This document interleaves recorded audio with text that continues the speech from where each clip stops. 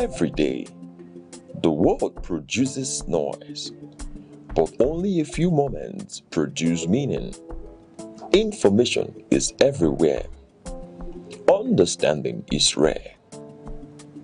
Because facts alone do not enlighten, context does, analysis does, perspective does. Welcome to Aneke TV, where news is not merely reported, it is examined.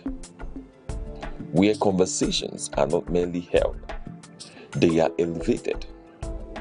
Where stories are not merely told, they are understood. In governance, in business, in society, in the global arena, clarity is power, discernment is advantage, awareness is responsibility. This is broadcasting with purpose, journalism with depth, programming with intellect. Nigeria, the world, we are live. Aneke TV, broadcasting daily, informing minds, shaping perspective.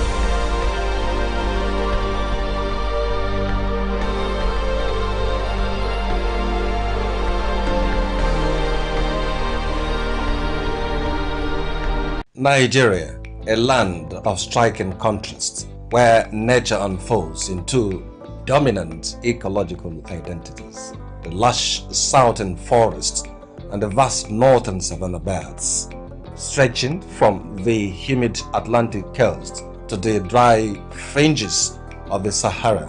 Nigeria's vegetation is shaped by climate, rainfall and human activity. Broadly, it is divided into the southern forest zones and the northern savanna belts.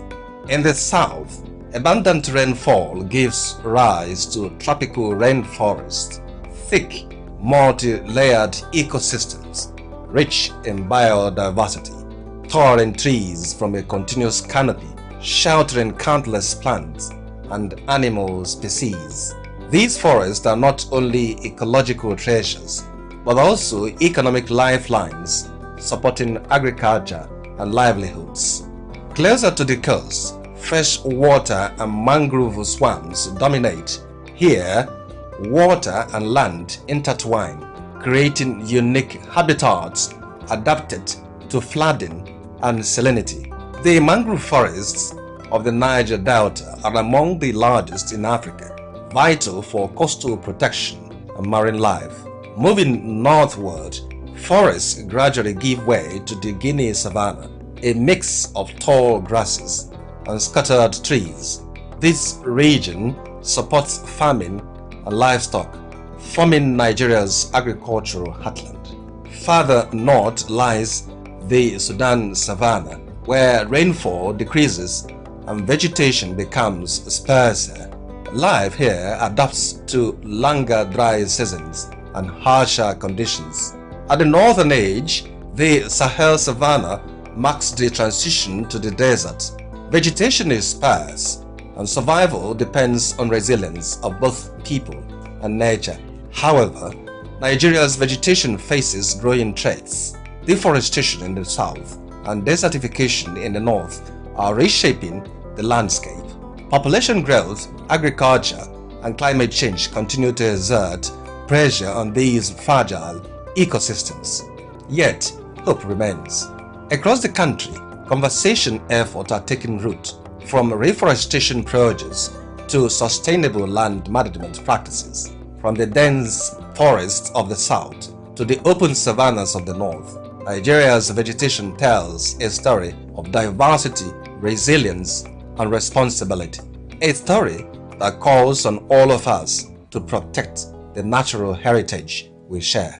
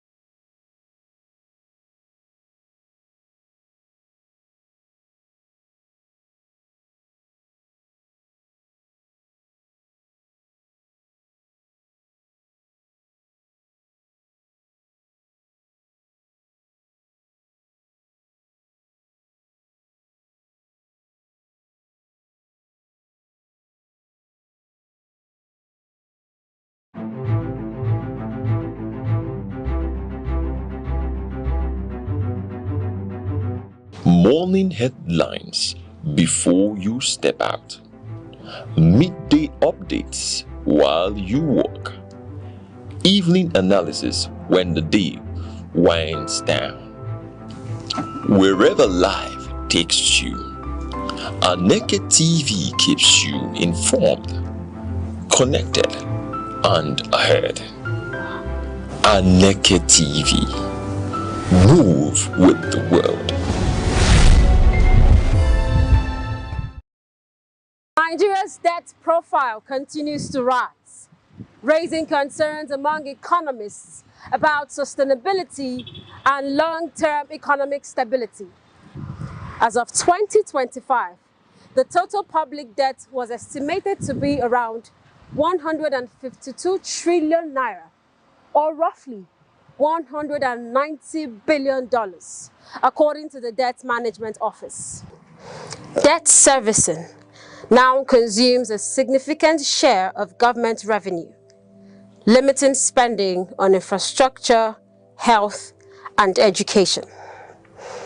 Economists say the challenge is not only how much Nigeria borrows, but how effectively borrowed funds are converted into productive assets. The World Bank has repeatedly highlighted weaknesses in Nigeria's public financial management system, including inefficiencies in capital budget execution and limited transparency in project delivery. Across the country, there are recurring examples of abandoned and uncompleted projects, despite significant public expenditure.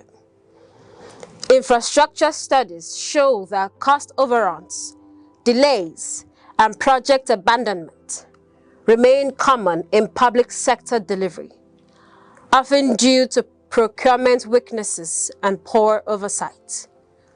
Roads, hospital facilities, and housing projects in several states remain uncompleted years after budget releases and contract awards. In the power sector, Nigeria continues to lose an estimated $29 billion annually due to unreliable electricity supply and infrastructure deficits, according to industry estimates cited in international reporting. Despite repeated investment cycles, grid instability and transmission constraints persist, limiting industrial growth.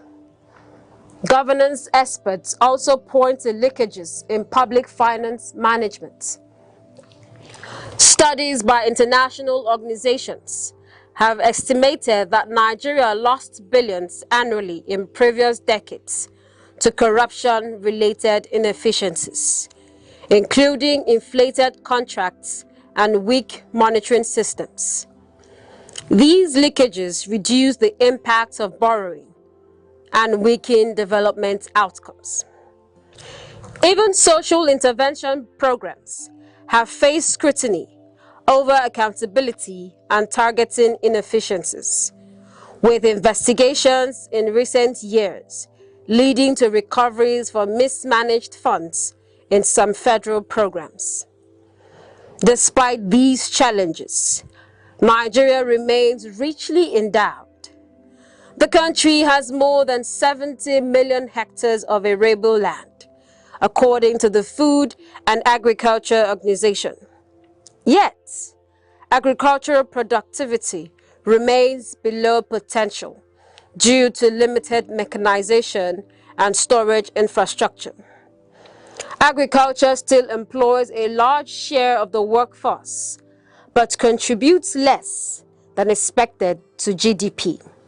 In the energy sector, Nigeria produces over 1 million barrels of crude oil per day, according to OPEC data. Yet, for years, depended heavily on imported refined products, creating pressure on foreign exchange and public finances. New refining capacity is beginning to shift these balances, offering potential savings in import costs. The solid minerals sector also remains largely underdeveloped, despite more than 40 commercially viable mineral resources, including lithium, gold, and iron ore. Industry reports suggest the sector contributes less than 1% of GDP, despite its strong export potential. Experts argue that reducing Nigeria's dependence on borrowing will require a shift from consumption-driven spending to productivity-led investments. This includes strengthening procurement systems, enforcing project completion audits, expanding non-oil revenue, and accelerating public-private partnerships in infrastructure delivery. Ultimately, analysts say that Nigeria's economic challenge is not the absence of resources, but the efficiency of conversion. Borrowing, they argue, only becomes sustainable when it is tied directly to productive investment and measurable national outputs. I am Princess Ken Ochoma, Aneke TV News.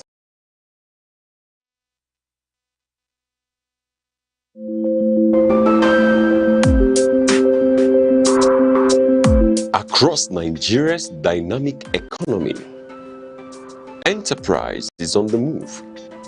From the resilience of small businesses to the expanding reach of indigenous industries, commerce thrives on innovation, determination, and vision. Finance is evolving, powered by technology and driven by a new generation of entrepreneurs. In a rapidly changing world, digital transformation is redefining how we save, invest, and grow wealth. From energy to agriculture, manufacturing to tech, Nigeria's economic landscape continues to diversify. Policies shift, markets respond, and opportunities emerge. Every figure tells a story. Every trend shapes the future. The question is, where is the next opportunity? On Aneke TV, we bring you clarity beyond the numbers. This is Business Outlook on Aneke TV, tracking the markets, analyzing the trends, and spotlighting the drivers of economic growth.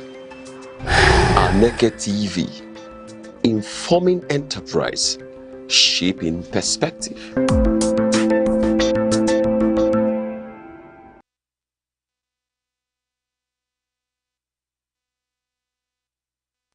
Million thanks and welcome to Aneke TV, broadcasting live from Enugu. Here on the market segment, we are tracking a dynamic section across a global and domestic markets. Locally, all eyes remain fixed on the Nigerian exchange as investors weigh recent profit taking against solid institutional support, while the Naira continues its battle for stability across both the official and parallel windows.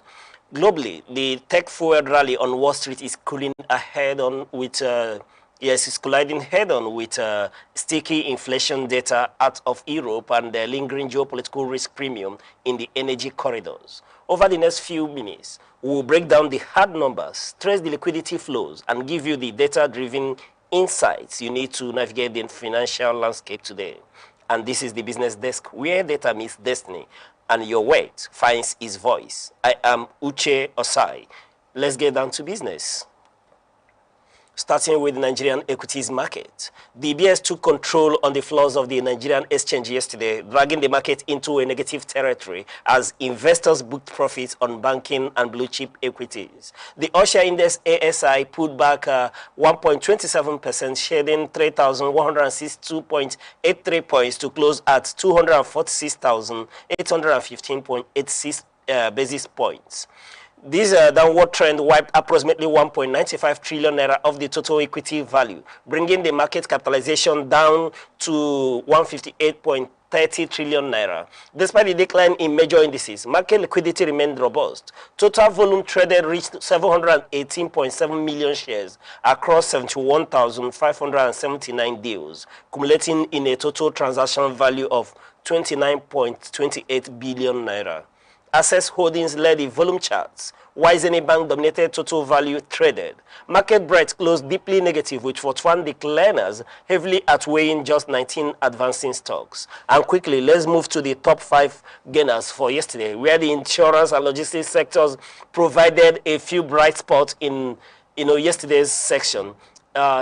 Closing yesterday, we saw International Energies. Yes, International Energies Insurance closing at 5 naira 46 kobo, making a bullish adjustment of 9.86%. Trans Nationwide Express, yes, they closed at 5 naira 10 kobo, making a positive adjustment of 7.14%.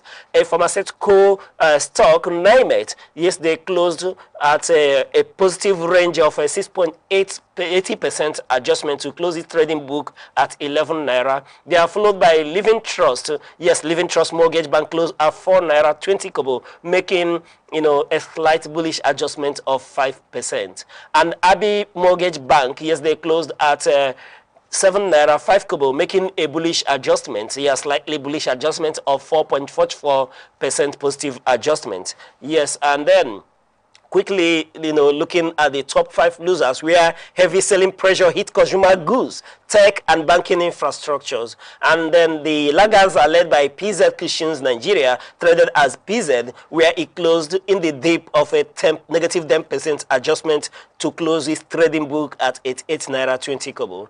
Computer Warehouse Group, CWG, closed at 21 naira 60 kobo to make a negative dip of 10% adjustment. Associated Bus Transport company, Associated Bus Company, ABC Transport, closed at 6 naira 88 kobo in the dip of a negative 9.95% adjustment. Wema Bank, yes, they closed at 30 naira, making a dip of 9.05 negative adjustment. And they are followed by Sovereign Trust Insurance. Sovereign, yes, they closed at 2 naira 70 kobo, making a dip of a negative 8.16%. And quickly to our market outlook to guide you today. Yes, our projection is that we expect a mix of tentative bargain hunting and continued profit taking in early morning trading. Yes, bargain hunters will be fighting with profit taking. Given yesterday's significant price drops in tier 1 banking stocks like Zenith Bank and Wema Bank, institutional investors may step in today to pick up quality access at discounted entry points. Another factor that would shape the market today is the macroeconomic tailwind, where the market is expected to absorb positive sentiment from the foreign exchange ecosystem. The Naira recently strengthened in the official interbank market to 1,366.79 kobo against the US dollar, backed by a 49.58% surge in interbank liquidity and growing external reserves, which now stand at 49.58 billion US dollars. The emphasis here, or the verdict here, is that why cautious trading will dominate the morning hours. Stabilizing forex macros and robust external results should provide a technical floor to stop a deeper market sell-off by the closing bell. And quickly moving on to the forex market, where we'll take a look at the Naira performance. Yes, the local currency maintained a posture of relative calm and modest appreciation yesterday, supported by a steady expansion in the nation's external buffers and sustained regulatory oversight by the central bank. At the close of official trading yesterday, the Naira posted gains on the Nigerian foreign exchange market, settling at 1,366 Naira per US dollar. This represents a 0.44% appreciation or a 6 naira gain from the previous section close. Intraday volatility remained tightly managed, with trading bands hitting a highs of 1,375 naira and a low of 1,372 naira before consolidating. Over in the parallel market, retail demand remained stable. This Straight market closed with the dollar trading at a flat 1,385 naira across regional commercial hubs. Though select informal spots in Lagos quoted a retail spread between 1,395 naira for buying and 1,405 naira for selling. Crucially, the spread between the official and the parallel market window continues to hover under a tight 2% premium, underscoring increased transparency and reduced speculative activities. The multi-currency performance highlights stability extending across all major global trading partners. And then when we quickly take a look at the Naira against the US, the British pound, yes, that the selling point, was at 1,739 Naira for kobo, whereas the buying stood at 1,870 Naira, indicating a daily change of a positive 0.27%, and then showing an indication of a naira that is climbing. Yes, naira getting. And then against the euro, the selling option was at 1,481 naira 25 kobo, whereas the buying was at 1,620 naira, indicating a daily change of 0.61%. Yes, showing that naira is on the appreciative gain trajectory. And then quickly, our market outlook for today. Yes, speaking to our market outlook for today, the liquidity buffers and narrow spreads are keeping speculation at bay, setting a strong foundation floor for today's trading window. We are looking at sustained reserve backing, yes, as one of the factors that will shape the markets today. The continuous acceleration of Nigeria's gross external reserves, which climbed to 49.58 billion US dollars, gives the central bank substantial leverage to intervene and defend the local currency should midweek corporate import demand surge. And then another factor is the liquidity flows. Yes, interbank liquidity levels remain exceptionally healthy, driven by steady foreign capital inflows. The structural liquidity is expected to keep the official rate within the predictable 1,365 naira to 1,375 naira corridor. And then expect the calm to persist throughout today's section. The absence of a parallel market premium ensures there is little incentive for panic buying, which should see the naira holding its ground against the dollar by the closing bell. And then quickly moving to the Brent crude, yes, given to geopolitical friction in the Middle East, has once again injected a sharp risk premium into energy markets, overriding softer global demand indicators. The Brent crude futures experienced a highly volatile section yesterday, ultimately closing higher to settle within the $95 to $96 per barrel range. This follows a dramatic multi-day surge where prices briefly flexed with the $98 to $100 US threshold intraday. The primary catalyst for yesterday's upward pressure was a sudden breakdown in logistics and diplomacy. Energy traders reacted defensively after Iranian state media reported that Iran had suspended indirect peace talks with Washington. Compounding supply fears were explicit threats from the Iranian Revolutionary Guard to completely block commercial traffic through both the strategic vital Strait of Hormuz, a checkpoint for 20% of global oil, and the Babel, Mandeb Strait.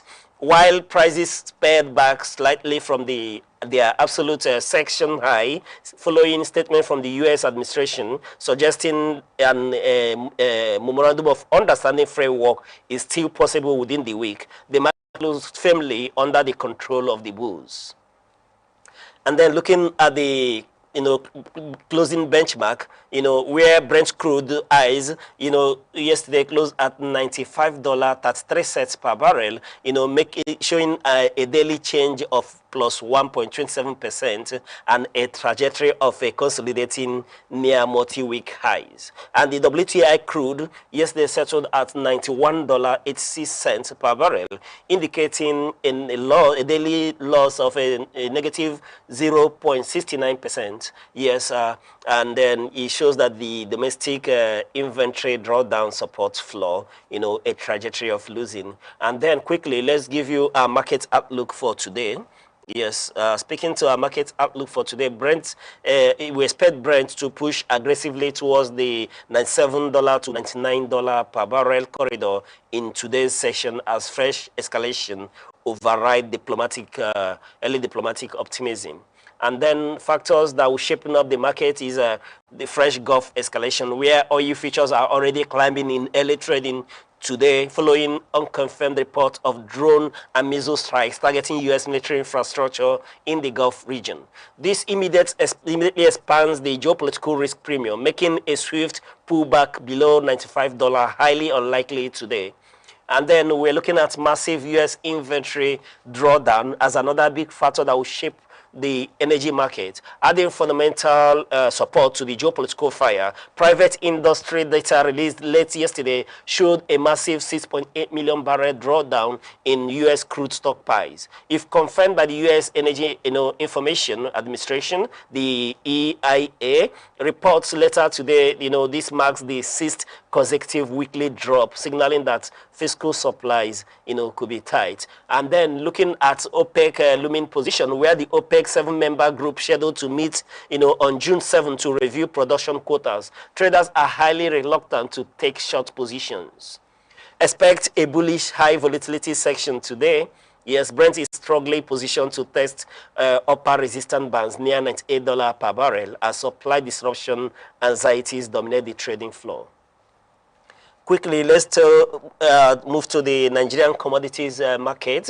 Yes, given to persistent lean season, pressures and logistic costs continue to drive mixed sentiment across the agricultural value chain, leaving grains volatile while export commodities benefit from international price tailwinds.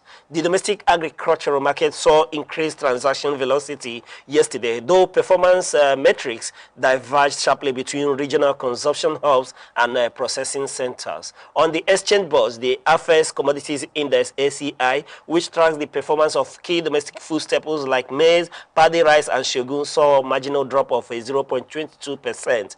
Conversely, the AFES Export Index (AEI) maintained a positive posture, buoyed by robust global demand for industrial cash crops. In the fiscal spot markets, localized grain shortage ahead of the mid-year harvest window continues to put a technical floor under, food prices. Shogun and paddy rice showed localized price gains, whereas maize and soybean, contract witnessed mid-downward correction as institutional processors temporarily slowed down offtake volume to manage high holding costs. And quickly taking a look at paddy rice per metric ton and the day-on-day performance. We saw paddy rice yesterday at 3,840 naira per metric ton, indicating a trajectory of a flat zero movement. And then shogun yesterday stood at 436 naira 33 kobo per metric ton, indicating a daily gain of 3 naira 24%. Yes, a positive 3.24% gain. And then soybeans SBS yesterday was at 776 naira 65 kobo, indicating a daily loss of a negative 0.33%. White maize, yes, the white maize, yesterday closed at 282 naira 20 kobo per metric ton. Yes, indicating a negative 15% loss yesterday. And then looking at raw cashew nuts, yes, CSN yesterday closed at 1,681 naira, indicating a negative 4.97%, a daily loss, yes. And then quickly, market outlook for today. Yes, I know that's where you're waiting for us, for those of us that want to play in the commodities market. Grain prices will likely trade a tight horizontal band today. But long-term supply deficit mean the underlying market structures remains structurally bullish. Elevated transport overheads is one of the factors that will shape the market, where high logistics costs, inside Nigeria, driven by transport, energy prices, continue to disrupt fiscal arbitrage. Traders are demanding higher premiums to move grains from northern production basins down to southern consumer markets, keeping retail market prices, sticky despite exchange floor correction. And then another factor here is the lean season pinch. We are firmly in the annual pre-harvest lean window because commercial food inventories are thin. Any sudden surge in localized demand from major fast-moving consumer goods conglomerates or poultry feed millers today will instantly trigger sharp upward price spikes in the spot market. Then we're expecting looking at export surge potential, yes, as another factor, where we're urging you to keep a close eye on, cash settled export contrasts like ginger and cocoa today. With the Naira consolidating, Nigerian export commodities remain highly competitive internationally, which will likely, stimulate aggressive domestic procurement by international trading houses. Expect a highly segmented trading section today. Wike grains on the spot market may exhibit localized stability or soft downward patches due to temporary processor pushbacks. The broader price trajectory for the month remains heavily tilted upward due to underlying fiscal scarcity. And then quickly moving to the international scene, yes, an unrelenting boom in artificial intelligence infrastructure has pushed global tech equities into uncharted territories. successfully, absorbing geopolitical headwinds and sticky inflation data. And quickly moving to the United States market, S&P 500 yesterday closed at 7,609.78 points, indicating a daily 9.82% adjustment, of a bullish trajectory. And then the Dow Jones yesterday closed at 51,307.79 points. Yes, indicating a percentage change of 0.40% and a positive plus 222.91 daily adjustment. And Nasdaq yesterday closed at 27,093.90 points, indicating a daily, change of a plus 0.03%. Yes, it is on record that it's on a bullish trajectory. And then moving on to Europe, the Pan-European Stoxx 600 yesterday closed around 522.40 yesterday, showing a negative indication of a 0.80%, bearish adjustment.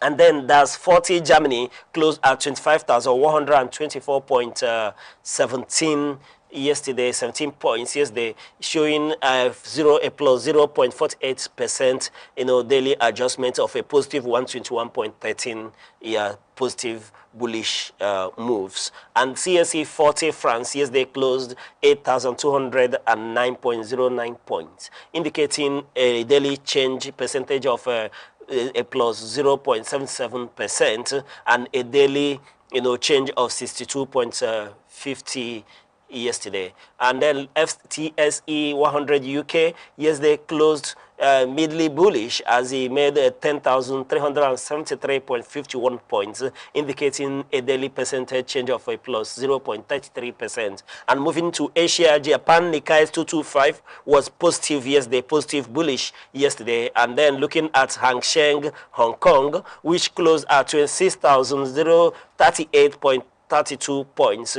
indicating a highly bullish trajectory of a positive 2.52% daily adjustment. Shanghai Composite in the mainland China closed 4,075.10 points, indicating equally a moderately bullish daily adjustment of positive 0.43%. And quickly, moving on to give you our strategic market advice, especially for Nigerian investors. The golden rule for today is that you have to protect your capital from inflation by shifting from speculative equities into high-yield fixed income and liquid dollar-backed assets. The strategy is that you have to lock in yields. Yes, lock in high yields. With inflation remaining high, look to lock in safe returns by moving capital into Federal Government of Nigeria bonds and Treasury bills, which are currently offering yields as high as 20% to 22%. Then another factor is that you have to trim speculative stocks. Yes, following recent pullbacks on the Nigerian exchange, trim your positions in a volatile, highly priced consumer goods and tech stocks. If you stay in equities, stick strictly to high dividend tier 1 banking stocks like Zenith and GT that provide a reliable cash cushion. And then we are urging you to leverage on the forex window. If you want to play on the forex window, take advantage of the current stability in the official interbank forex market, standing at 1,366 naira against the US dollar, backed by Nigeria's 49.58 billion US dollar external reserves to accumulate liquid dollar assets or euro bonds while the parallel market premium remains low. So today is about taking defensive positioning. Yes, take a defensive positioning. Prioritize predictable double-digit returns and hard currency preservation over short-term stock market speculation. So the market today will be characterized by taking a defensive position. Yes, take a defensive position. Prioritize predictable double-digit fixed returns and hard currency preservation over short-term speculations in the stock market. And that's where we'll be drawing the curtain today on this edition of Aneke TV market segment, where we urge you to stay sharp, manage your entry points closely, and let the numbers guide your strategy through today's opening bell. And we urge you to keep watching Aneke TV market segment. To come your way same time tomorrow, I am Uche Osai. invest wisely.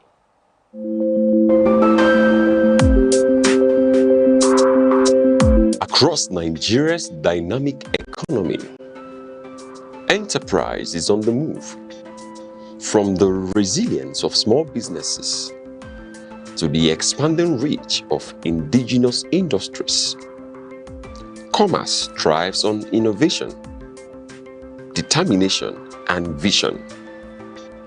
Finance is evolving, powered by technology and driven by a new generation of entrepreneurs. In a rapidly changing world, digital transformation is redefining how we save, invest, and grow wealth. From energy to agriculture, manufacturing to tech, Nigeria's economic landscape continues to diversify. Policies shift, markets respond, and opportunities emerge. Every figure tells a story. Every trend shapes the future.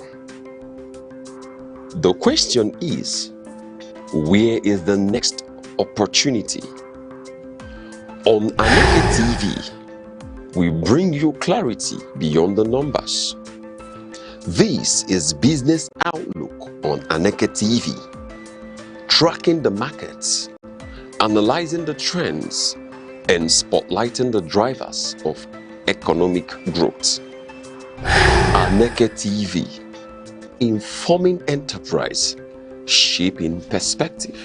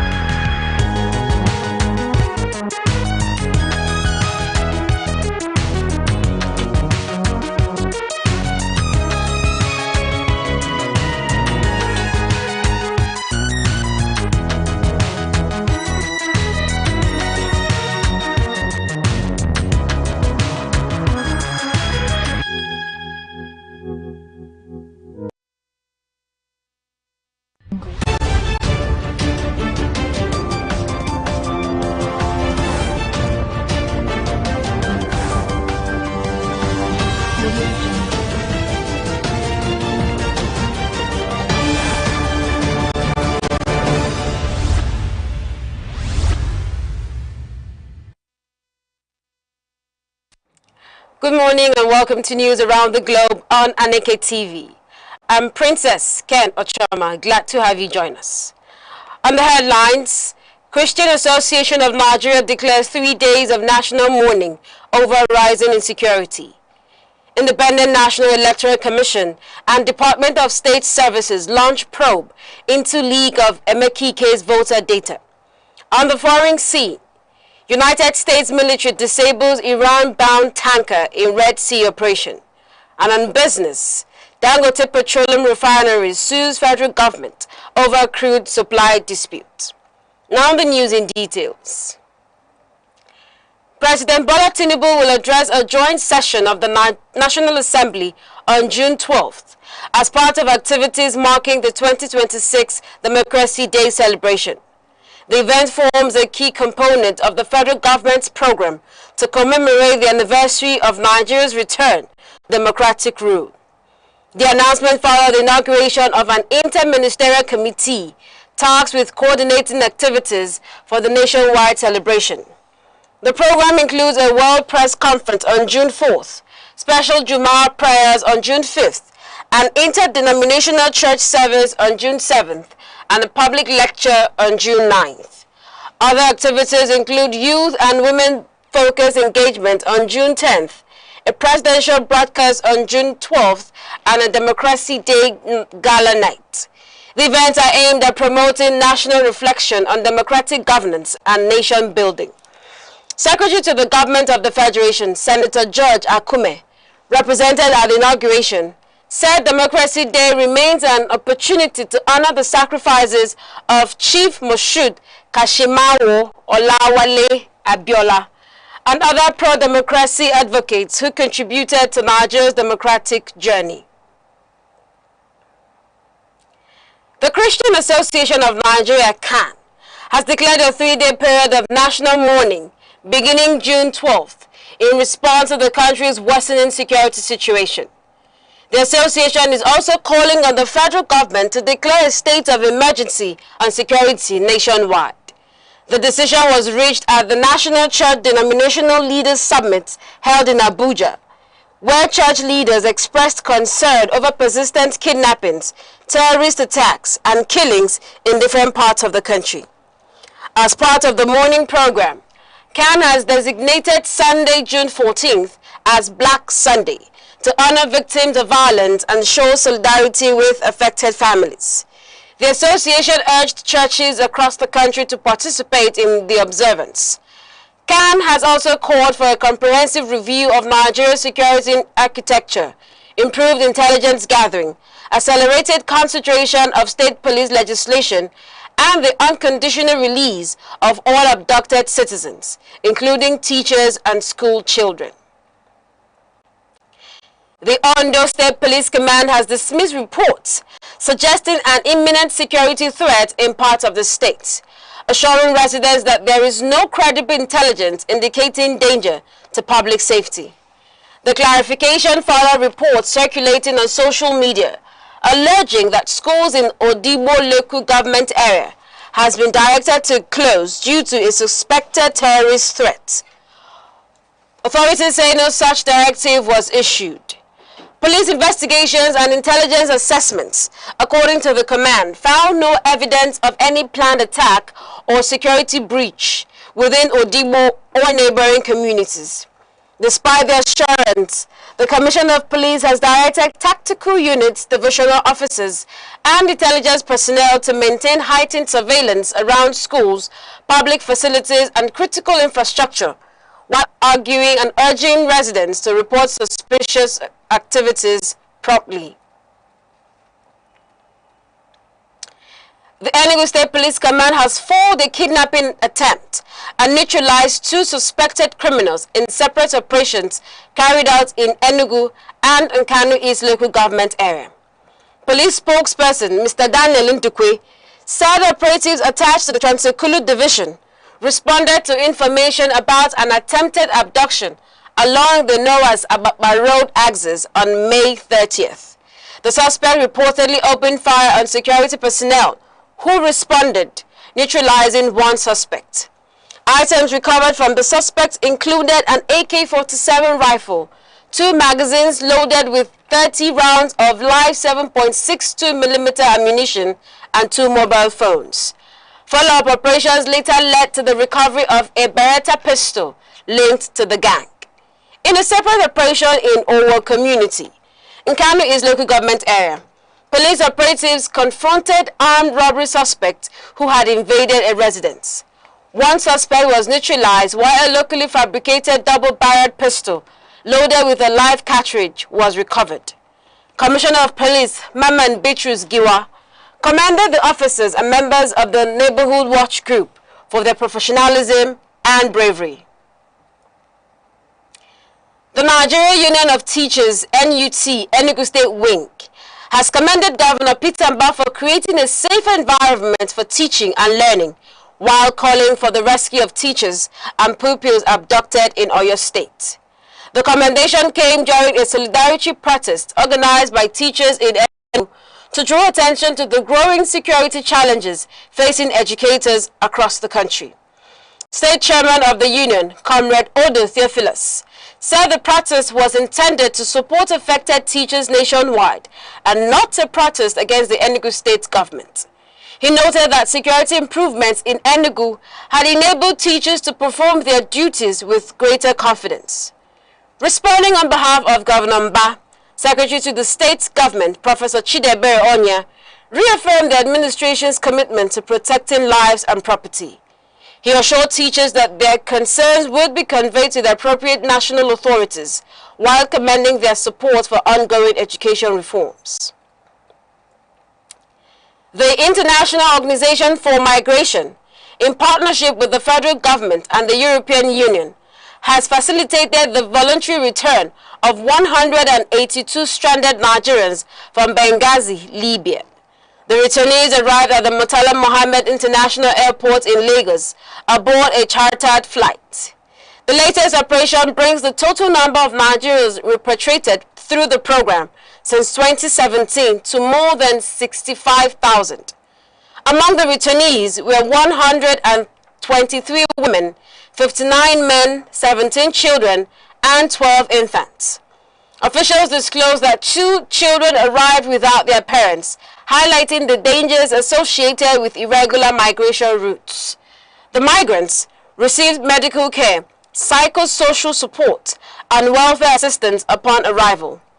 Authorities say additional rehabilitation support, including livelihood and educational assistance, will be provided to aid their reintegration into society. The Osun State government has announced plans to distribute nearly 2.9 million insecticide-treated mosquito nets across the state as part of efforts to combat malaria.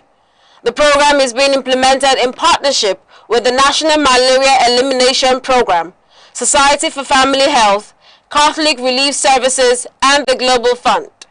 Officials say the new nets will replace those distributed during the last statewide campaign conducted 3 years ago.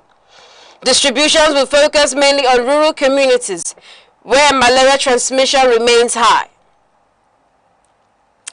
Residents have been advised to collect the nets free of charge and use them properly. Health authorities also recommend airing the nets for 24 hours before use to ensure maximum safety and effectiveness.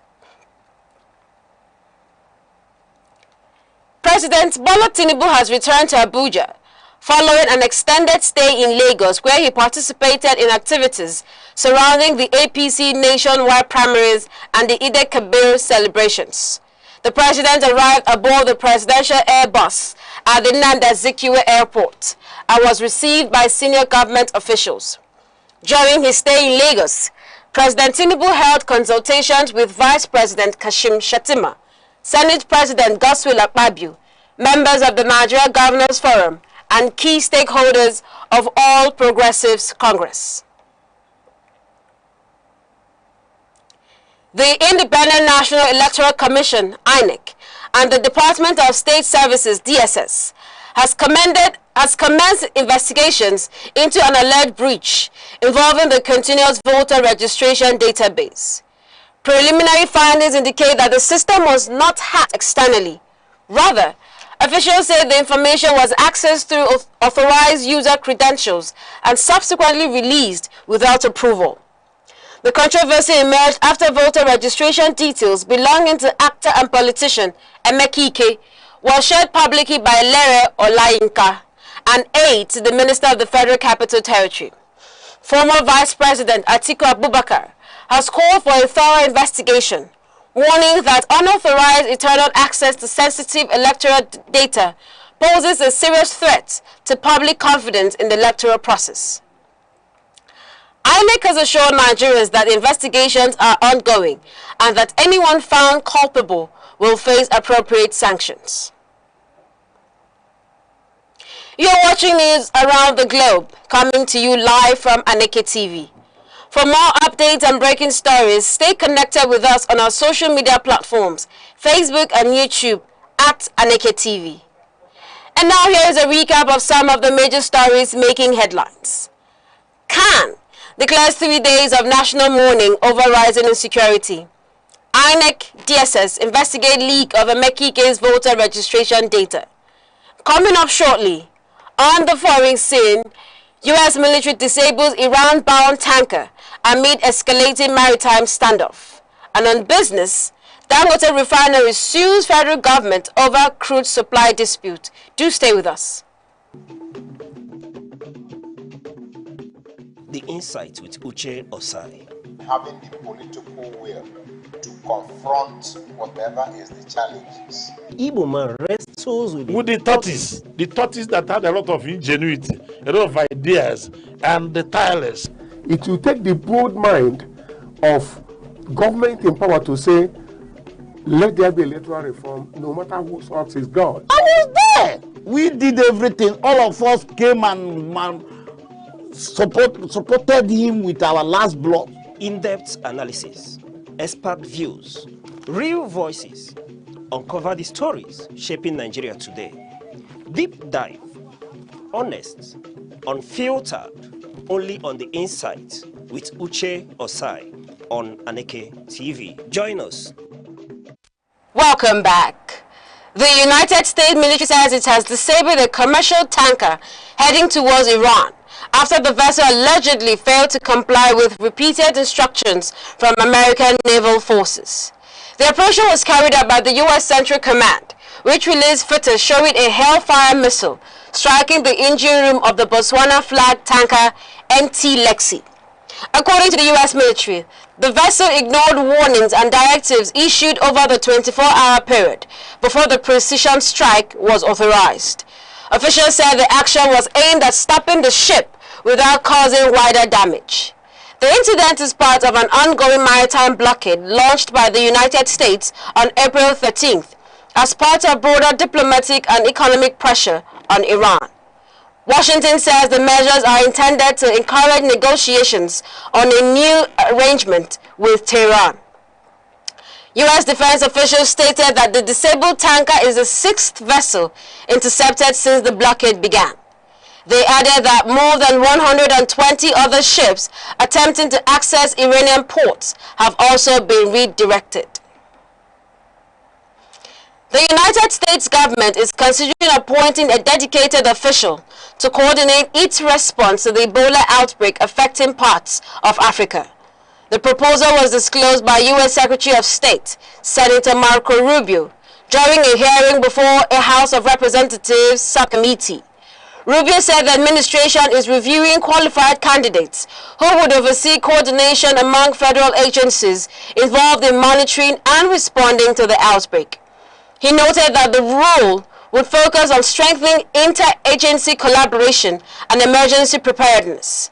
The proposal comes amid increased attention from lawmakers over global health emergencies and the resources being committed to international disease control efforts. U.S. authorities have stressed that they remain actively engaged in monitoring developments. The Secretary of State also revealed that a 24-hour task force has already been established within the State Department. He said daily meetings are being held to assess the situation pending the appointment of a permanent coordinator. The United States has imposed sanctions on senior commanders of armed groups operating in the Eastern Democratic Republic of Congo. The sanctions target John Imani Nzenze of the M23 rebel movement and Gustave Kubwayo of the Democratic Forces for the Liberation of Rwanda, known as the FDLR. U.S. Treasury Secretary Scott Bessent said the actions were taken in response to continuing violence that has worsened the humanitarian situation in the region. He noted that the conflict has displaced thousands of civilians and undermined regional stability. Washington said the sanctions form part of efforts to support a peace process between the Democratic Republic of Congo and Rwanda.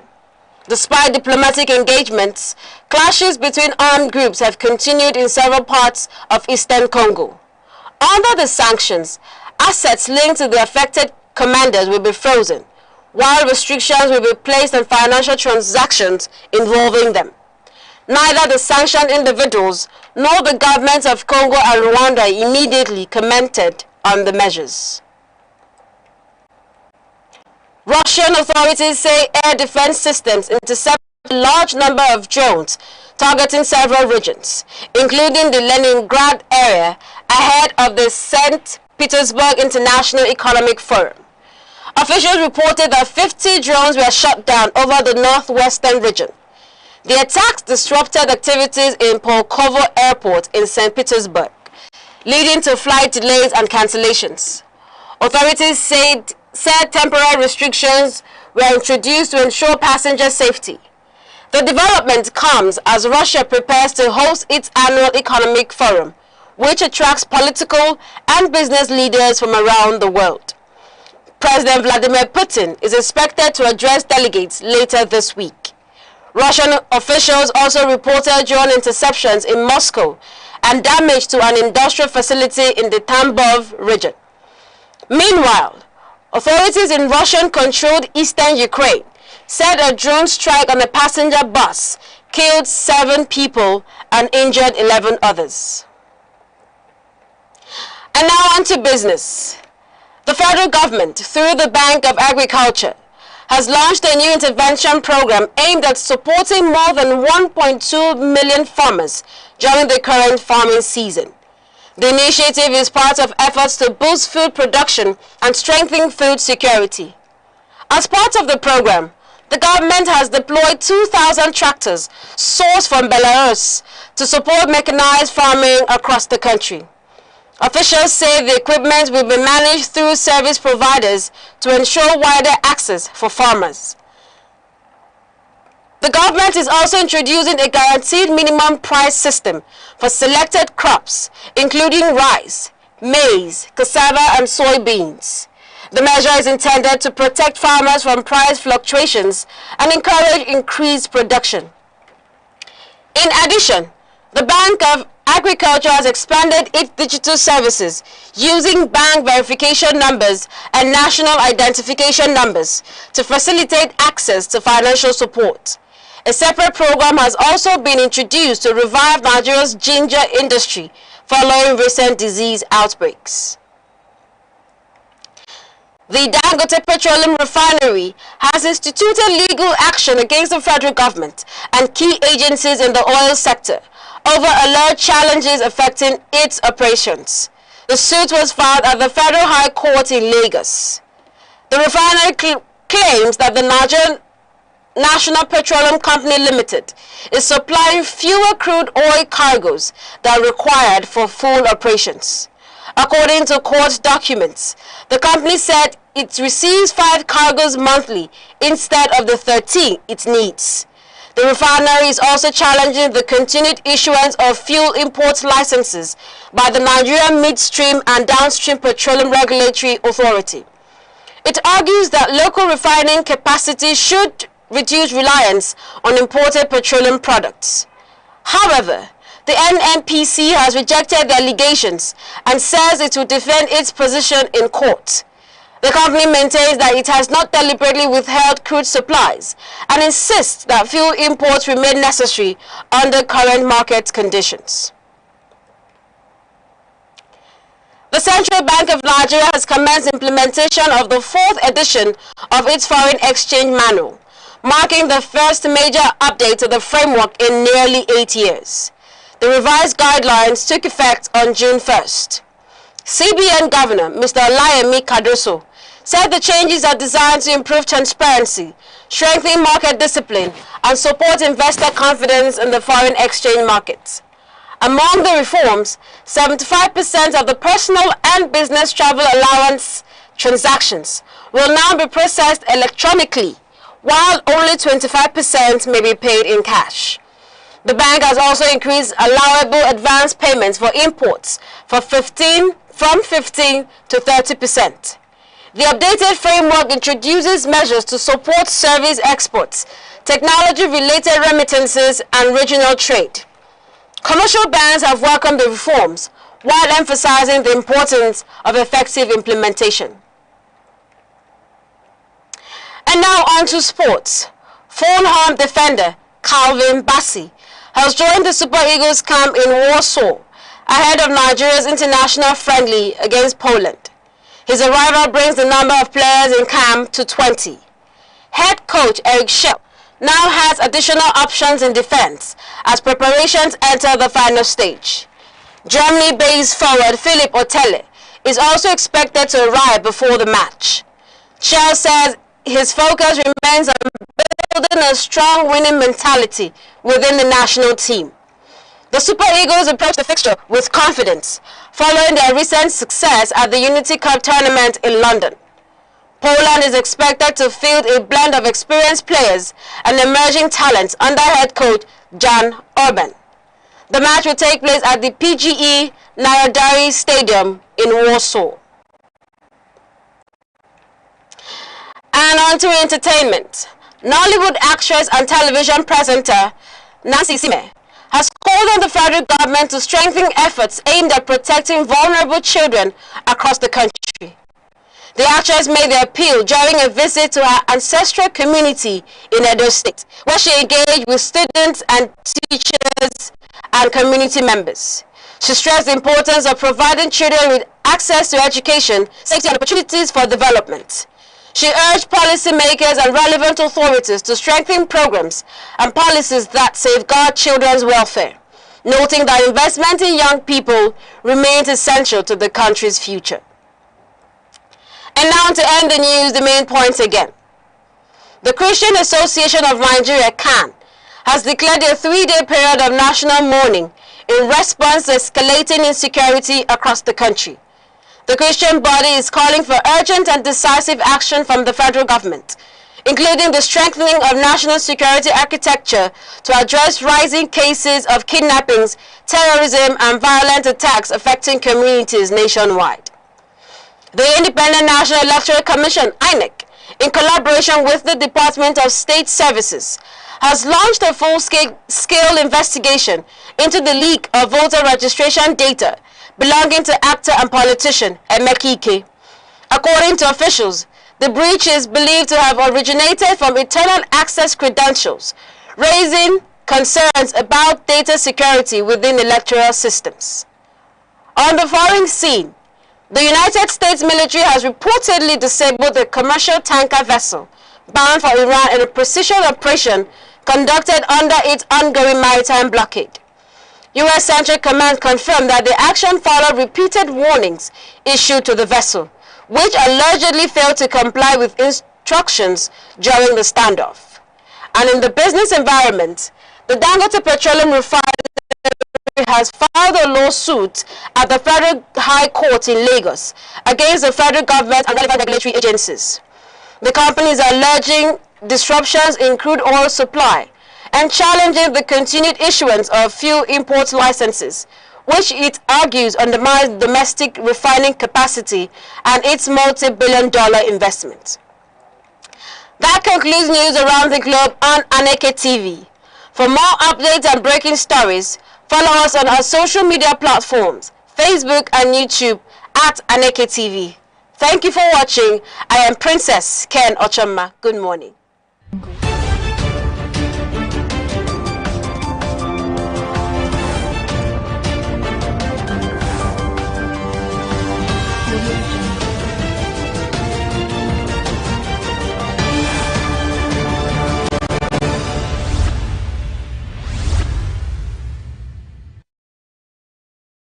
Security is not just police on patrol. It is safety in homes, schools, markets, and mines. Without it, progress is impossible. Be alert, report danger, support community watch. True security is collective responsibility. In theory, elections are the strongest expression of democracy. But in Nigeria, Africa's most populous nation, the reality is more complex. Despite regular elections since the return to civilian rule in 1999, voter turnout has shown fluctuations and in some cases a steady decline. In the 2023 general elections, turnout dropped to around 27% of registered voters, one of the lowest since 1999, highlighting concerns about deepening voter apathy.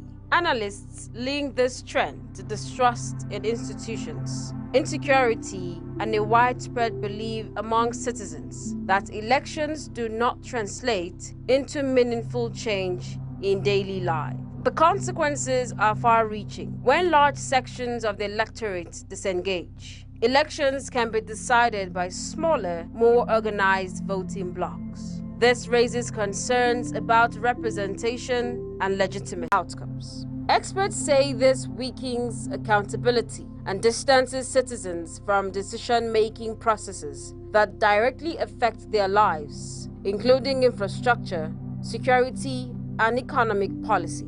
Several factors have been identified as driving low civic participation in Nigeria. One major issue is confidence in the electoral process. Despite reforms by the Independent National Electoral Commission, INEC, including the introduction of beavers and electronic transmission of results, disputes over election credibility continue to surface, especially after closely contested races. Insecurity is another critical factor. In parts of the Northeast and Northwest, communities affected by insurgency and banditry have seen reduced voter turnout due to fear of attacks during election periods. Similar concerns have been recorded in some Southeast states, where sit-at-home orders have disrupted voting activities. Economic hardship also plays a role. In urban centers such as Lagos, Port Harcourt, and Abuja, many citizens say immediate survival concerns, rising food costs, transport fares, and unemployment reduce interest in political participation. There is also the influence of identity politics, where voting elections are shaped by ethnicity, religion, and political loyalty rather than policy performance. In past elections, including 2015, 2019, and 2023, analysts have pointed to voting patterns that closely followed regional and identity lines. In some cases, campaign rhetoric has further reinforced these divisions, making issue-based politics more difficult to sustain. Observers say this limits the ability of the electorate to make fully informed choices based on governance records, economic plans, or service delivery outcomes.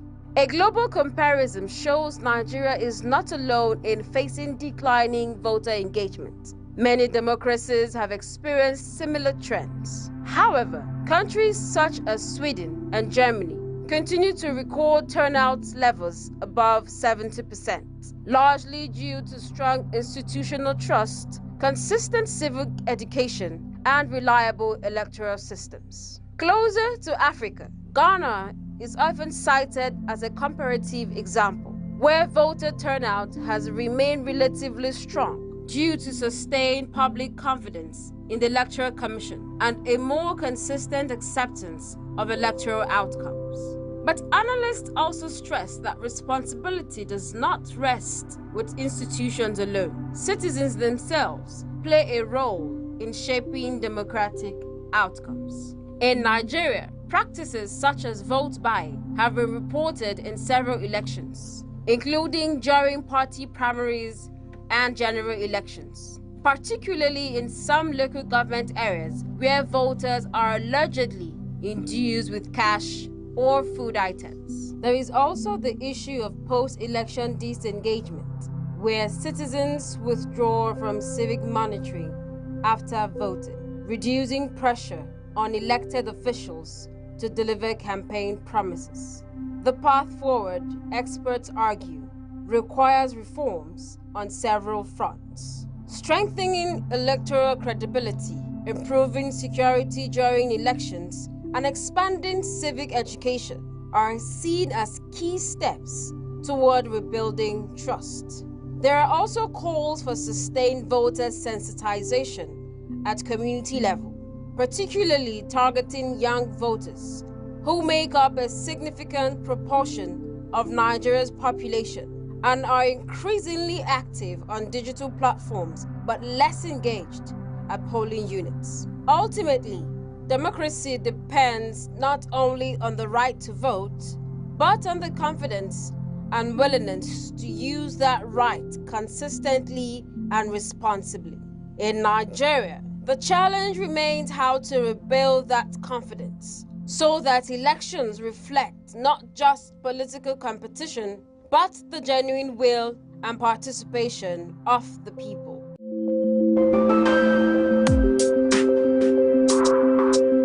Across Nigeria's dynamic economy, enterprise is on the move. From the resilience of small businesses to the expanding reach of indigenous industries, commerce thrives on innovation, determination, and vision. Finance is evolving, powered by technology and driven by a new generation of entrepreneurs. In a rapidly changing world, digital transformation is redefining how we save, invest, and grow wealth.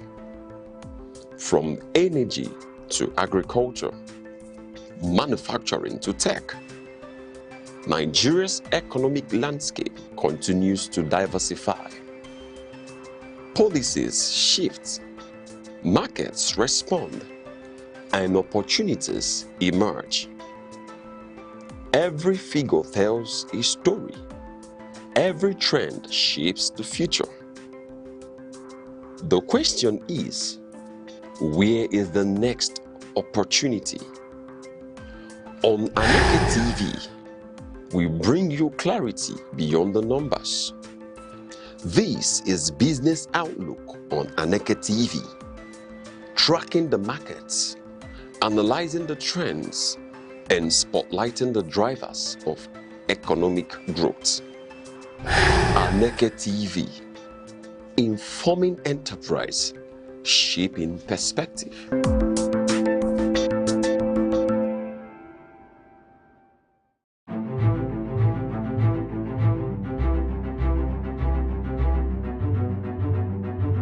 Morning headlines before you step out.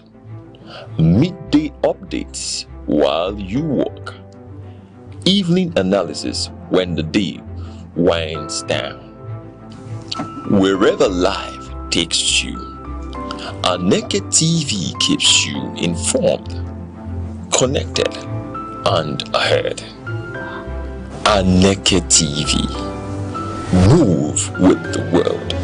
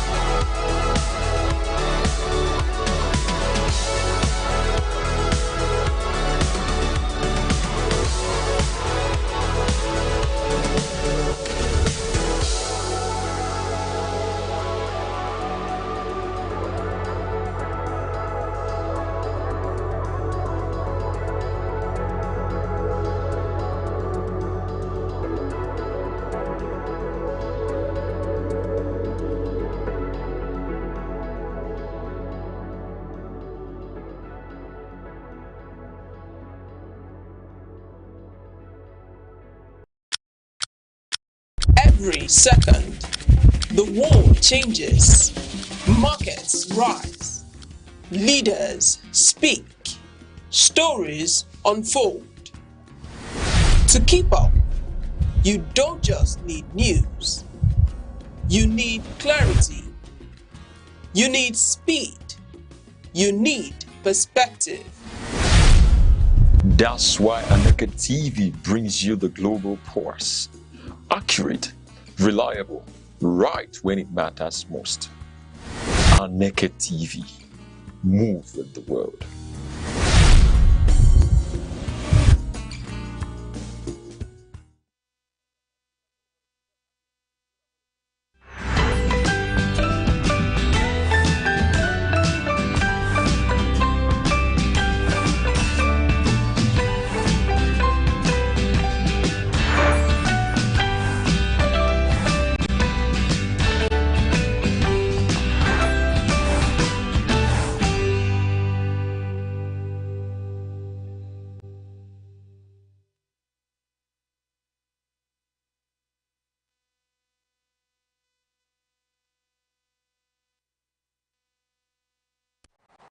Good morning, Nigeria. Good morning, Enugu. Good morning, 042. Welcome to another episode of Sunrise here on Aneke TV. It's a breakfast show. It's a rainy and, rather cool morning down here in Enugu State. And on that note, I say welcome to Sunrise. My name is Princess Ken Ochoma.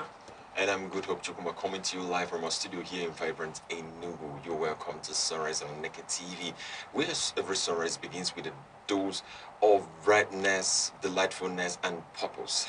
Hang on as we bring you what is happening across the world and across Nigeria. Yes. And I'm Uche Osai saying good morning, and good morning to our global audience as well. Wherever you are this morning, at home, in your office, or in transit, thank you for letting us into your space this beautiful morning. As always, we're here to refresh, inform, and motivate.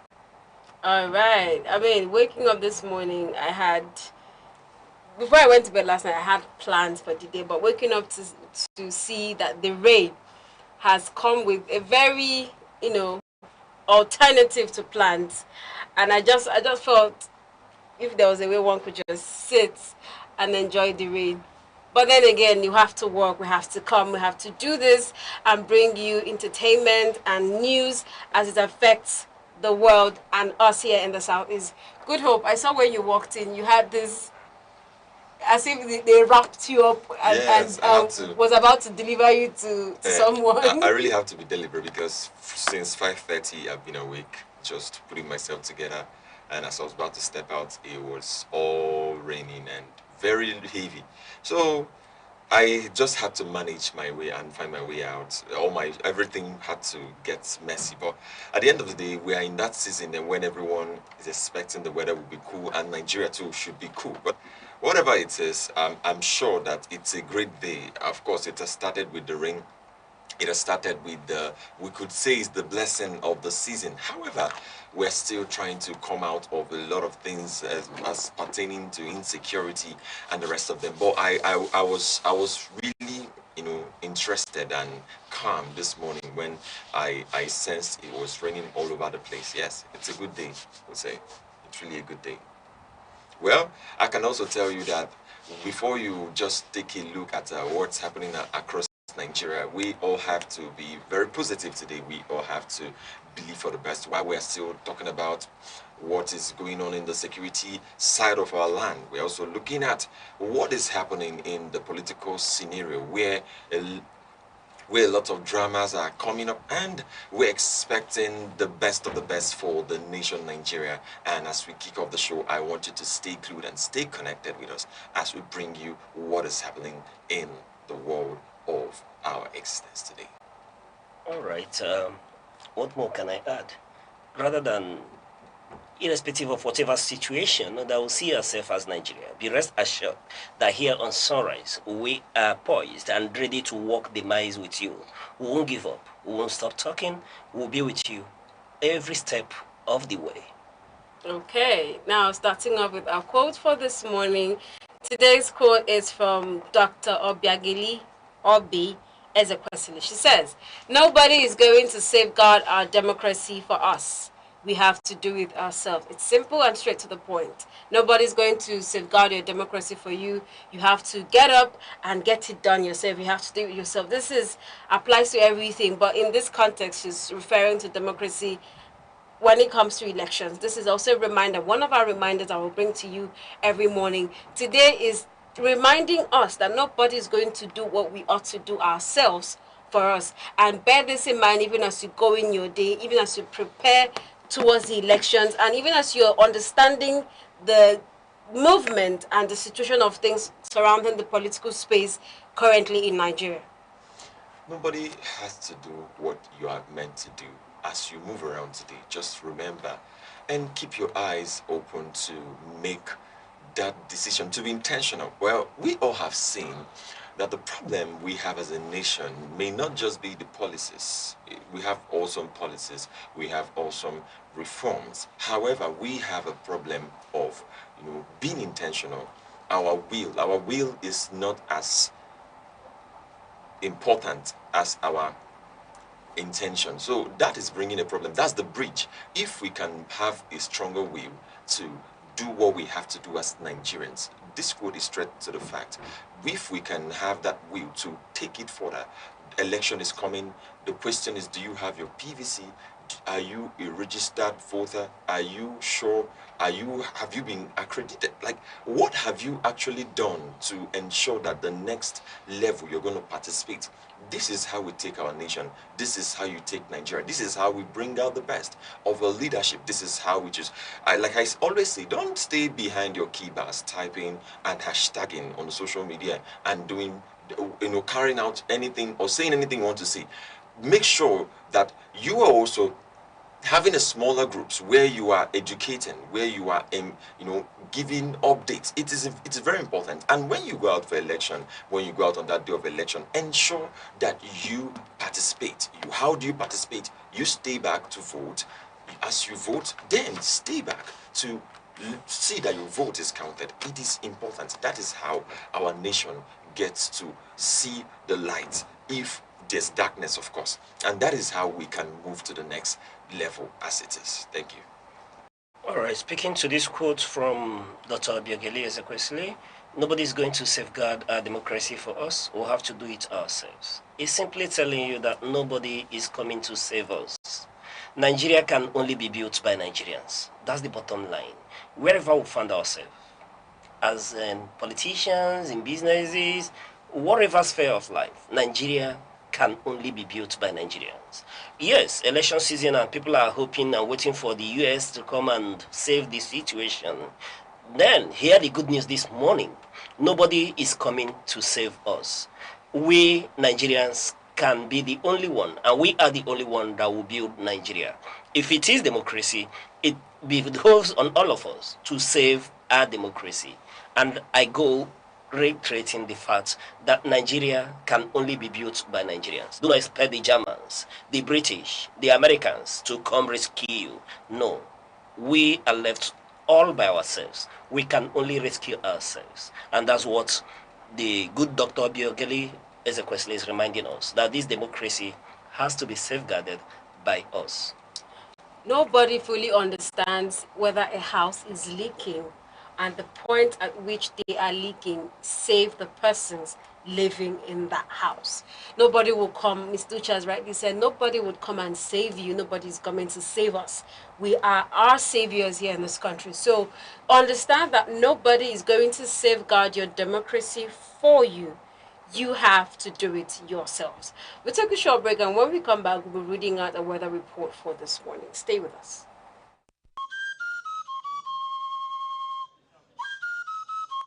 From the tiniest cells to the farthest galaxies, life holds secrets we are only beginning to uncover.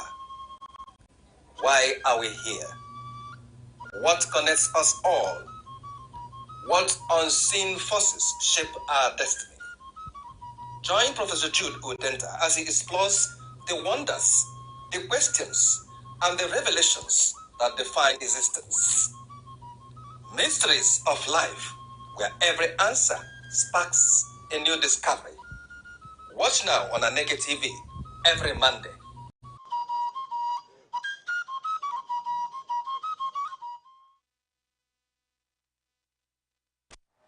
You're still watching Sunrise here on Aneke TV. Next, we'll take a look at the weather reports across major cities in the southeast today.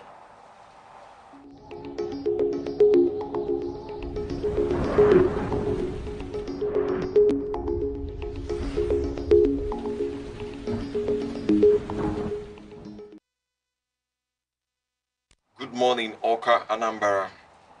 Expect a hot, humid and stormy day across Anambra. Morning temperatures around 25 to 27 degrees Celsius will rise to 34 to 35 degrees Celsius by afternoon. Onitsha will feel particularly sticky due to humidity and heavy commercial activity. Be prepared for thunderstorms and heavy rain this evening with possible flooding in low-lying areas and traffic delays. Good morning, Enugu. Enugu will have the most pleasant conditions in the southeast today, as you can already see. Morning temperatures remain cool at 24 to 25 degrees Celsius, with afternoon highs around 30 to 31 degrees Celsius. Expect cloud buildup later in the day, followed by light to moderate evening showers and isolated thunderstorms. Night conditions should be cool and comfortable. Good morning, Abakaleke, Ebonyi. Ebonyi is said to be the hottest state in the southeast today. Temperatures will climb from 24 to 26 degrees Celsius in the morning to 34 to 35 degrees Celsius during the afternoon. Expect intense sunshine and heat stress before strong evening thunderstorms and heavy rainfall provide relief. The bustling city of Owerri starts cloudy and humid, with temperatures around 25 to 27 degrees Celsius. Afternoon conditions become warmer and muggy, reaching 32 to 33 degrees Celsius. Residents should expect thunderstorms and rainfall later today, especially toward evening, which could briefly disrupt outdoor activities. Good morning, Abia State. Good morning, Umahia. Abia will experience a warm and humid day, beginning around 25 to 26 degrees Celsius and climbing to 31 to 32 degrees Celsius in the afternoon. Aba may feel hotter than Umahia because of urban activity. Expect evening rainfall and thunderstorms with wet roads and slower movement in some areas. So, wherever you are in Southeast today, stay safe, stay cool, dress light, and do keep an umbrella handy. But remember, either rain or shine, we've got you covered. And this is your weather report here on Sunrise. We'll go on a short break and we'll return with more updates. Please stay with us.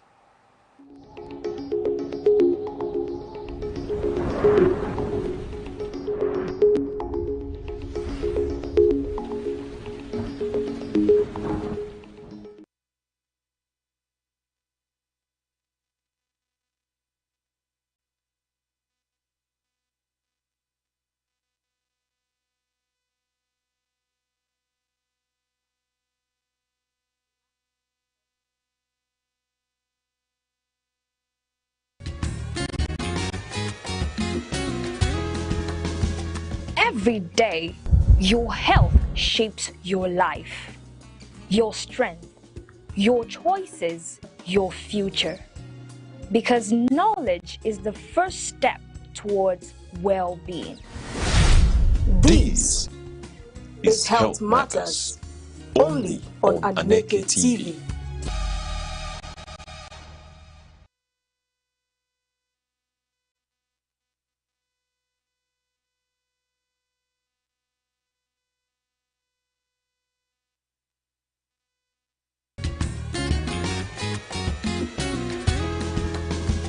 Every day, your health shapes your life, your strength, your choices, your future.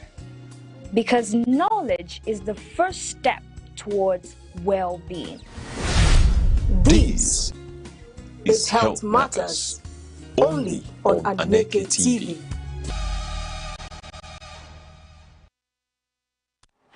Alright, welcome back. You're still tuning into Sunrise on Aneke TV. We'll be getting into our newspaper headlines and analysis for this morning. And the papers we have this morning to review are the Daily Independent, the Vanguard, the Guardian, the Punch, Daily Sun. Alright, Daily Sun, that's the last of it. So we have the Daily Independent, the Guardian, Vanguard, the Punch, and Daily Sun. And joining us this morning, as always, is Aneke TV's in-house analyst, Res Arum. Mr. Res, what a pleasure to have you one more time. Thank you for having me this morning. Still ready to speak about Nigeria? Oh, certainly. Of course, we'll begin to interrogate situations in our great country, Nigeria. We still call our country great because it has great things to offer internationally. And this is the only country we have, no other one. We cannot run away. There's no place to go. We all salvage it together here. What a way to, show patriotism. And it's always a pleasure to have you here on Sunrise, Mr. Res. Thank you. All right, we're starting off with the Daily Independent. And the cover story we have, federal government pulls 128 billion naira to provide mortgages for 1,859 families. Tinubu says initiative bridging gaps in mass housing.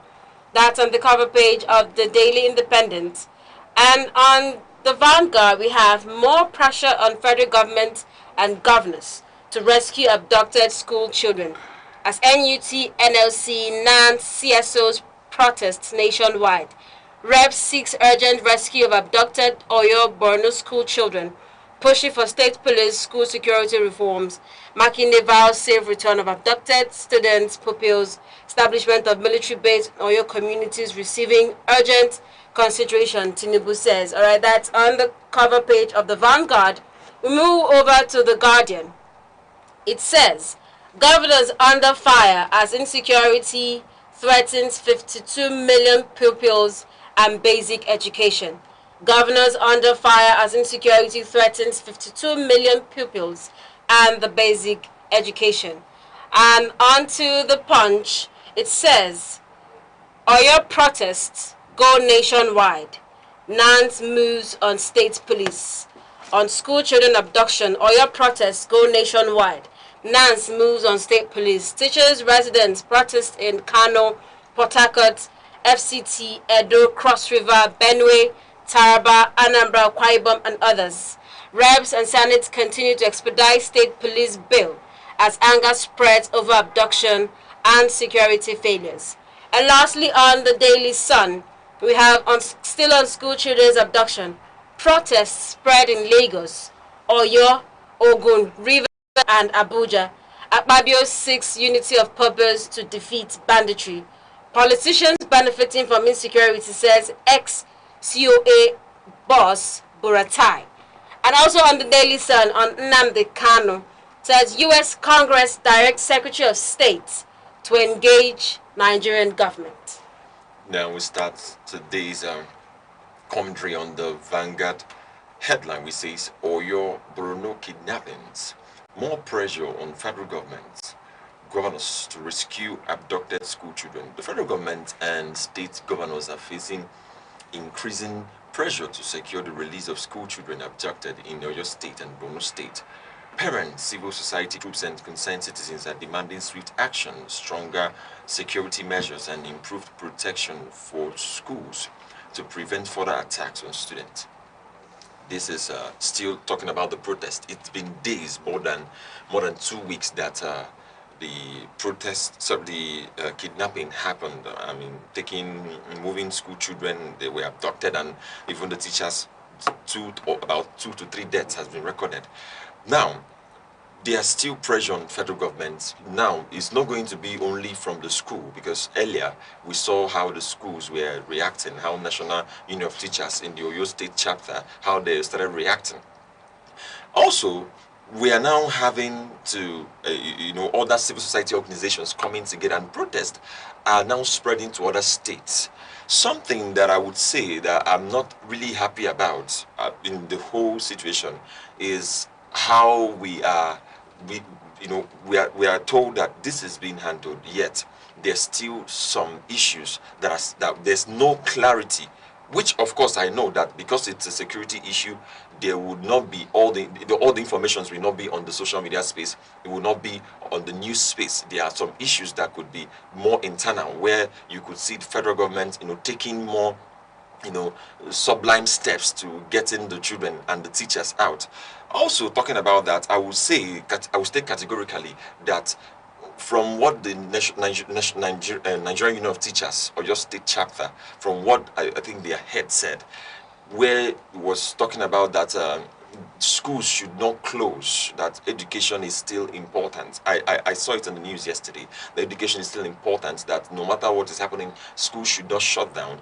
I beg to differ. This is a life and death scenario. In fact, it's not a scenario. It's not being painted. This is a reality that some children, some sort of children, are not at home till now. And this is raising a lot of questions and concern, where parents are now coming together with civil society organizations. A lot of organizations are coming together to make the protest, for it to be nationwide, because I'm seeing this protest that is not going to be just in your state. It's going to spread across the nation in a short while, whilst the students are still in the kidnappers' den. That's just the question, Mr. Rex. Well, it is one of the most disheartening stories in the present day Nigeria, that children are no longer safe. And the government had to wait until people begins to make demand through protests, through agitations, before they will now move into serious action to see that those children kidnapped in Borno, in Oyo, and a few other places are brought back to reunite with their families and continue their schooling. Who is even sure that even after securing the release of these children, that more will not happen? It is not good for Nigeria. It is not a palatable story to be heard that the Nigerian government has failed in its primary responsibility of ensuring the protection of lives and property.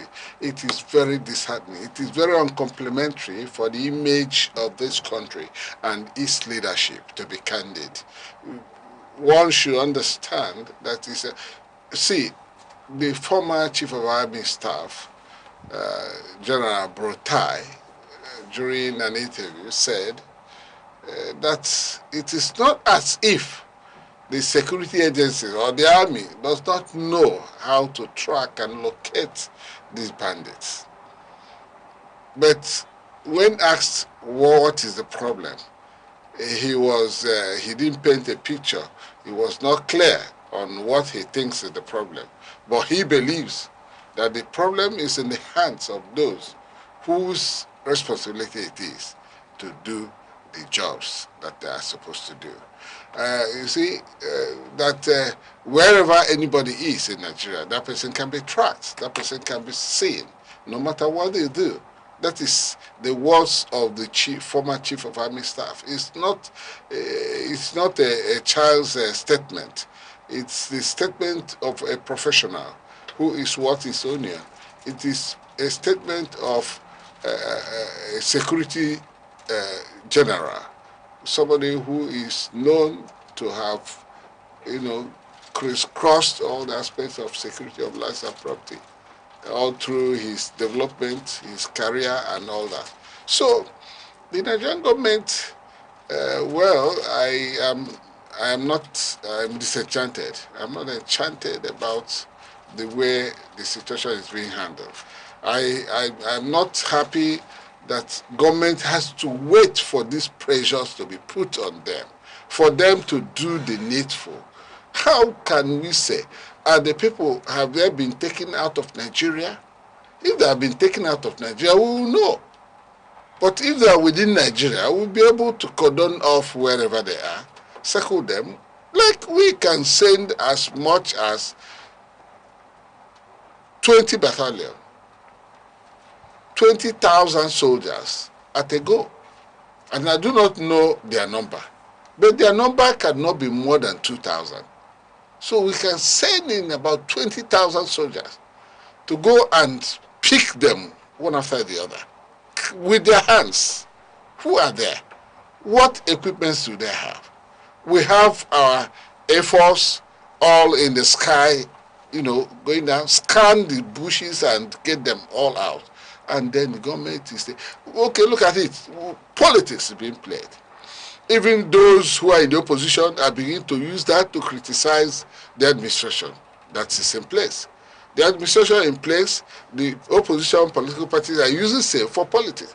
This is not time for politics. Of course, so many other people came in and advocated that it is not time for politics. It is time where everybody will come together and begin to iron out, including the Senate, the House of Reps, the Senate President, and of course the Senate President, told the politicians to nip all their political gimmicks in bud and think about how these people should be saved from the hand of the kidnappers. So that is the situation.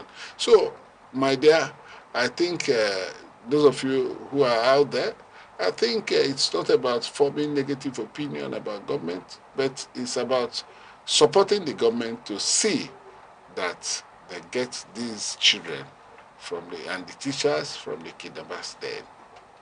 Yes, it is important that they get the children out of the kidnappers. Then we talked about 20,000. If Nigeria would sending like 20,000 soldiers into the forest to scan through and turn the whole, every stone would be turned upside down. Some time ago, last month, our military had to be sent out of Nigeria to have a peacekeeping, peacekeeping spree outside Nigeria. So when that issue was raised, a lot of people were like, okay, our neighboring state needs to have peace. And I was like, look at the issue that we have on ground. Why are we having peace at the neighboring state, which is very important? But in our houses, we are still fighting the rats. We are still fighting the maggots. Why are we trying to, look at outside? Are we trying to claim as a nation that we're good outside, just alone? We sent our military. What is happening inside? Can't those military, of course, the update on the information on wherever they are, what the peacekeeping operation that they are is very good, and they're still on it. But don't we have men that we could send into the forest, into this forest, that are well, not just knowledgeable, but they are well prepared? Can't we have a place where these are special missions as a nation? Okay, Nigeria, as it is, we have the anti-terrorism squad. Those people are trained to even give up their lives to ensure the rescue, to go for rescue operations and see it through. And we have them. Of course, the problem is that we are not informed. We are not seeing the active or the action of these agencies of government. We are not seeing government ordering or putting. It's not about, recruiting. We are still going to wait until you recruit 1,000 forest guards and train them. Remember, you just don't recruit. You recruit and train. So we are going to wait for the recruitment and training of the 1,000 before we'll be able to effect the release of these children and their teachers. I wonder. So we are supposed to use what we have to begin to pursue what we intend to achieve. And what is it that we intend to achieve? To rescue these children from the den of kidnappers and terrorists. And how do we do that? We have the military, we have the military, we have the police, we have the civil defense, of course they carry gun, and various other paramilitaries that carry gun. All of them are well trained to combat. They are all well trained combatants. They can always help in ensuring that these children are brought back to their families, and they will continue school, and they will have to make provision for adequate security, because now the children are becoming the most vulnerable now in the hands of kidnappers, because they know that when they do that, they are going to actually hold the government by the jugular. And if they do, it means their mission will be accomplished, because they know that government will always come with their demands. All Right. Speaking to this very issue, where your Bono kidnappings, more pressure on FG governors to rescue abducted school children. You know, Mr. Reyes, while you were speaking, you talked about support to the government. Yes, we will give support to the government. And I, for one, I do commend the government for their efforts so far in trying that the tide of insecurity is stemmed.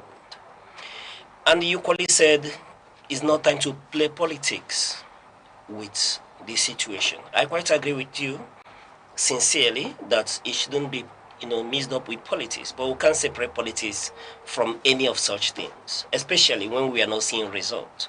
We will begin to look at the politics of it as well.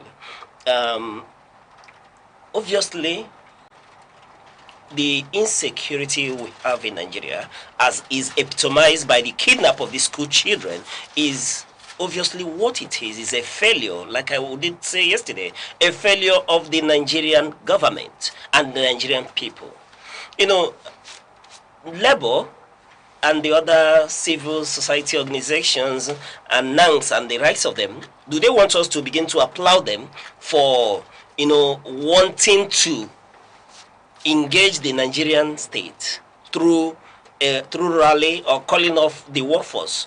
What should have been done as of yesterday before this very ugly incident took place in Oyo State? The case in Oyo State is one case too many. We've saw in Kebbi State what happened. And then we'll wait till it gets to our doorstep for us to begin to, think and then do the politics of it and semantics with words that we want to, call out labor, want to call out teachers from classroom. You should have done that because he has gotten to a very sorry state where we needed to engage ourselves. And when we talk about this situation, we are the government. Because it is a government we elected. And then part of lending support to the government to critique the inability or inadequacy of government. And where it mattered most, like it has, the issue has been raised in your state this time around. When we talk about this, I do commend Mr. President for all their actions so far in trying to mobilize and send people into the forest to rescue these children. But I do not want to sound politically correct. I am putting it on record and pressuring the government that this same government should equally employ same non-kinetic approach that was employed in other states to reach a seeming understanding that led to the rescue and release of people who were in the kidnappers' den and they were brought home safely. Why are we finding it difficult to go into such non-kinetic understanding with these very kidnappers or bandits or terrorists or by whatever nomenclature they go?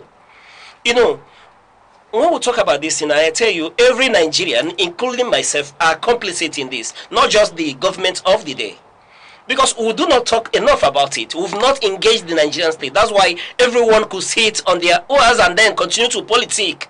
People are going into primaries, picking forms, winning primaries and getting ready for 2027 when we do not know the spaces where we would conduct those elections. We are, turning back a circle to pre-2015, we are close 3 days to the election. They were on government space where we didn't know if election would hold, leading the then Jonathan administration to ask for an extension for them to conduct a military exercise where they would push out these insurgents, because by Nigerian law, you must hold election across the local governments of this nation.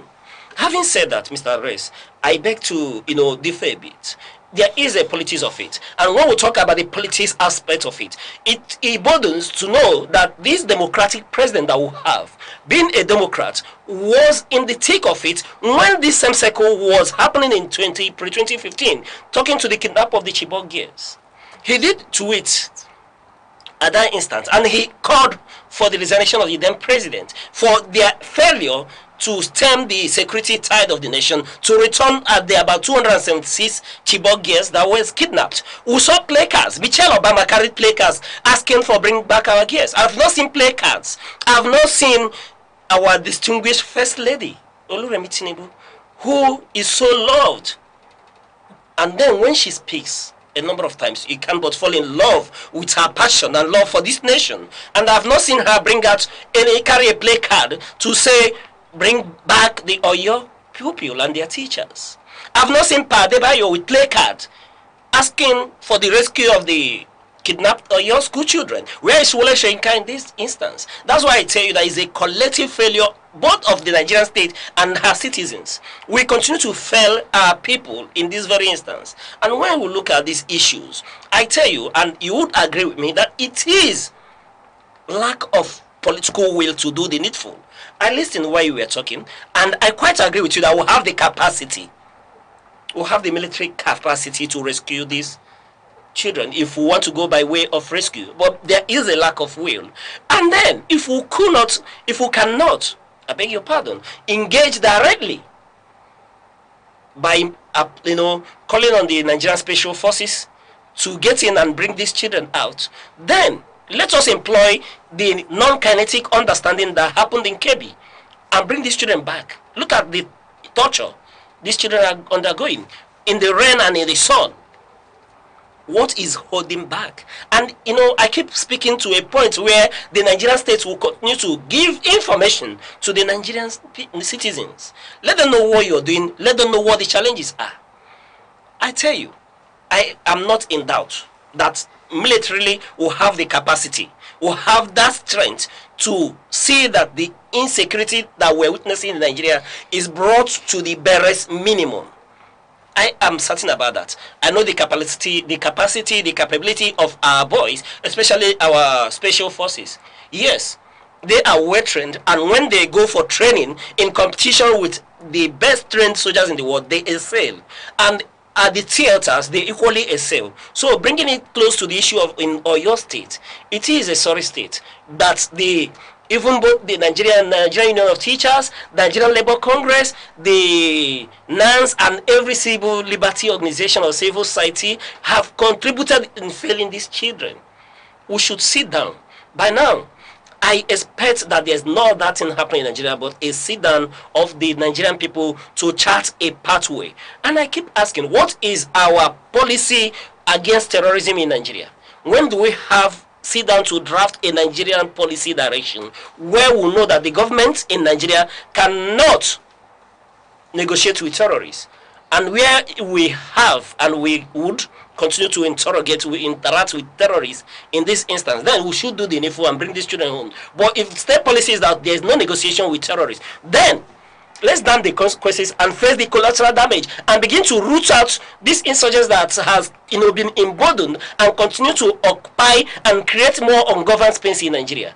What are we doing with our budgets? And over time, we've seen that there are non-budgetary dispensation into the armed forces, the military and paramilitary. What are those for? If you cannot muster the kinetic muscle that you need to root out this daredevil, I tell you, with the capacity of Nigerian state, despite the economic tidings, if we go into any bilateral agreement, we will get the latest, bombers. If the Puma jets that we have are not enough, we can. If the debts that we are incurring is to secure B-12 bombers and new fighter jets for us to be able to comb every looks of this nation and then see that we root out this daredevil, then insurgents, then let's do that. Nigerian people would, give applause to this government if they are indebted because they are securing the kinetic muscle to root out this daredevil. When we talk about these things, it begs the issue. The fact remains that no Nigerian child should be allowed to go through what these children are going through. Mr. President, yes, the politics of it is that we are part of the government, but we have to speak truth to power as our own contribution and kudos to the administration to excel. For us, categorically, we have failed these children. The Nigerian government, the Nigerian people, we have failed the children in Oyo State, and we need to really look into this situation. Hence, posterity will judge us not fairly. Mr. S. Yeah, you actually nailed it. We have not just failed the children or your children, we have failed children, Nigerian children.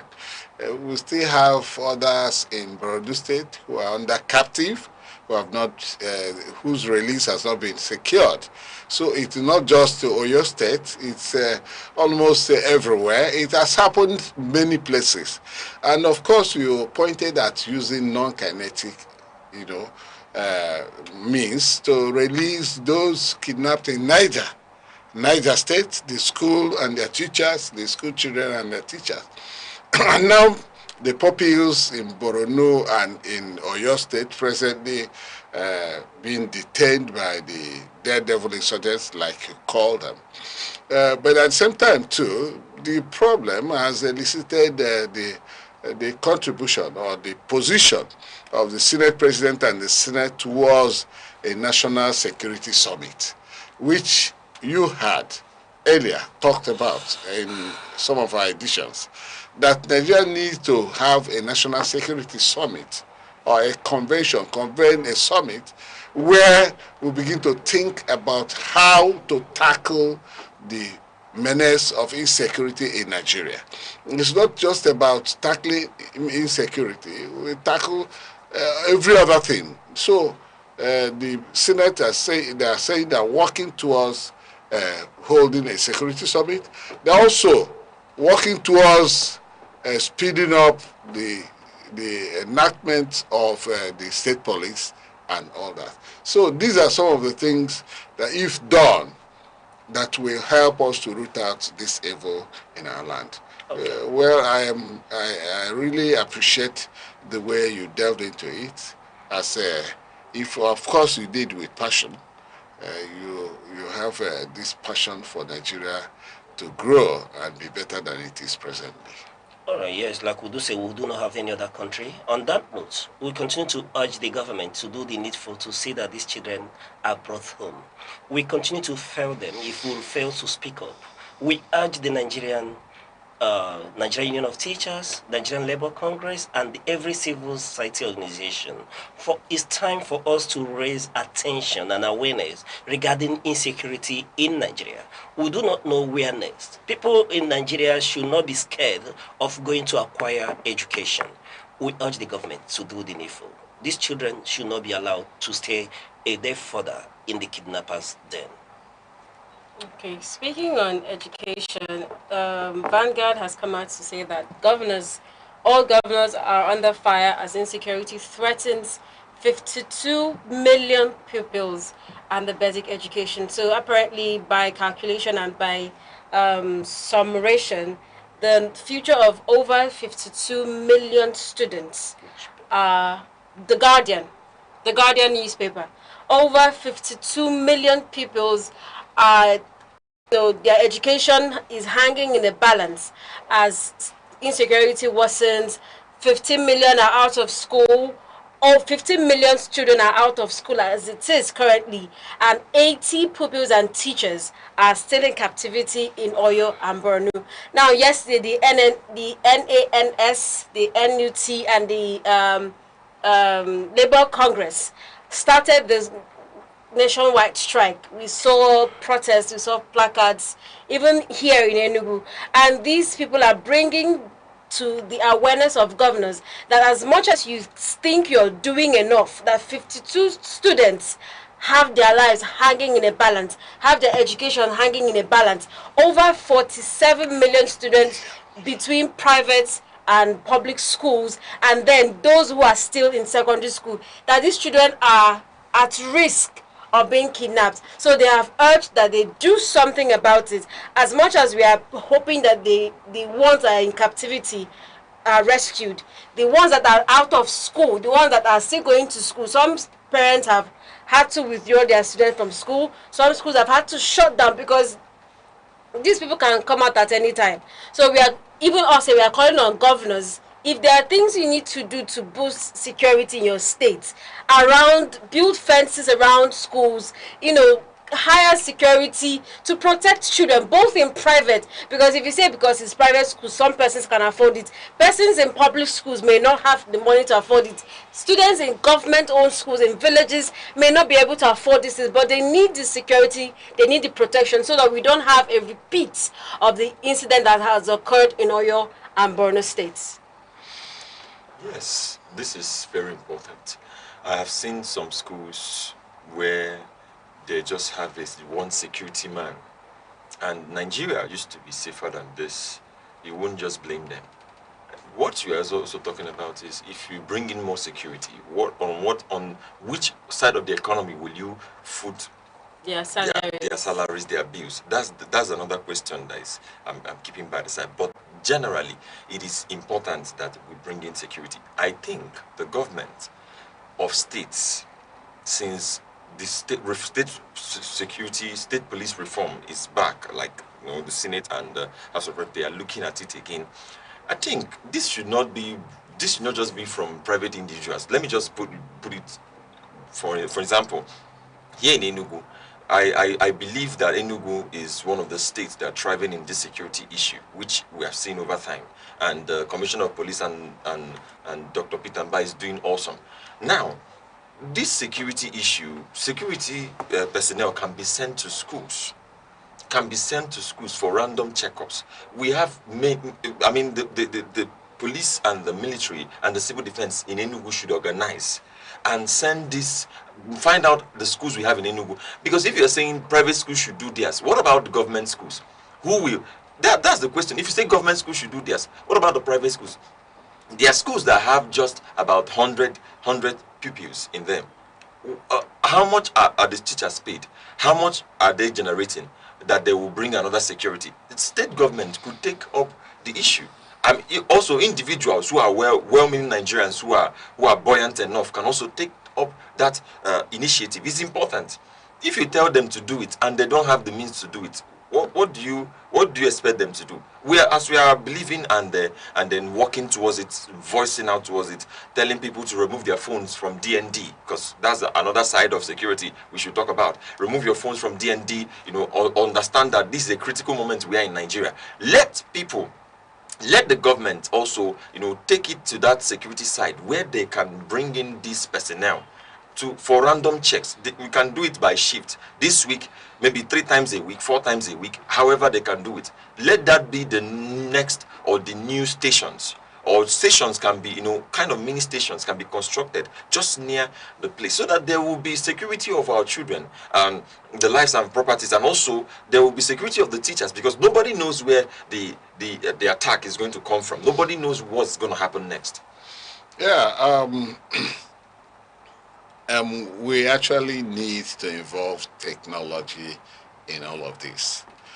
See, children, I said earlier, are becoming the most vulnerable on issue of kidnapping in Nigeria. So whatever we're going to do has to be holistic. Holistic in the sense that it has to go on all the local government area of Nigeria.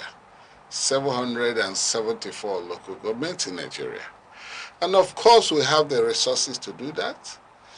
With the removal of fuel subsidy, there are plenty of money that are being shared by the federal government and the federative units, which goes down to the 3rd tier of government.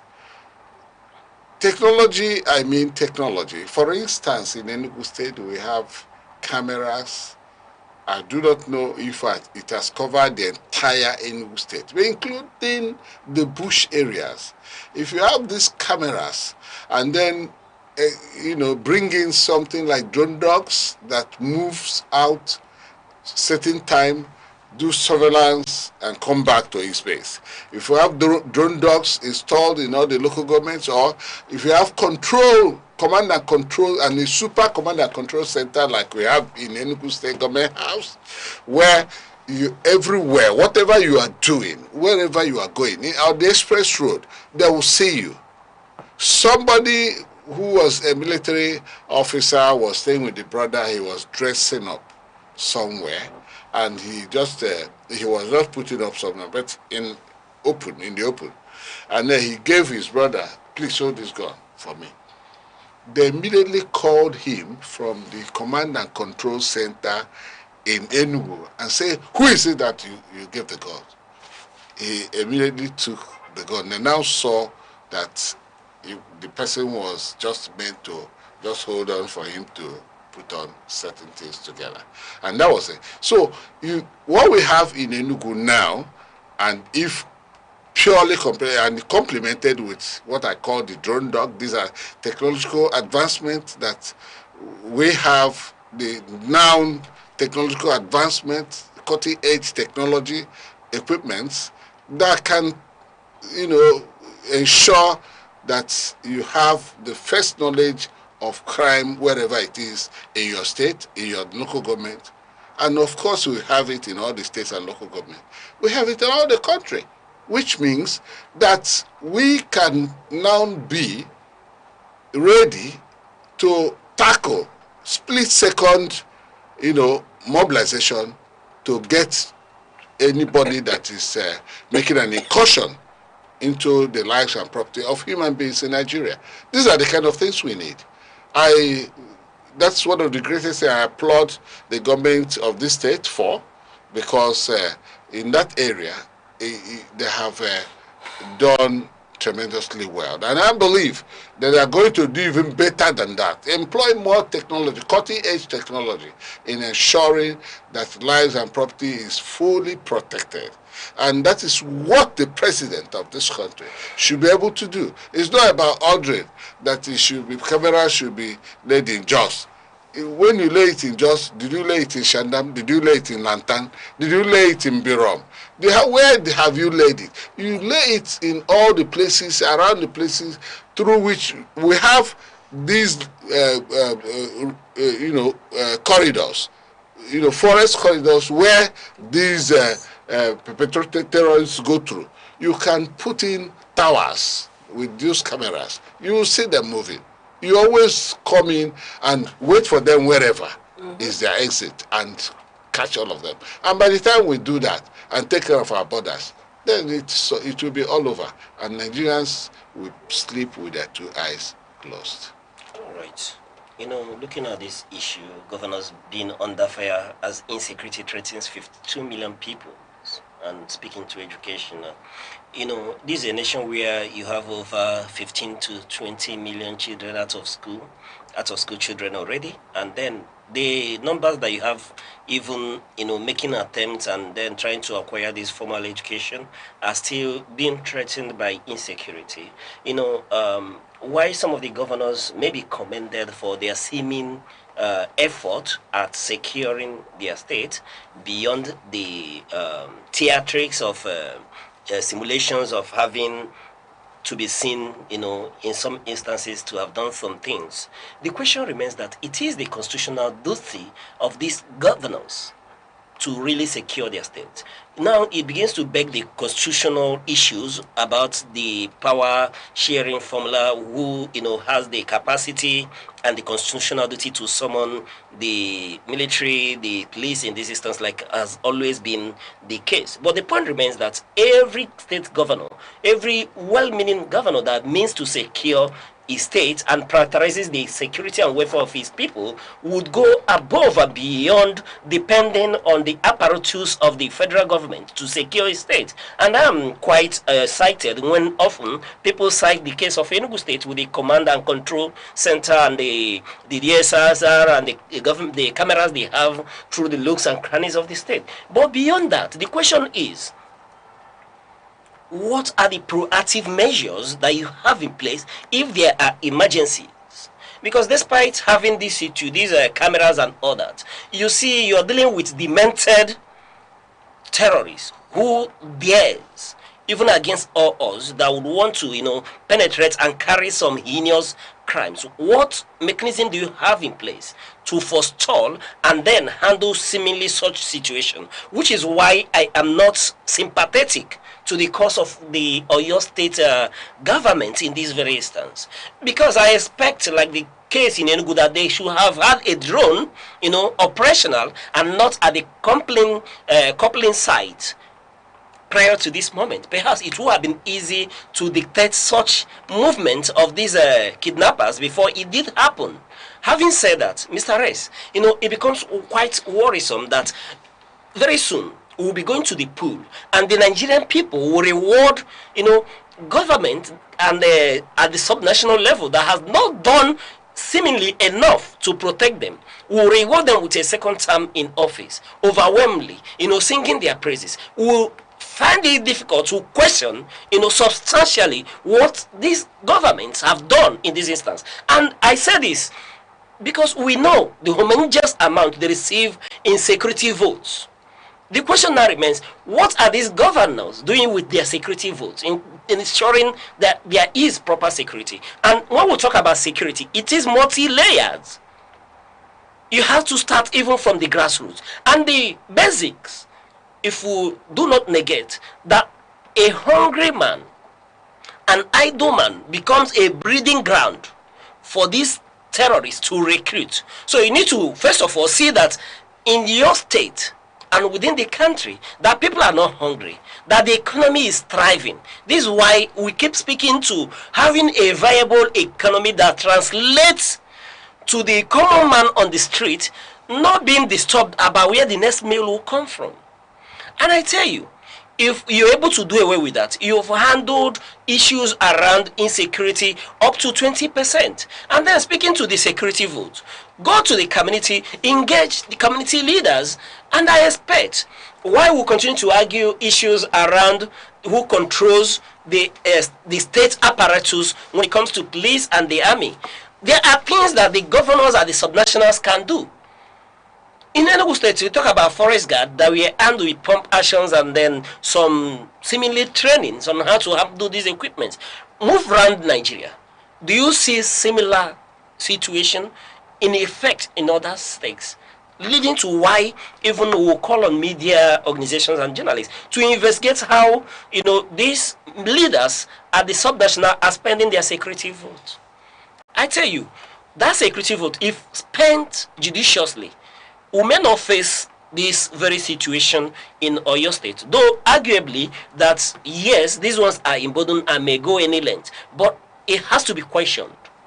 Having said that, again, one will continue to interrogate the capacity of individuals we position at the helm of affairs. You need to have, well-balanced individual who understands what it takes to be the chief security officer of a state. That you do not need to engage in bulk passing when it comes to securing the property and life of people in your state. And again, I will join in commending the Enugu state government. We need to urge all others at the subnational level to copy, workable formulas. However, when it comes to security, the buck really stops in present-day Nigeria. It starts and stops with the government at the head, because the Nigerian constitution has vested enormous powers in the, government at the center, and leading to why, one will continue to ask and then interrogate the Nigerian state to do the needful. Because when it comes to security, if security is affected, every other sphere of the Nigerian state is touched. You won't have a foreign direct investment into the country if you are not able to secure the nation. Even if the governments at the subnational are doing it, for example, Enugu State, how would the investors come into Enugu State and feel comfortable knowing that the nearby state, it may not be as secure, that people are in IDP camp? These are the issues. The stories, when they go out as a collective, not just for the subnational level. For example, in Enugu State, where we commend their actions and effort, but the feelers there is that they will read about insecurity in Nigeria. They will read that the Nigerian Union of Teachers and NLC are trying to down tool because some children are in the kidnappers' den.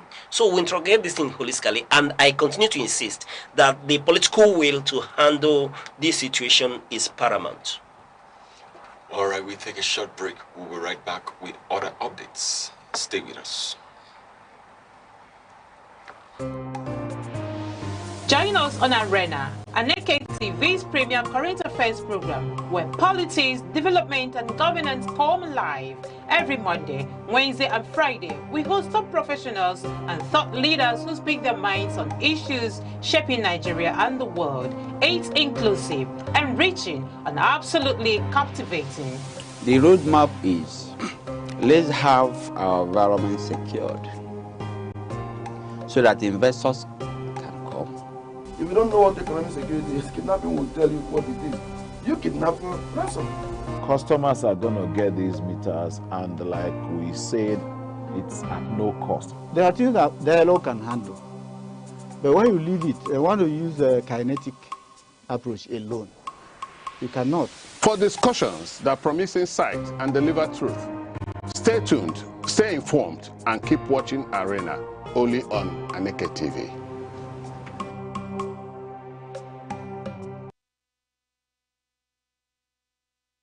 Welcome back. Now we take a look at the leading independent headline, which says federal government pulls 128 billion naira to provide mortgages for 1,859 families. The federal government of Nigeria has committed 128 billion naira to provide mortgage financing for 1,859 families as part of efforts to improve access to affordable housing, expand house ownership opportunities, and stimulate growth in the housing sector. The federal government of the country has been actually working to ensure that they touch all the sectors based on the promises they made to the people of Nigeria.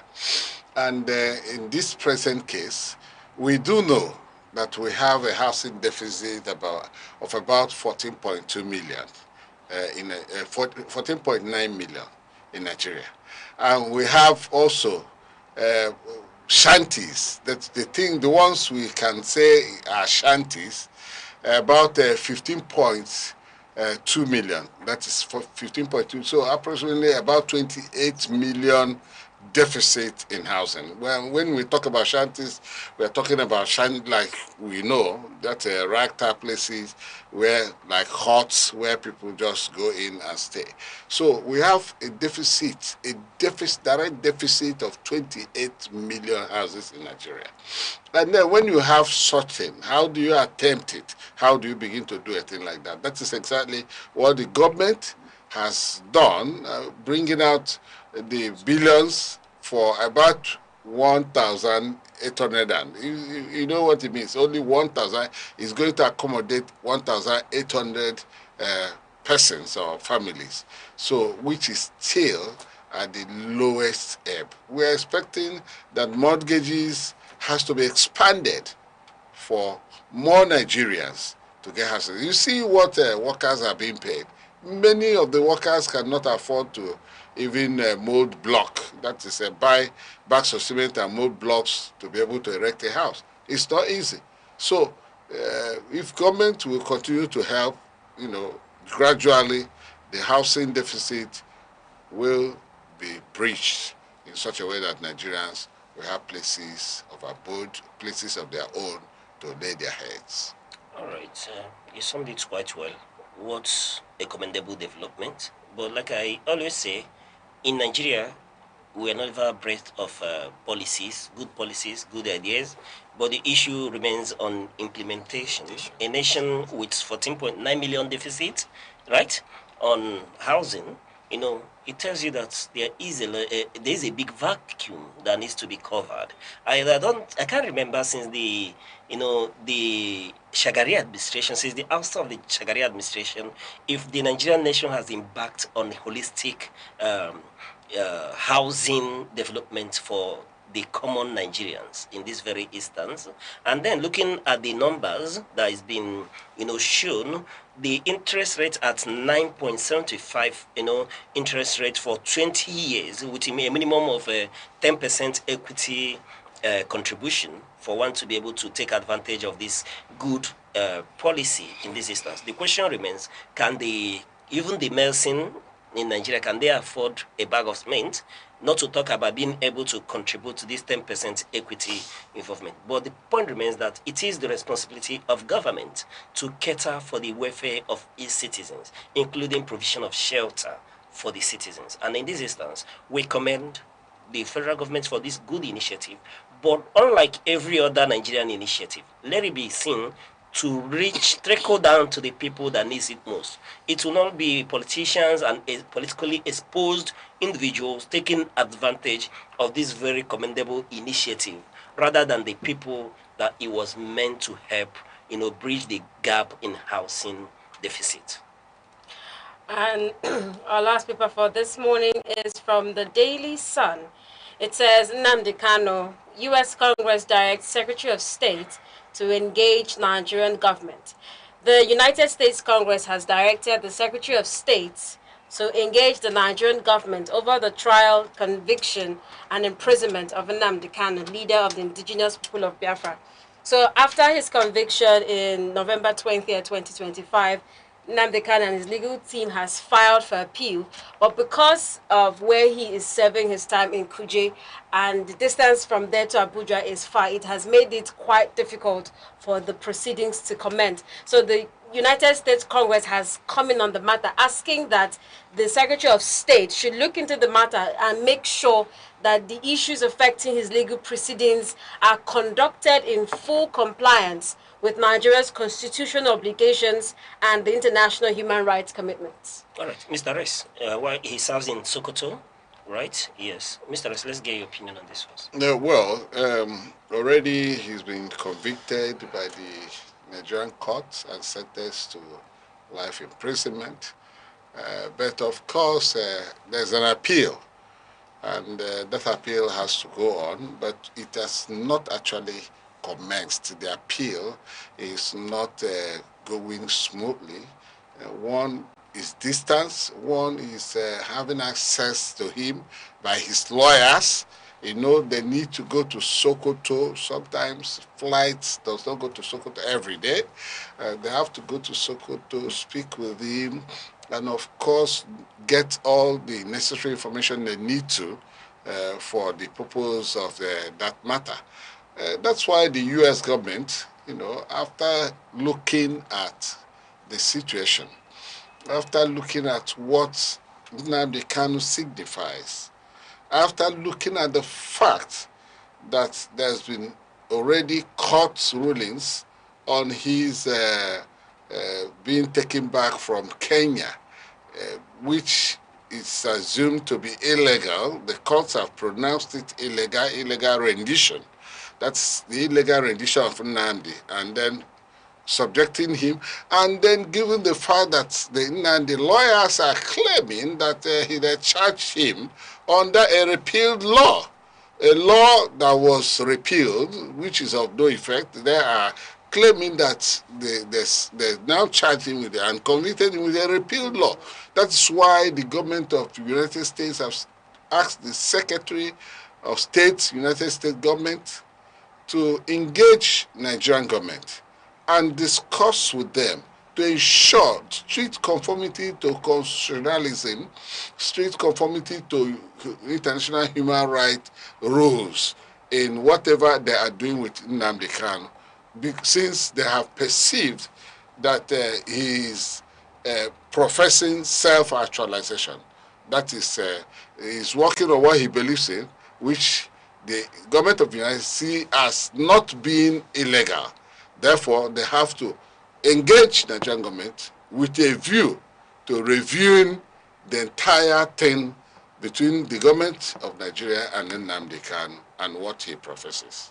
That's exactly the reason why the U.S. government is going to come. There's a paper to that. The Congress of the United States passed it, and then the government of the United States had to now direct this executive government to do that. All right, that's quite well analyzed. Looking at the case of Nnamdi Kanu, one would expect, like it was opined when this issue was before the court, that is an issue that should be, resolved, outside the legal, the courtroom in this instance. And one would expect that this is where, in fairness to true reconciliation amongst the various geopolitical groups that make up Nigeria, should have been able to find a solution to this very impasse. A lot of people continue to argue that in a nation where terrorists, men who has raised arms against the Nigerian state, are being reintegrated into the society,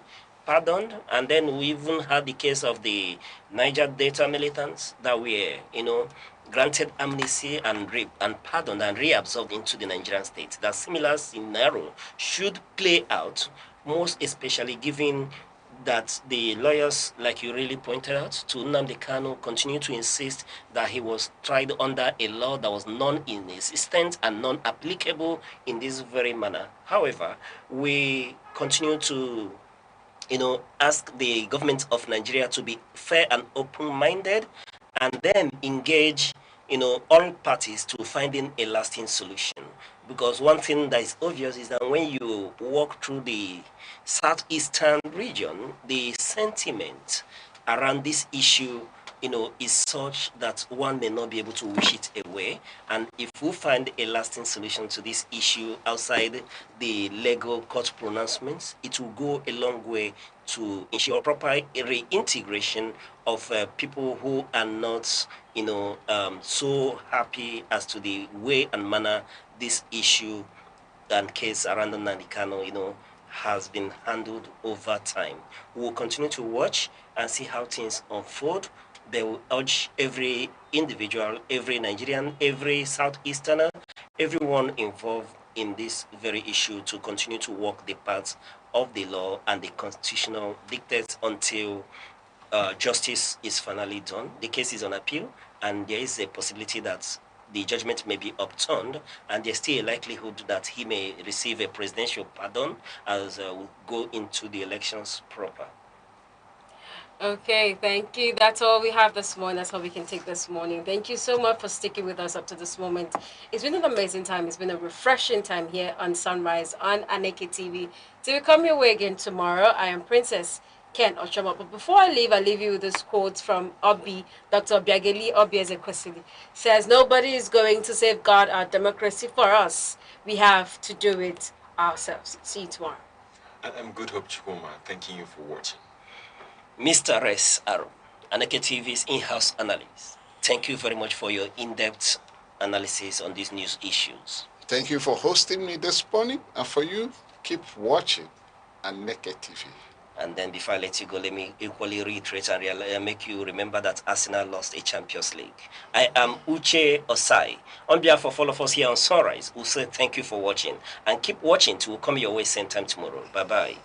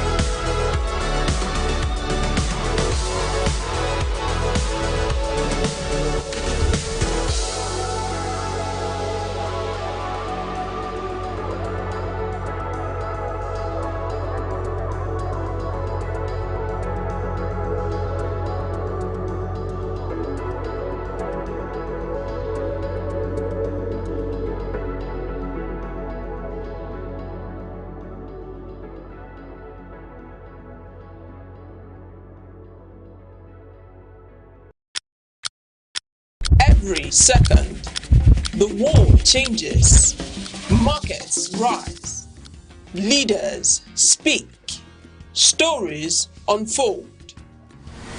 To keep up, you don't just need news, you need clarity, you need speed, you need perspective.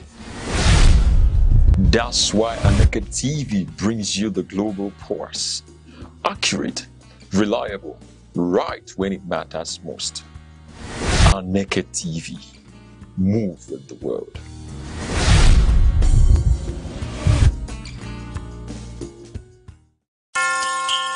Time. The silent witness to human courage. The keeper of memory. The archivist of greatness. Across the vast landscapes of Africa, from the savannas to the bustling cities, voices once rose, ideas once bound, and visions once dared to challenge the limits of their age. They were not merely individuals. They were epochs in human form. In literature, minds such as Chinua Achebe, Wole Soyinka, and Ngugi wa Thiong'o reclaimed the African narrative.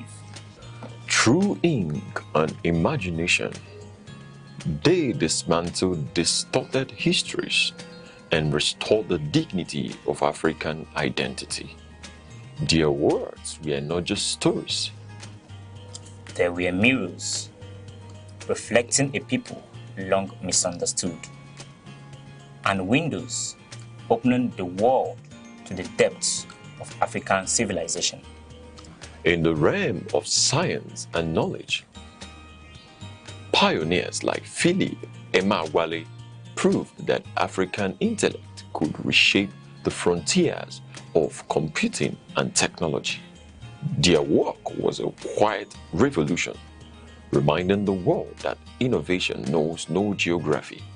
And in leadership, towering figures emerged when history demanded courage. Men like Nnamdi Azikiwe, Kwame Nkrumah, Nelson Mandela, and Julius Nyerere redefined freedom, not as a privilege bestowed, but as a right reclaimed. They spoke for millions. They endured prisons, exile, and resistance. Yet, their vision transcended the politics of their time. They dreamed of a continent awakened. Today, their echoes travel through generations. In every African classroom, in every curious mind, in every dream that refuses limitation. For history is not merely what has passed, it is the foundation upon which tomorrow stands. The past still speaks. Its lessons remain. Its voices endure. This is not just remembrance, it is inheritance. Echoes of the past, where history breathes and legacy lives on.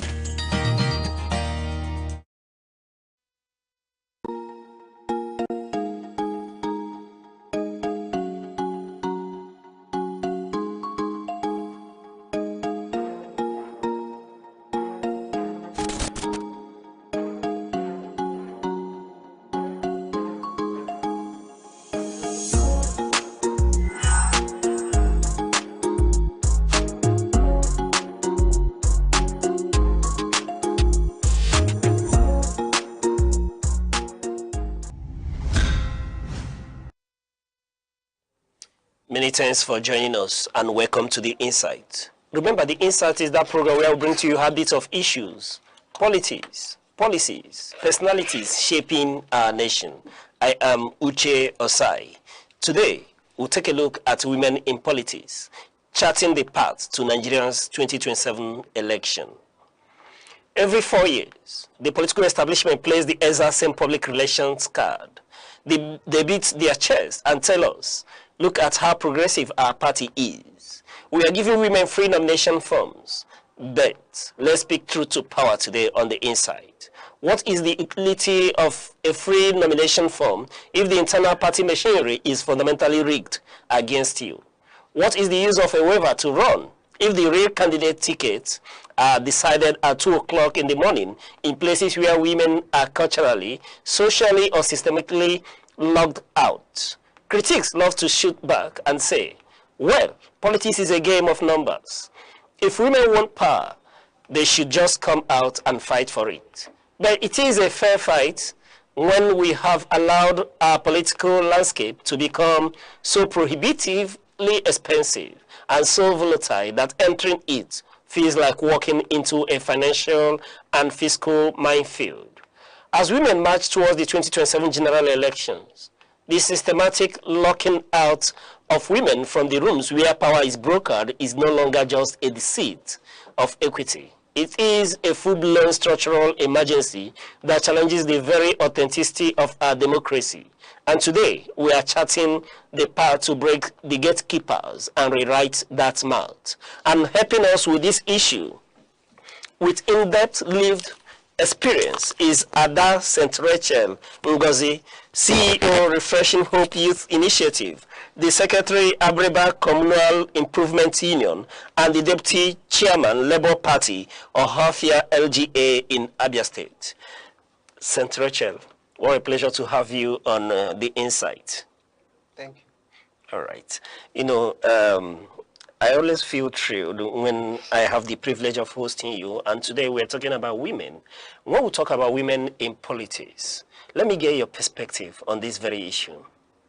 Thank you very much, Mr. Sai. It's also a pleasure to be here today and to talk about women and politics. Women in politics and women and politics. Women have always been in politics. If you look at the majority of the campaigns you hold, the getting together, the mobilization and everything, you see most of them are women. 70 to 80% of every political gathering, you find women, a lot of them. But when it comes to being in the position of decision-making, we are still lagging behind as a nation. And of course, when you come down the east, it's even more pronounced. In the federal houses, both the green and the red chambers, you see that you have only about 6% or 6.7%, which is grossly inadequate. And when you come down to the state, at the state levels, of course, you don't have any governor that is a female. And you come to the houses of assembly, most of them have, 24 to 30 members, and you are having maybe one person, 2 people, or 3. For example, in Enugu, I think there are about 2 or 3 of them. But in Abia State, there is no single woman out of the 24 House legislative members in Abia State House of Assembly. And you continue to look and ask, what is the problem? Is it that there are no women that have built capacity? Is it because there are no women that can legislate well? Is it because there are no women that can, engage constructively to better our nation? But the answer is no, because there are a whole lot of women that have the capacity, have the resilience, have the competence. However, over the years, we've also seen that there are militating factors. There are things that have stood in the way for women. Cultural, sociocultural, beliefs. Some people think women shouldn't even be there. You're a woman, you should just back up, let the men lead. And we can all see the consequences of such.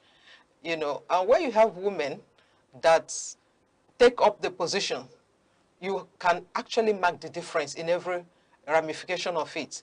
But there are other factors like finance, like other things. They come up, they put up the ticket fee so high.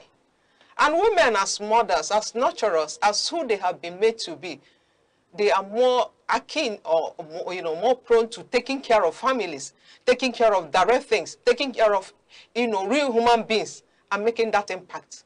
And the money, the amount that is put on the ticket, it's so overwhelming most times to the women that it deters them from forging ahead. And of course, local party politics. Within the system, they make it in such a manner that even capable and competent women are tactically, discouraged by the things they put in between.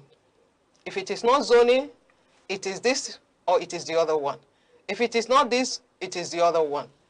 But I think if we can look and consider the requests that have been made by many women, of course, and other well-meaning Nigerians, asking for affirmative order, asking for in every group where you have leadership, that more women should be included. Open the doors, make it fairer, make it freer, let it be more open and accessible for many women.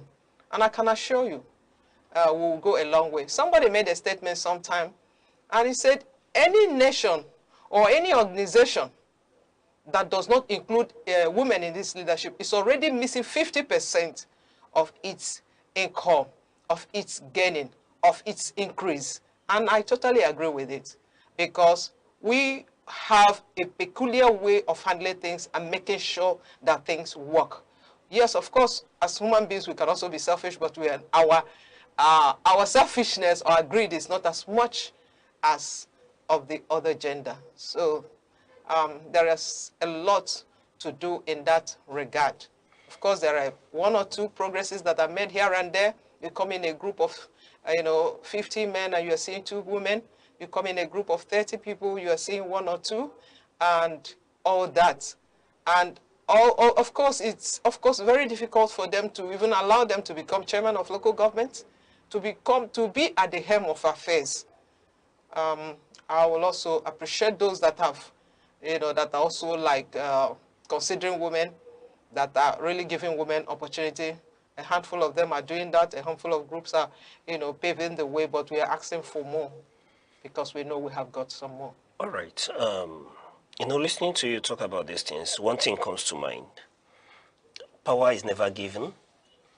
One has to ask, work for it. However, before we start looking into these other issues in terms of party politics and all that, while you were speaking, you did raise the point of militating factors against women. And one of such issues I want us to look into, first of all, is the stereotypes, the typical stereotypes that is mostly associated with women in this climb, where women want to go into politics. They are perceived, to want to go into uncharted territory that is meant exclusively for men. And I want to draw from your experience as a party leader, in Ohafia LGA, with your experience. What do you speak to those stereotypes? In fact, I want to appreciate the leader of the party in the states, of course, nationally as well, who is the governor of Abia State, Dr. Alex Choma Oti, OFR. And of course, the party leadership, the leader of Labour Party in Nigeria generally is a woman, Senator Nemadi. And their leadership have helped to include women.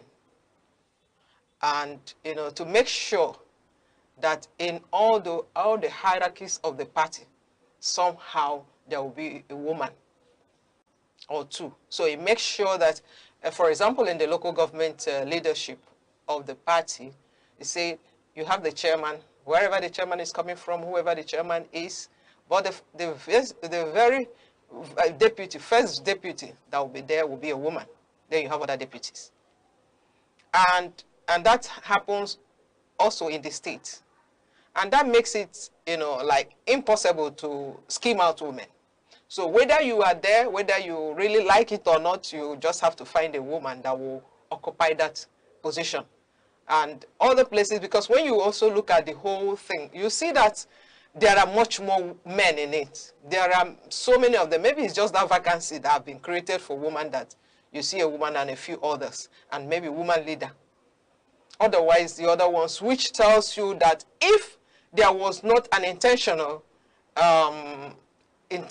action to ensuring that women are there, maybe we may not have that possibility. Because then, no matter, you can't compete this one. It must be competed. It must be, the people that will contest that position must be women. So it's me or another woman and no man there. Because if ordinarily it were to be men, they will also do some funny things, and sure is the all men. You say you fight for it, you do this and you do that. But we all know capacity when we see them. We all know competence when we see them. And we know that, when we talk about all these women, include women, personally, I'm not of the opinion that every woman must be included, whether you're prepared or not. You don't have to go and bring out a woman from her home and push her to come and start serving. Because what we do is service, and what you render is sacrificial. So there must be women that are trained. There must be women that have built capacity. There must be women that are willing to do the job. And when those women appear, it is very important that we are intentional about giving them a chance, giving them fair playing ground. That is what I will say. And of course, I will not be complaining personally, because I've enjoyed a reasonable number of that, coming out and being seen and being given some chance, even though, like Oliver Twist, we want some more. You want some more. But St. Rachel, I'm asking, are there no instances where people feel that you are, taking position that is not naturally meant for, playing in the men's stuff, and they tend to look at you based on the fact that you seem to be a meddlesome interloper for being a woman and wanting to play in the men's stuff? Of course, I hear those, comments. But of course, recently, personally, I don't know whether because, people have seen me deliver in the assignments that have been given before this time. So I don't meet that confrontation on a personal note. I hear things like, women, and are they ready? Can they do this? You fight for it and all that. Okay, your own is different. And I say, no, it's not different, because I'm not the only woman that can deliver. There are a whole lot of us out there that needs to be given the opportunity, that needs to be allowed to come into the field. Because when we talk about level field or level playing ground, there should be a field, there should be an open field where people can come in and play. All right. So if the field is closed up, they may not find access to coming in. St. Rachel, I'm asking this question in view of the fact that when we talk about parties, whenever we go for party activities, primaries, convention, we see a lot of women singing, mobilization, they fill up the stadium at rallies, and then when the moment, matters most, we see women are suddenly asked to either step down behind a male candidate. And the question is, why is it always like this? Actually, maybe I should be asking you, actually, because sometimes you don't understand. You have caucus, and you have caucus, and you have inner caucus. And as the caucuses continue to reduce, you see it to a point where it will reduce to the barest minimum, and then maybe all the eliminations would have been done, and almost all the women, except in very rare occasions, have also been excluded from that caucus discussion. Because so many men, or some men, still believe that, major issues are not discussed with women, or women are not strong enough to, handle such position. But that is fallacy totally, in every ramification of it, because we look at the worlds where progress have been made. We look at nations around the world where women are presidents and prime ministers. We see all the progress they're making. During the COVID, for example, we see what happened in those nations where their ministers, prime ministers, and leaders were women. We see Denmark, for example. We see Germany. We see, a whole lot of them that had women as leaders, and we saw how they were able to curtail the spread and make sure that their their economy was still strong and standing. So it also still baffles me that sometimes the way people talk and want to relegate women, it's in fact, it's unprecedented.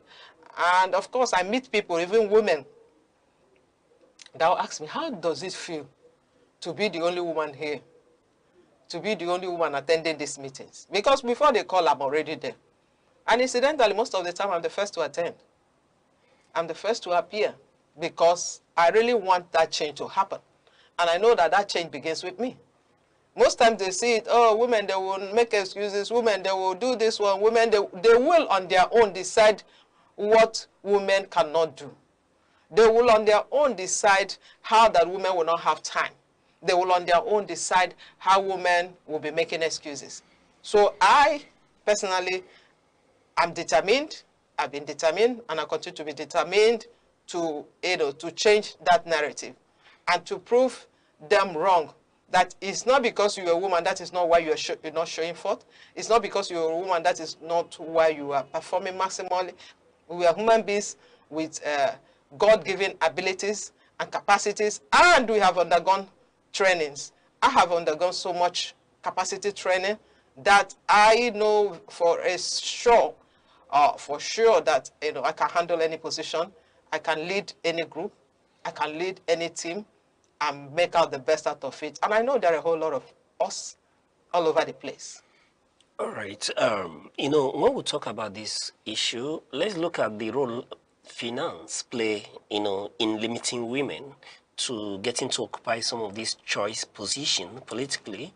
And I've interacted with a lot of women, who usually think and they say are more experienced, than the men who usually get the political tickets, who are, at some cases, less qualified than the women in distance. But I see women a number of times saying that they don't have the money, to be able to vie or occupy certain positions. So let's speak to money. Okay. Money rules the world. And actually, it is true, and very true indeed, that finance and money is a militating factor against women. Like I said in the beginning, they put out tickets for, for all the positions, contestable positions, and they all run in millions. It's not because women are not working and not making money. But sometimes our priorities are different. A mother, a woman, has a priority of making sure that the family is stable, have a priority of making sure that the children are well fed and are in school and all that and all that. And because of that, even if I have 5 million as a woman and you have, the same 5 million as a man, and you are asked to come and buy ticket for, for 2 million as a man, and I'm also asked to come and buy the same ticket, we all have the same amount. Why it may not be very easy for me to bring out that money, because the other things around the home revolves around me. As a woman, you won't be able to work out leaving your home and leaving your children hungry. You want to make sure that everything is in place. And because of that, even though we earn the same amount of money, we have the same amount of money, but they are not equally disposable for us. Because while a man may not, I'm not saying this to undermine the hardworking fathers and those that have been committed to, family family stability and all that. But while the woman that is the first point of call for the children, is the point of call for other family relatives that come around and ask for this and ask for that, will not be able to leave the home empty and not supplying, basics and all that. The man that is not always available may, just not be available. So when your children are hungry, it's the mother they look up to. When there is school fees to pay, it's the mother that they first reach out to. When there are, other things, other logistics to take care of, is the mother and the woman that is attending to. So you see that even though we're earning the same amount of money, the amount that is requested to pick up tickets, women think through it. And it's therefore not easy for them to, go out and use that huge amount of money. And if in the course of the campaigns and all that is involved, it involves a whole lot of money as well. Of which, if we can look inwards and see how, women could be supported, of course, there are steps that are already taken. For example, in our Labour Party, to contest for any position, there is a difference between the males and the female, and in terms of, the amount. But again, it is still a factor that hinders the best most qualified women to come forward and contest. All right, speaking to these factors, and good enough, you've spoken about the Labour Party, that makes it easier for women, and other political parties, for a fact, we'll see those of them who've given women waivers for them to be able to contest on their platform, and in some cases, give them a percentage reduction in the price of cost of purchasing forms for political position. But yet, we don't see enough women troop out to take up such positions or contest in elections. Okay, it's still the same thing, because now they are giving reduction percentage, they are not giving total waivers. They say you have to indicate interest with 1 million, for example, for the House of Assembly as a woman. Then you don't have to pay the nomination form. And it is still in millions. And it does not stop in just picking the form. So Rachel, sorry. Let me cut in here. You would prefer a total waiver for the women in this instance? Yes. No. But one should think that these positions for women should be just left like you advocate. It should be left on merit, and any woman who knows that they have that capacity and capability should be able to go any length, it will mobilize the needed fund to compete. Yes, that is what I'm saying. And we all know that most of the places you are coming out from a community. You are coming out from a local government. You are coming out from a state. And you don't just wake up as a woman from nowhere and begin to push to contest. You would have undergone trainings. You would have been involved at the grassroots at one point, at your ward level, at the local government level, and at the state. You must have shown some level of commitment at different levels, which are also evident. And those commitments, those sacrifices, those capacity that you've displayed should also be able to speak for you. And if that is speaking for you, there should be more men coming up to nominate a woman. I'll take a full sponsorship for a woman, unconditionally.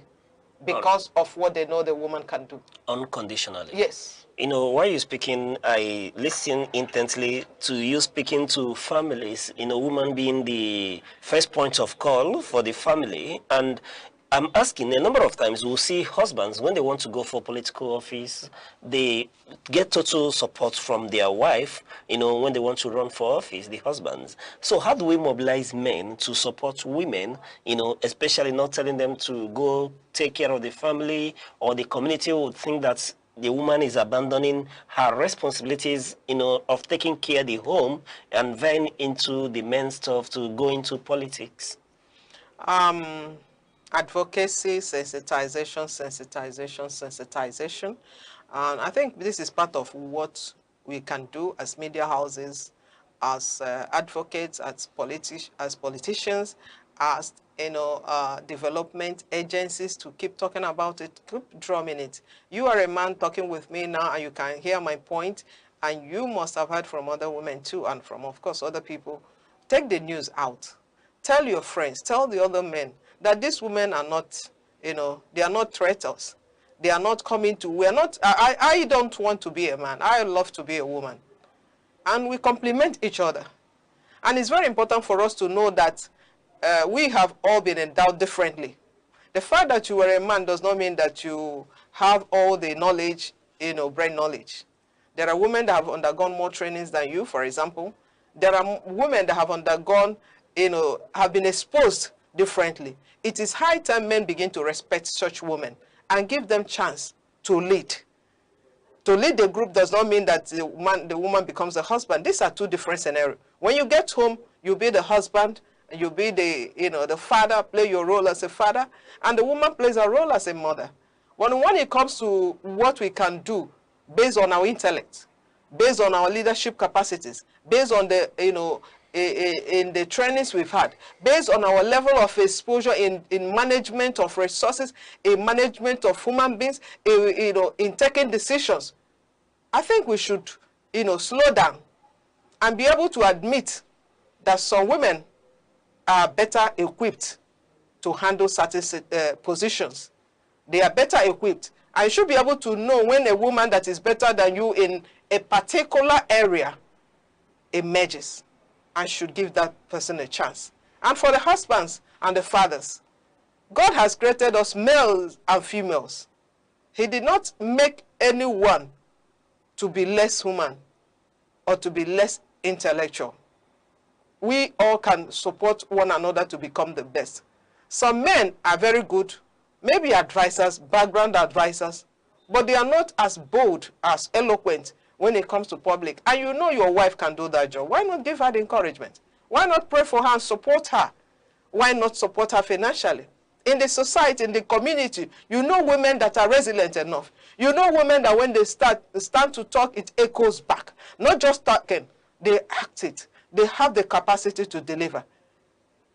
Is it not very good and advantageous for all of us that we give such women the backing? We are not saying any woman that manifests, we should all, take the woman, whether the woman is able or not. But we are talking about competent, well-built, capacity-built women. People that have exposure, people that have experience, people that have shown that they can, that we should support them, both financially, morally, and otherwise. And I can assure you, you can never lose your reward, and you can never lose your respect. Every well-built woman, every trained woman is highly respectable.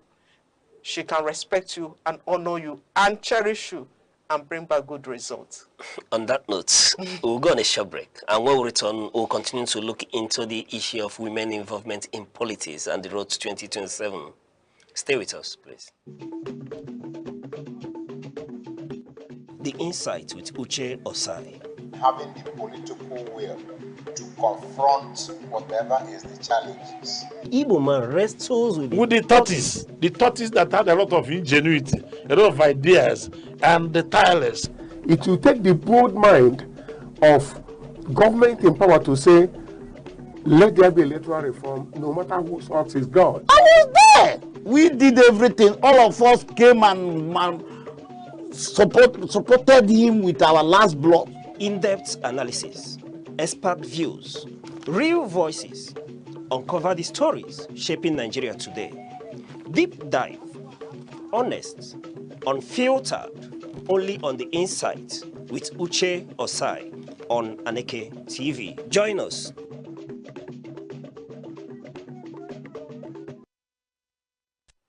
Many thanks for staying with us, and if you just joined us, we've been speaking with Adena St. Rachel Ngozi, who is CEO of Refreshing Hope Youth Initiative and the Secretary General Abriba Communal Improvement Union and the Deputy Chairman, Labour Party of Hafia LGA Abia State. And she's been helping us look into the issue of women involvement in politics. Yes, women in politics, charting the path to Nigeria's 2027 election. And we've been unraveling a lot of these issues around the limitation of women involvement in politics. St. Rachel, while you were speaking earlier on before we went on break, you were, citing issues around families and then the role men, could play and all that in helping women realize their ambition. But the question is, do we really need to push women to get involved into these various positions, especially given the fact that when we call for rally, there's no limitation for us. We see a lot of women. The stadiums are usually filled with women cheering, participating, going for rallies, primaries, conventions, and I'm asking the question. And again, even when you check the voter turnout, in Nigeria, if you count the youth, the next in population are the women. So should we really be talking about, begging women, creating enabling environments to push women to get involved because they are already involved? Okay, thank you once again, Mr. Osai. It's not about the begging women. I like the fact that you, reiterated the fact that when you have gatherings, political rallies, political, public meetings, you have women forming the greater part of the people that show up. That shows that these women are interested. That shows that they want to participate. And of course, all the women that come out, they are not equally on the same, at the same level. And that is why you have also the women leaders, you have, those speaking on behalf of others. In that group where you have all these women, how come that there are no women? I'm throwing it back to you and to all the men there.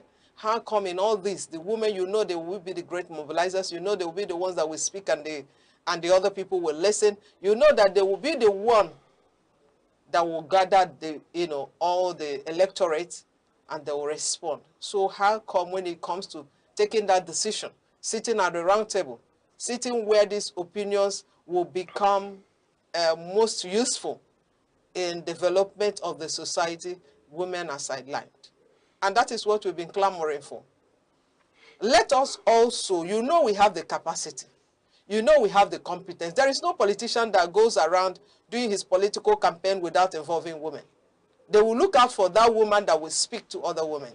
They will look out to that woman that will speak to other men. They will look out to that woman that will speak to the community and they will respond. So how come such a woman cannot sit at the table when decisions on development, when decisions are about improvement, when decisions and legislations are made? How come they cannot sit? The same people that you talk to, you reach out to, people recommend them and mention them time and time again. If you want to succeed in this area, you must, get in touch with this woman. If you want to do this, you must get in touch with, and you have seen this woman deliver. So why can't that same woman sit at the same table where the 5 of you are sitting, where the 10 of you are sitting, where the 20 men are sitting to deliberate and to decide and to chart the course forward?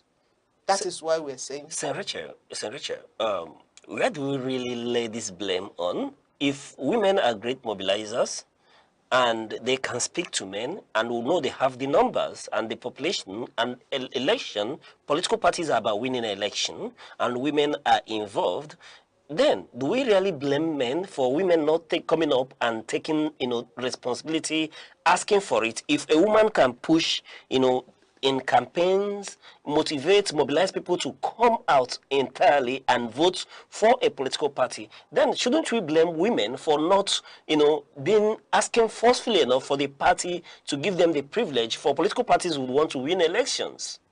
Okay, thank you once again. The women, those that are the frontliners, those that are willing to, to take up positions and have undergone trainings that qualifies them to take up positions, they are doing their bit.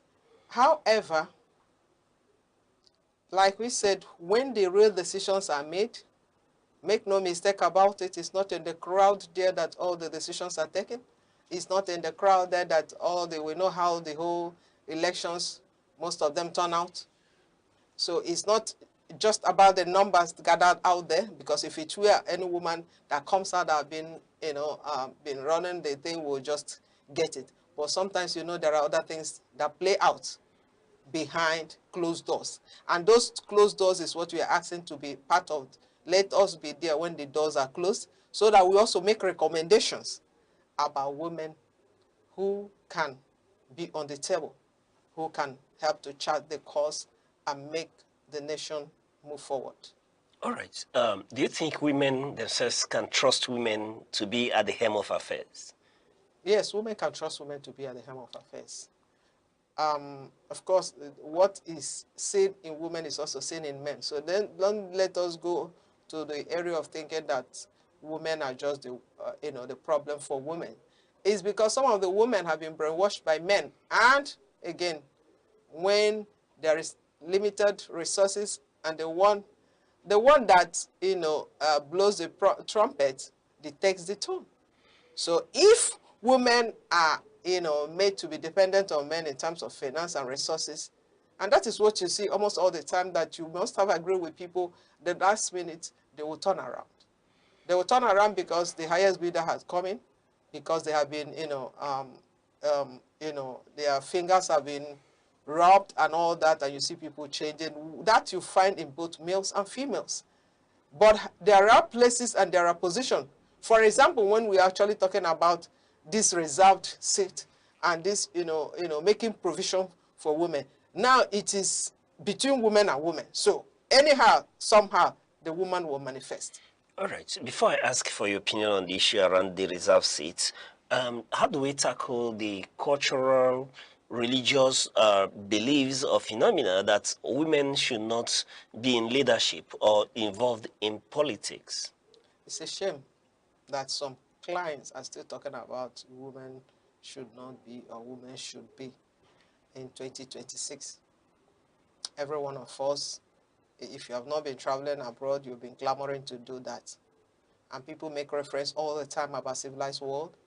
People make reference about, developed countries. People make reference about all this. So why can't we borrow that same leaf that we see? What is making their countries thrive?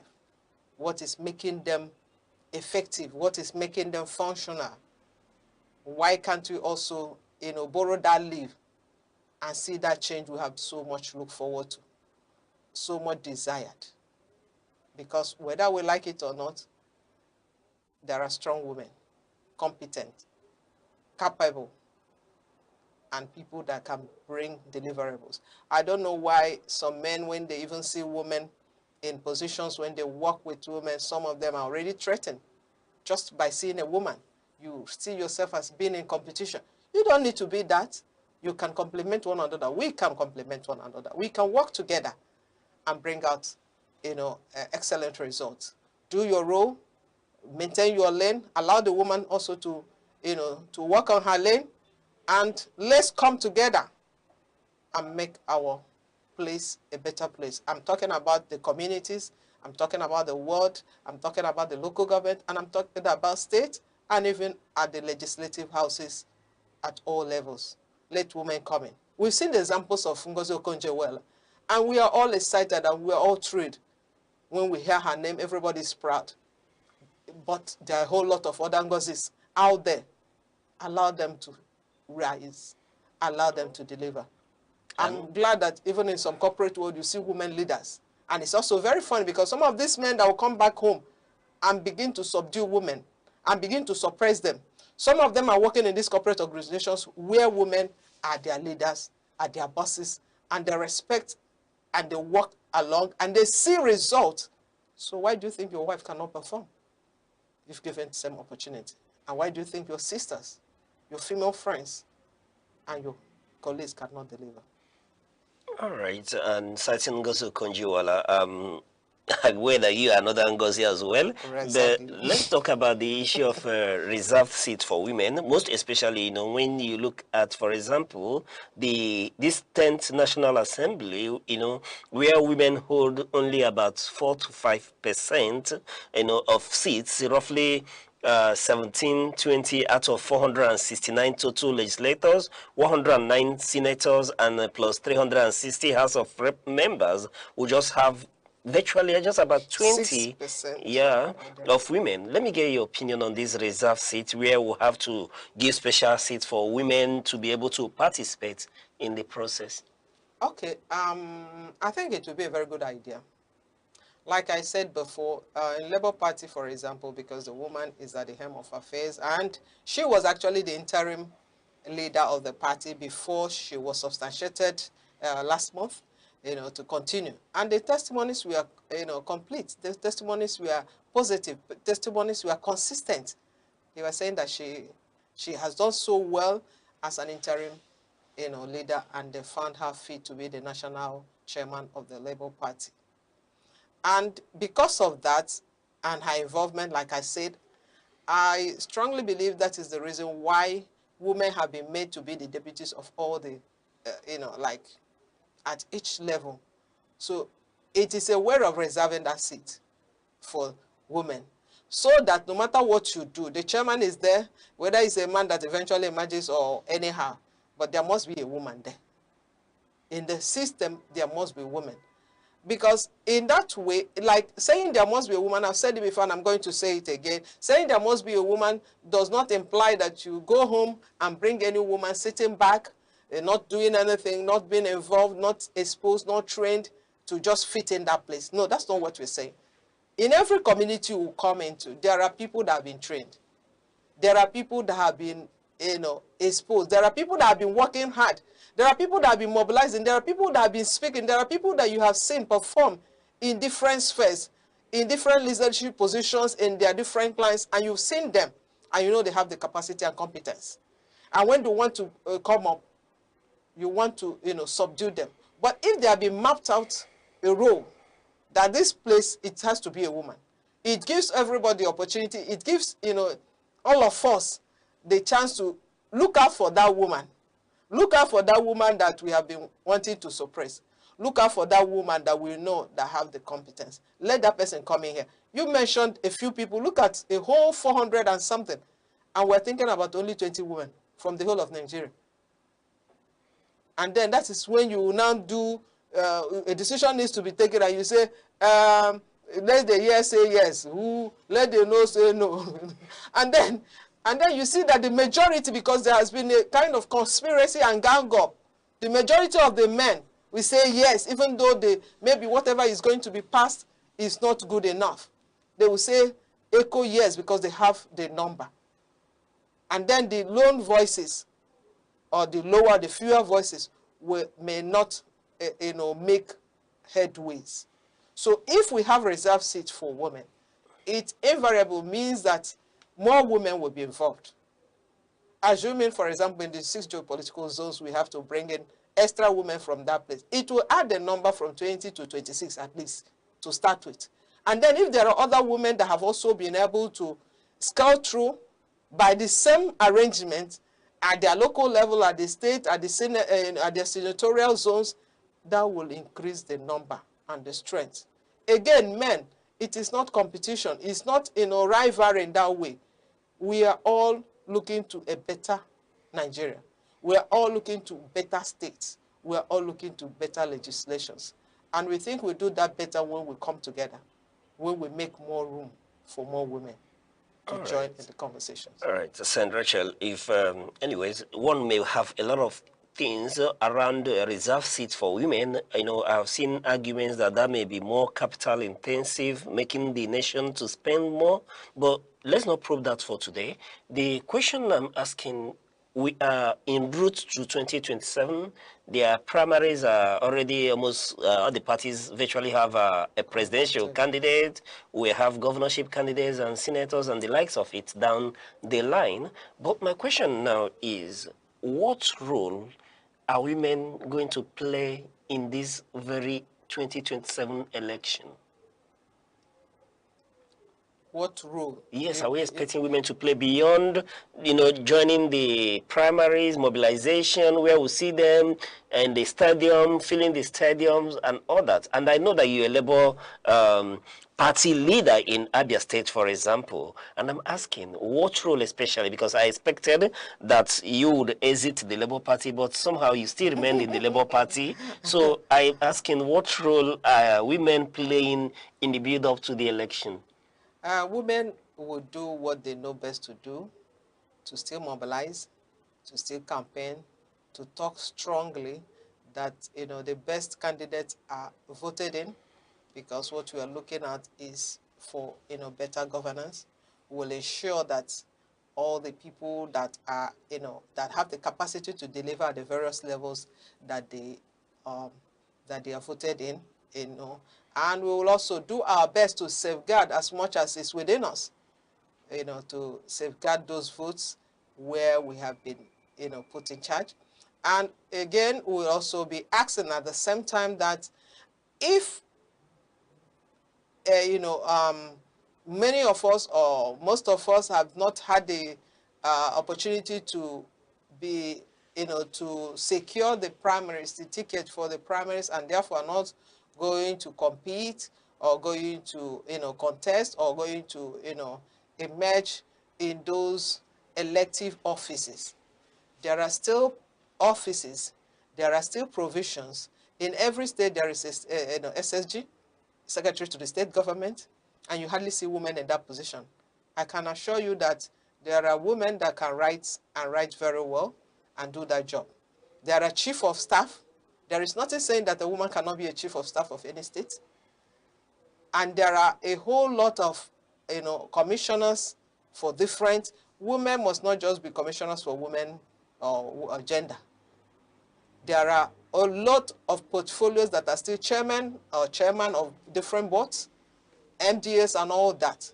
So we work hard to make sure that the right persons are put in place. And when these people are put in place, we also ask them that when you make your decisions and your selections in choosing and appointing people that will hold offices that will help the administration move forward, please consider women. All right, since Rachel, we are almost out of time, but I won't let you go without, talking about Abia State. Preparation to 2027, the Labour Party in Abia State. Are you people scared in Abia State? We are not scared in Abia State. Labour Party, Abia State is Labour Party and Labour Party is Abia State. And it's not just Labour Party, it's not just Labour Party for Labour Party. The works of the indefatigable governor of Abia State and the person of His Excellency, Dr. Alex Choma Oti, can never be overemphasized. I was speaking with my cousin, from the state, and he was just saying that, oh, see, he came to Aba, he has been hearing news, and it's all over the place. You cannot proudly say you are from Abia State because what is happening in Abia is unprecedented. It's unbeatable.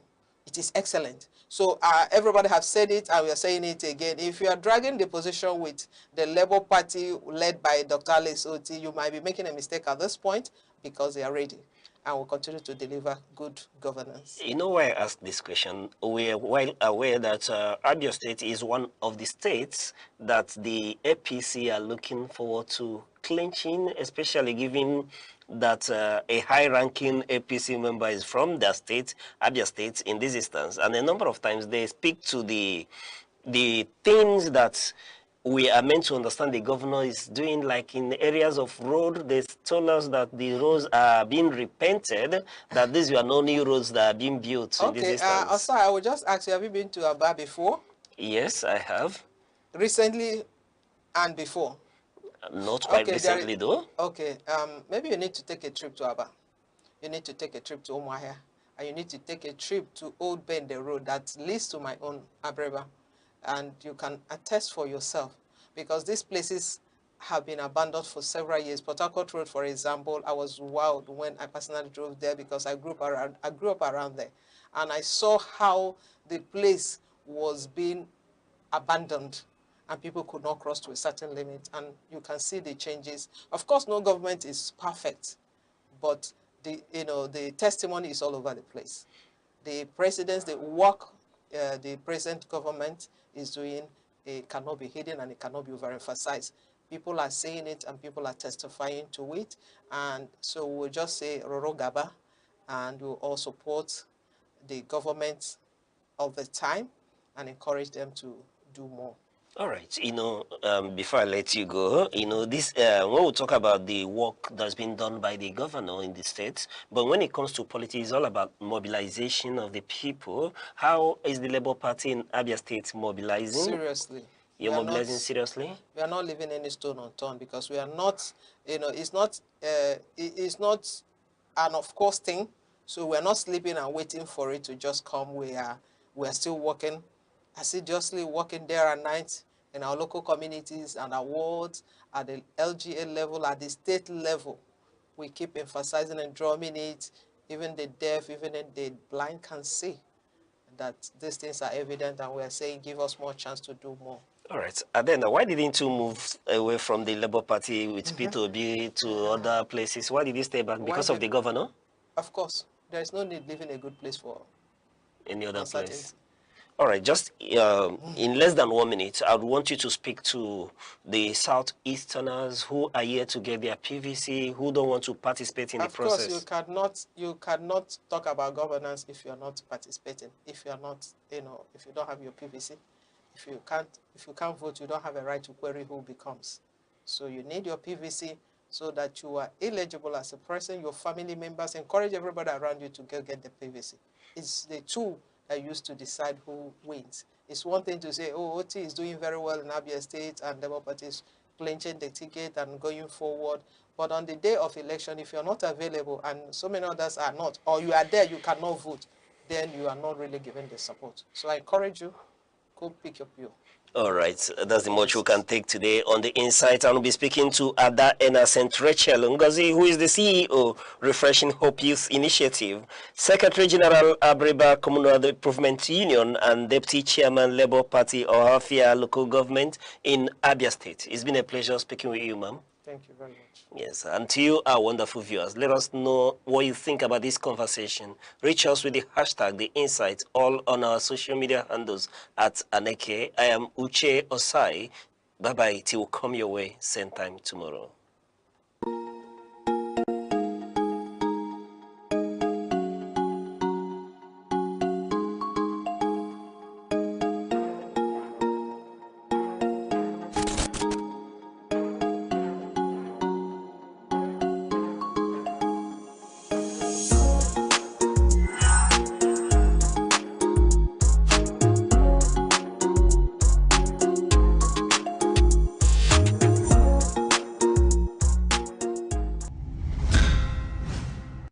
In Africa's most populous nation, women make up nearly half of the population. They vote, they campaign, they mobilize communities, they shape families and economies. But inside Nigeria's highest lawmaking chambers, their voices remain a minority. Today, a proposed constitutional amendment seeks to change that. It is called the Reserved Seats for Women Bill, a proposal that could reshape Nigeria's democracy for generations. Supporters call it long overdue correction. Critics describe it as political tokenism. But one question remains. Can democracy truly represent the people when half the population is largely missing from power? Nigeria has one of the lowest levels of female political representation in Africa. Since 1999, women have struggled to gain significant presence in the National Assembly. Currently, women occupy only a small fraction of seats in both chambers. The Reserved Seats for Women Bill proposes a major shift. 37 additional Senate seats, 1 per state, and the Federal Capital Territory. 37 additional seats in the House of Representatives. 3 additional seats for women in each state House of Assembly. The arrangement will last for 16 years, 4 election cycles. Supporters say it is designed to create small space for women until equality becomes normal. Advocates argue that Nigeria's political structure has long favored men. Campaign costs are high. Party structures are male-dominated.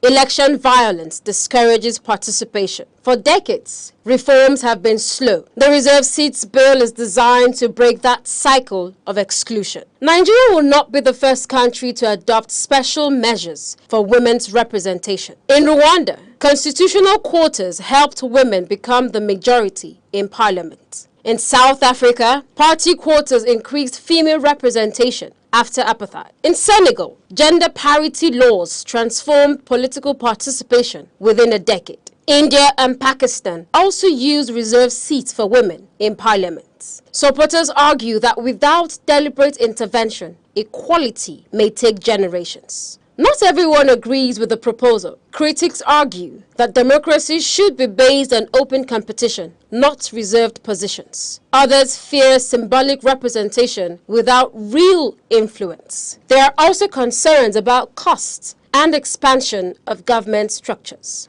A central question remains: must reserved seats be written into the Constitution? Legal experts argue that constitutional backing would ensure stability and protection. Without it, future governments could reverse the policy. But constitutional amendment requires approval by the National Assembly and at least 2/3 of state houses of assembly, making the process politically demanding. But beyond politics, the debate is about representation in society. Advocates say visibility in leadership shapes ambition and opportunity for young women. But experts warn that representation alone is not enough. Broader reforms are needed in education, security, political parties, and economic empowerment. As debates continues, Nigeria confronts fundamental questions about democracy and fairness. Can temporary measures create lasting equality? Will reserved seats empower women or remain symbolic? What does true representation mean in a diverse nation? For supporters, the bill is correction. For critics, it is controversial reform. But both sides agree, Nigeria's lawmakers, but on whether Nigerians believe democracy works best when every voice has a seat. To the dry fringes of the Sahara, Nigeria's vegetation is shaped by climate, rainfall and human activity.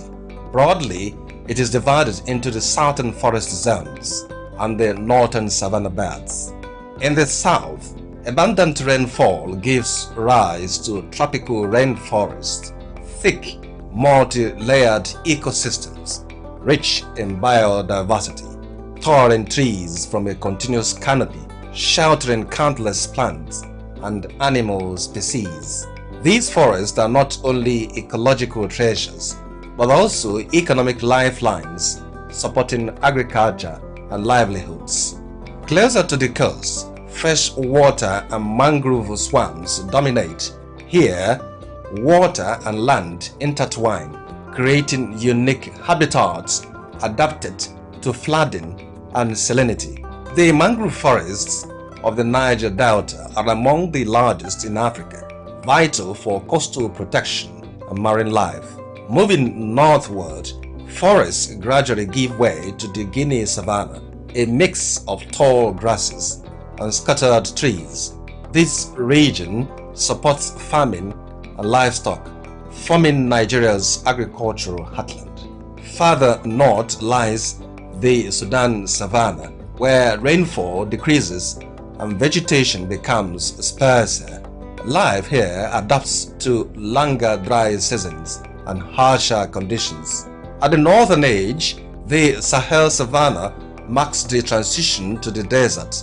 Vegetation is sparse, and survival depends on resilience of both people and nature.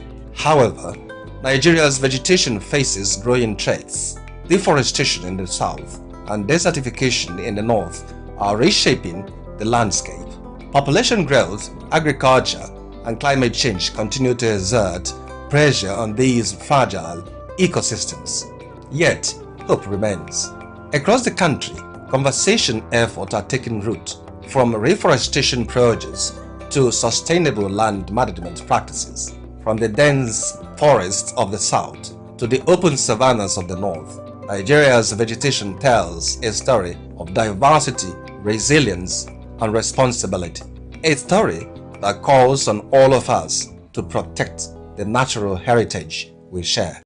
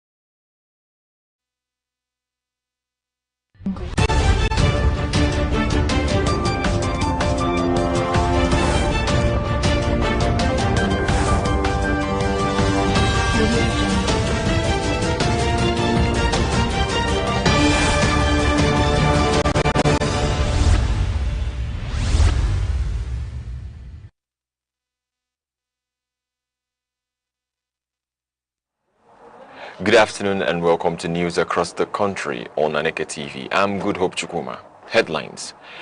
Resident doctors demand 1 million naira entry-level salary over inflation pressure. Organized private sector warns SMEs cannot sustain 100,000 naira minimum wage proposal. Agu Umabo residents in Enugu appeal to Governor Mba over threatened road closure by erosion. Details of the news.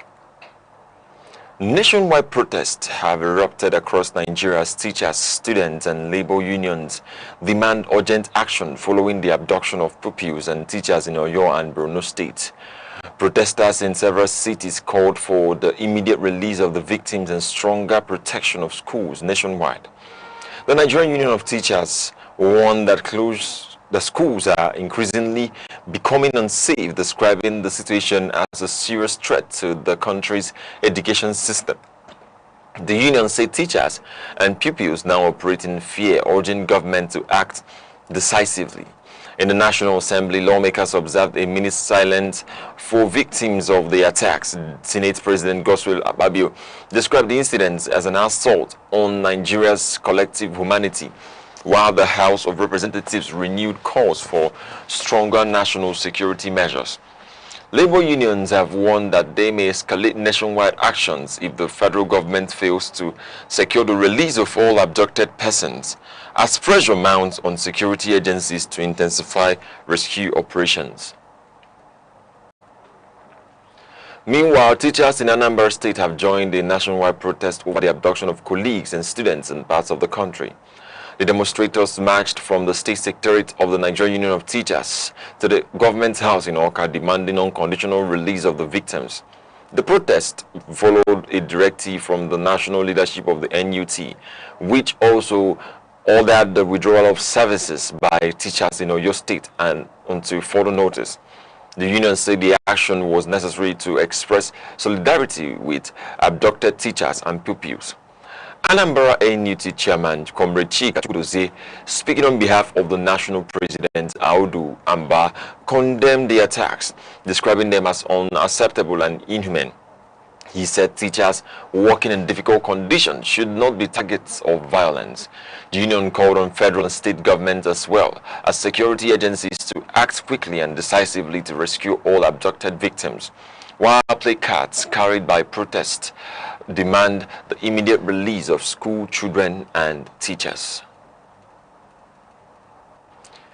The Academic Staff Union of Polytechnics, ASUP, at the Federal Polytechnic in Sochi in Abia State has issued a 21-day ultimatum to the institution's management over unresolved welfare concerns and alleged violations of labor regulations. In a letter signed by the union leadership and addressed to the rector, Dr. PDI Ndubisi, ASUP accused the management of failing to implement key staff welfare policies, including statutory deductions and health insurance contributions. The union also raised concerns over alleged financial irregularities in a campus borehole project, demanding an independent audit and warning of possible petition to the Economic and Financial Crimes Commission if issues remain unresolved. ASUP said failure to meet its demands within the ultimatum period will lead to industrial action, including a total strike, stressing that dialogue has been ignored for too long.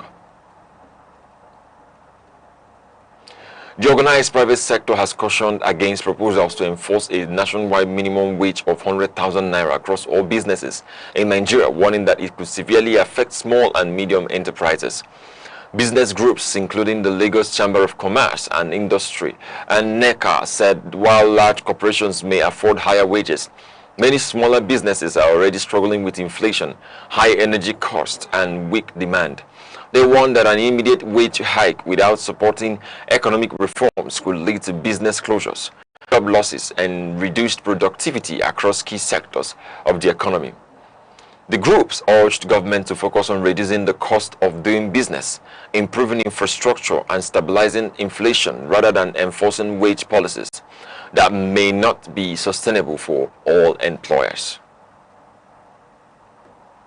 The Association of Resident Doctors at Olabisi Onabanjo University Teaching Hospital has called for urgent reforms in Nigeria's health sector, saying doctors should earn not less than 1 million naira monthly due to economic pressure and inflation. Association President Dr. John Omotosho said the current entry-level salary of 250,000 naira to 300,000 naira is no longer sustainable and is contributing to the migration of health workers abroad. He warned that continued poor remuneration is weakening Nigeria's healthcare system and causing shortages of medical professionals in public hospitals. The association called on the federal government to declare a state of emergency in the health sector and improve funding, while also discouraging political office holders from seeking medical treatment abroad. The Imo State Police Command has dismissed reports circulating on social media alleging an attack and abduction of students at Government Girls Secondary School, Owerri. Commissioner of Police Mr. Audu Garuba-Boso said a rapid response team was deployed to investigate the claims, including officials from the Safe School initiative. The police confirmed from the school authorities that no kidnapping or security breach occurred, describing the reports as false and misleading. The command warned against spreading misinformation, saying such actions could cause panic and assured residents that schools in the state remain secure. The Abia State Police Command says it has arrested 70 suspected cultists linked to recent violent clashes in Aba that left one person dead and another injured.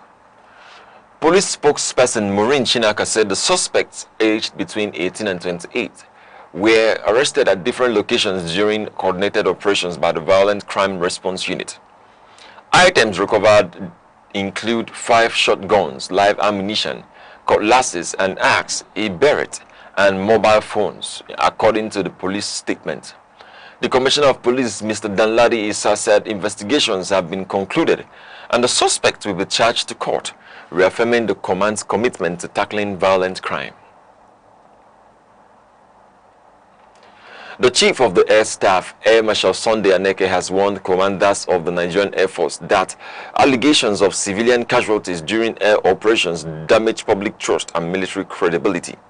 Speaking at a seminar in Abuja on civilian harm mitigation and response, he said modern military sources must include the protection of civilian lives, not only operational victories. He stressed that minimizing civilian harm strengthens operational legitimacy and improves precision in military engagements, especially in counter-insurgency operations.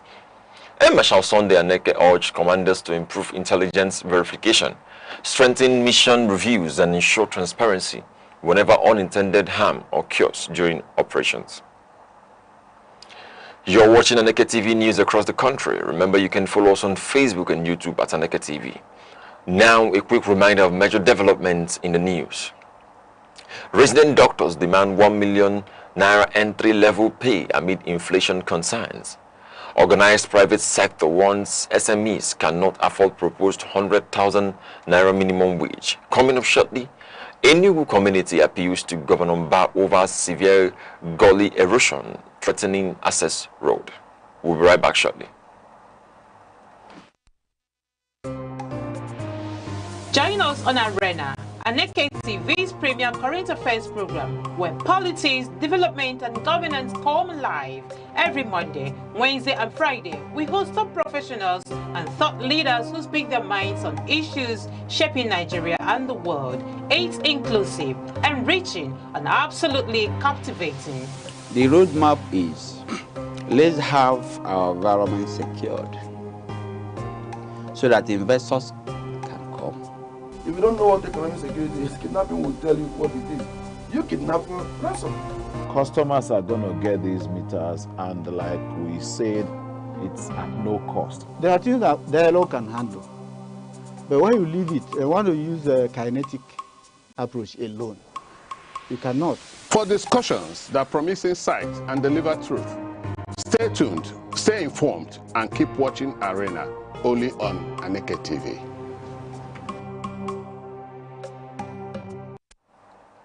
Welcome back. Residents of Agu Umabo community in Soka local government area of Enugu State have appealed to Governor Mbah over a worsening gully erosion threatening to cut off their only access road.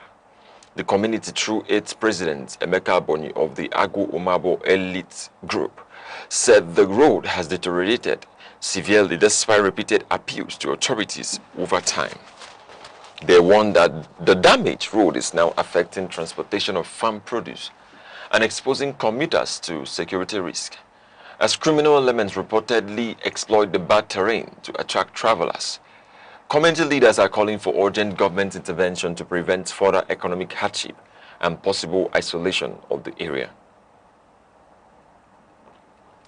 The Anambra state government says 4 people were killed during an armed ambush on the convoy of the governor's chief of staff along the Orumba North Orca South axis. Commissioner for Information and Value Reorientation, Dr. Law Mefo, condemned the attack, describing it as an assault on peace and democratic governance in the state. He said security agencies have launched an investigation and manhunt for the attackers, while expressing condolences to the families of the victims. The government assured residents that despite the incident, Anambra remains largely peaceful, and efforts are ongoing to sustain security across the state. The Anambra State Electricity Regulatory Commission has unveiled a new framework aimed at liberalizing the state's power sector and improving electricity supply. Commission Chairman Professor Frank Ukafo said the policy follows the state electricity law signed by Governor Chukwuma Soludo, which allows multiple electricity distributors to operate. He explained that the framework covers licensing, consumer protection, and market regulation to attract investors and improve service delivery. Officials say the reforms are designed to support industrial growth and strengthen power supply for key development projects in the state. Tricycle operators in Onitsha and Obaru local government area have partnered with the Anambra State Police Command to tackle one-chance robbery operations. The Anambra Keke Drivers Forum said it will work with security agencies to identify criminals using tricycle to rob passengers. Forum coordinator Ugochukwu Adiele said the union is committed to sanitizing the transport sector and restoring public trust. The operators also praised the police for removing illegal checkpoints and called for further cooperation to improve safety on the roads. Tricycle operators in Abia State under the Real Keke Operators Association have protested in Omahe over the revocation of their operating certificate. The union said the Ministry of Transport withdrew their approval without explanation despite full payment of required fees. Union Secretary Jude Michael accused the authorities of ignoring repeated appeals and leaving members without livelihoods. The operators vowed to continue peaceful protest until their license is reinstated. The Anambra State government says public enlightenment on taxation is key to improving revenue generation and funding development projects. Commissioner for Information Dr. Law Mefo said many citizens are unaware of their tax obligations, especially in rural areas and the formal sector. He noted that the state has built hundreds of kilometers of roads, flyovers, and social services that require strong revenue support. The Internal Revenue Service says it is working with the government to improve awareness and simplify tax communication using local languages.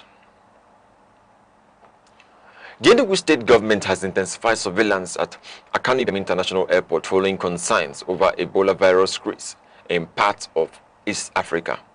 Commissioner for Health, Professor George Ugu, said there is no confirmed case in Nigeria, but warned that Enugu remains high risk due to its international gateway. He said isolation facilities and emergency response system have been activated to prevent possible importation of the disease. Health authorities are also carrying out public awareness campaigns on hygiene and early reporting of symptoms. Electricity distribution companies in Nigeria generated over 600 billion naira in the first quarter of 2026 despite ongoing power supply challenges. Data from the Nigerian Electricity Regulatory Commission shows that the 11 discos recorded strong revenue collections but uneven performance across regions. While Eko and Ikeja discos performed strongly, others such as Kaduna and Jos discos struggled with revenue recovery and billing efficiency. Stakeholders say persistent gas shortages, energy theft, and weak infrastructure continue to affect stable electricity supply nationwide.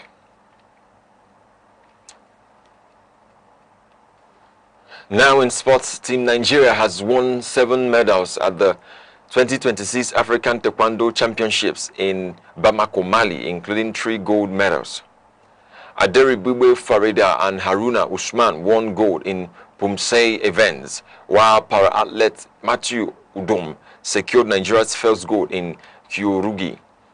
The team also won 1 silver and 3 bronze medals across individual and pair events at the championship. Officials of the Nigerian Taekwondo Federation described the performance as a strong improvement in the country's combat sports development. Now in entertainment, actor Lateef Adedimeji has called for the immediate rescue of children and teachers abducted in Oyo State. describing the situation as unacceptable. In a public statement, he criticized political leaders for failing to protect vulnerable citizens and urged urgent government action. Other Nollywood figures, including Kunle Remi and Ruth Kadiri, also expressed concerns over rising insecurity and called for accountability. Several entertainers have continued to use social media to demand stronger government response to the growing wave of school kidnappings. And now to end news across the country. Here are the main points again. Resident doctors across Nigeria demanding that the federal government approve a minimum monthly salary of 1 million naira for entry-level medical practitioners. The Association of Resident Doctors say the demand is driven by rising inflation, economic instability, and worsening working conditions in the health sector. The organized private sector has warned that small and medium-scale enterprises may not be able to sustain a proposed 100,000 naira minimum wage being considered by some state governments. Business leaders say many SMEs are already under pressure from high energy costs, inflation, and reduced consumer spending. In Enugu State, residents of Ago Umabo community in Nsukka local government area have appealed to Governor Petermbah to urgently intervene over severe gully erosion threatening their only access road. Community leaders warn that the worsening situation could cut off the area and disrupt farming activities and movement of goods. That's news across the country at noon. For breaking news and eyewitness reports, call 07030433710. Follow us on Facebook and YouTube at Aneke TV. On behalf of the producer Chidi Masawa and the entire news team, I'm Good Hope Chukuma. Thanking you for watching. Enjoy the rest of your day.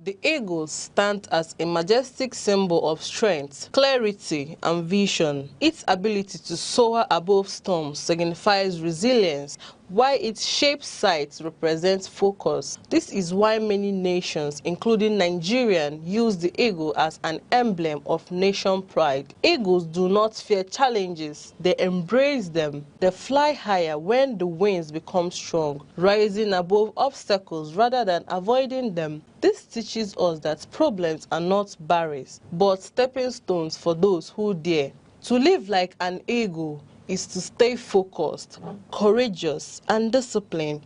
It is to see opportunities where others see only difficulties. The sky is not your limit, it is your launch pad. In theory, elections are the strongest expression of democracy. But in Nigeria, Africa's most populous nation, the reality is more complex. Despite regular elections since the return to civilian rule in 1999, voter turnout has shown fluctuations and in some cases a steady decline. In the 2023 general elections, turnout dropped to around 27% of registered voters, one of the lowest since 1999, highlighting concerns about deepening voter apathy.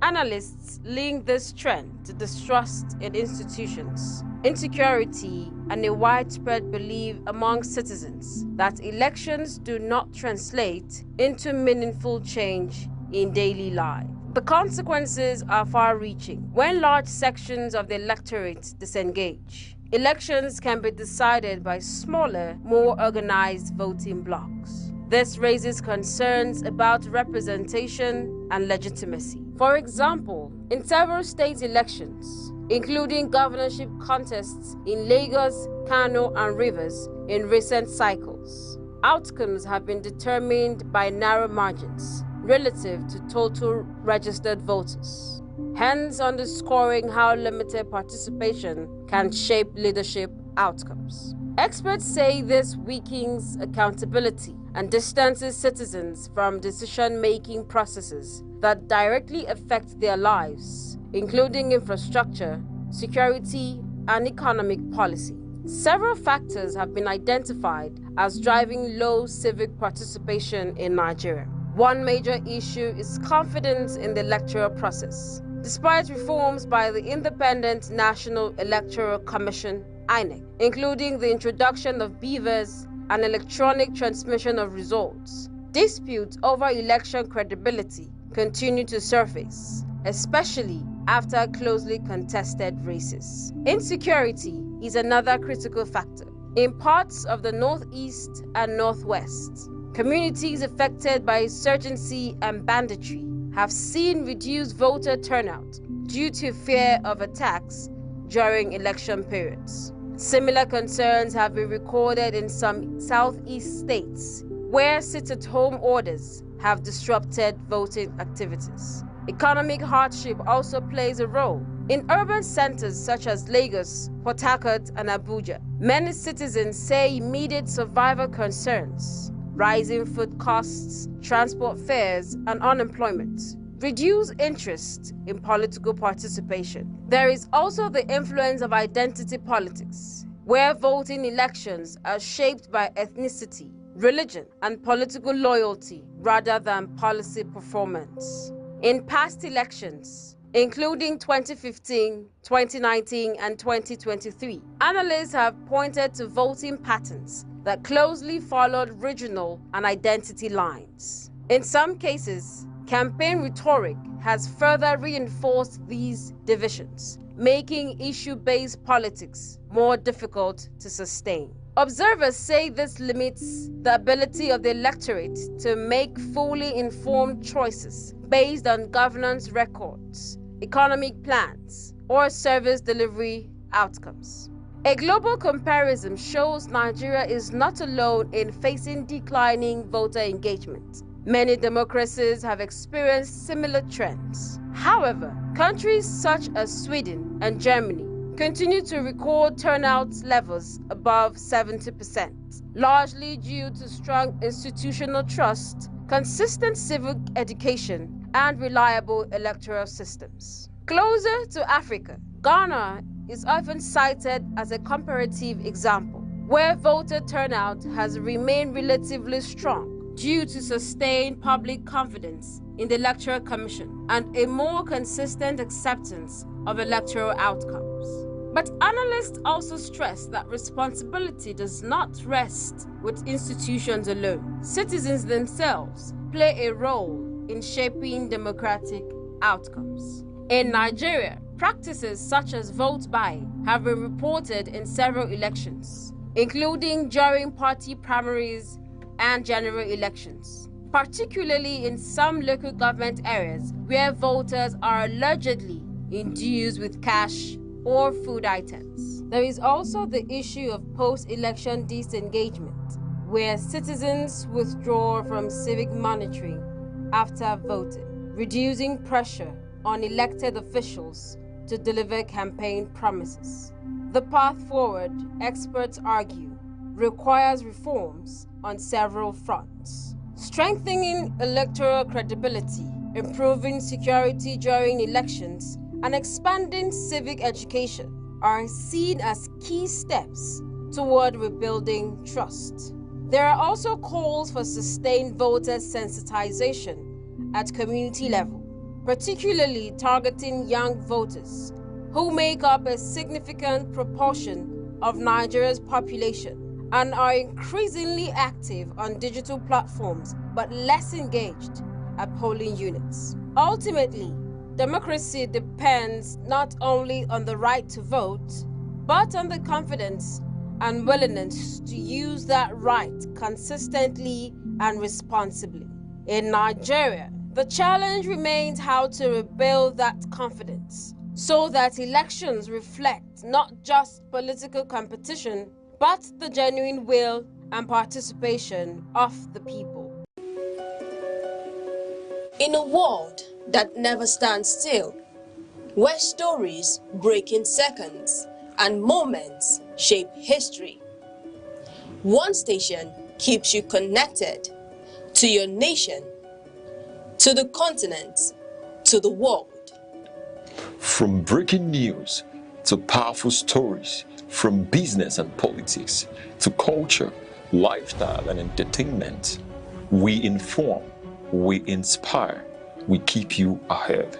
This is more than television. This is your window to everywhere that matters. Aneke TV. Move with the world.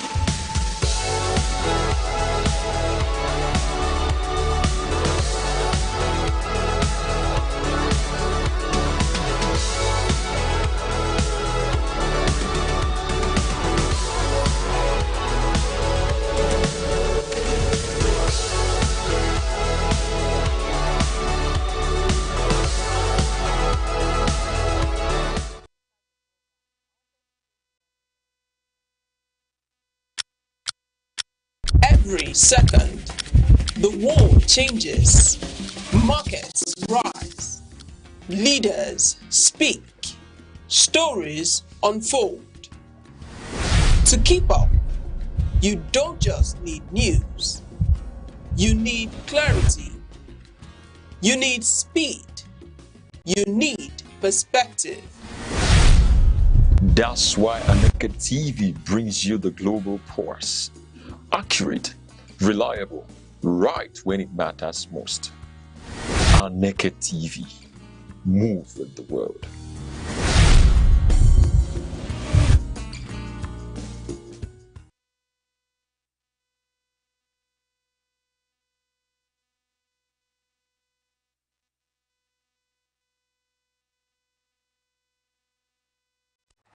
Good afternoon, Nigeria. Good afternoon, Enugu. How are you guys doing? I know you had a splendid afternoon and everything went well and you guys are doing great. Wherever you are in Nigeria, make sure you are safe. Welcome to Vibe Central, where we give you hot gist and groove and tell you what is going on in the entertainment industry. Today, I looked all glammed up for you guys, combining my nice outfits with blue and black, showing you that I didn't just come to play. You know, it's an official day for me, you know. And today, on Wednesdays, I do celebrate women greatly. Wherever they are, I always try to appreciate women, trying to celebrate them. Today is Women's Crush Wednesday, where we have to shout out to all our supermodels and super women. I'm a superwoman, and you know it. Welcome to our the best entertainment show in the industry, where we always give you hot apropos gossip. I go by the name Gift of Bodo, probably called Shushu Lawyer, aka all kinds of Pepe. And moving over to my main and first gist for today.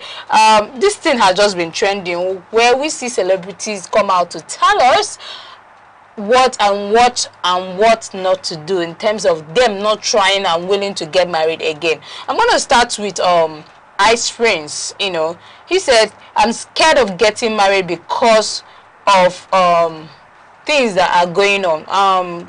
The musician, who is a rapper, well-known rapper, Ice Prince, he said, I'm scared of getting married now because he opens up or delay up to 40. The rapper Ice Prince revealed that why marriage has now scared him is saying that he's constantly sees couples separating barely a year after trying to, you know, marry or get themselves trying to tie the knot because of the drama and stress involved. Speaking during a recent podcast interview with Novon, the rapper Ice Prince admitted that the marriage now scares him because of the number of relationships crashing shortly after wedding. In his words, these days I get scared of marriage more and more because people get married and not even up to a year after spending a whole lot of money, they end up getting divorced. Actually, about this marriage thing, it's something that most of these stars, celebrities, they are very scared of getting married to each other. They are scared of, you know, the unknown. And when I mean the unknown, the very unknown, because I have experience. Let me tell you people's story. And this is a story that happened within me. A friend of mine I know so much. She has been, you know, into a relationship. It was barely a year, and they decided to get married. In the process of getting married, the planning of the wedding was so exuberant. I think I bought a shobi worth more than 100 and something thousand for the wedding.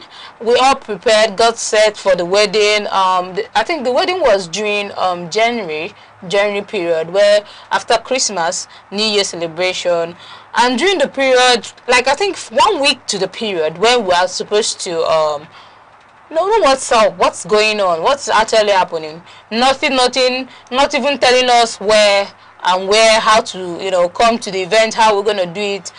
You know, 2 days to the closing of the marriage preparation, where everybody was not panicking. All of a sudden, the group was locked. You know, the group was actually locked, and everybody was just, you know, what's going on. The day of the marriage came, the group was not opened. Everybody was frustrated. Everybody was angry. You know, that kind of thing. Not even it. I think 2 weeks into the whole charade of marriage, you know, she now called me in person. She started apologizing that she's in shock. She couldn't be able to cope up with the marriage. Now I'm asking a question: why will you actually marry a man or agree to marry a man when you are not actually ready, or you don't even know this person? Deem it fit to actually marry him.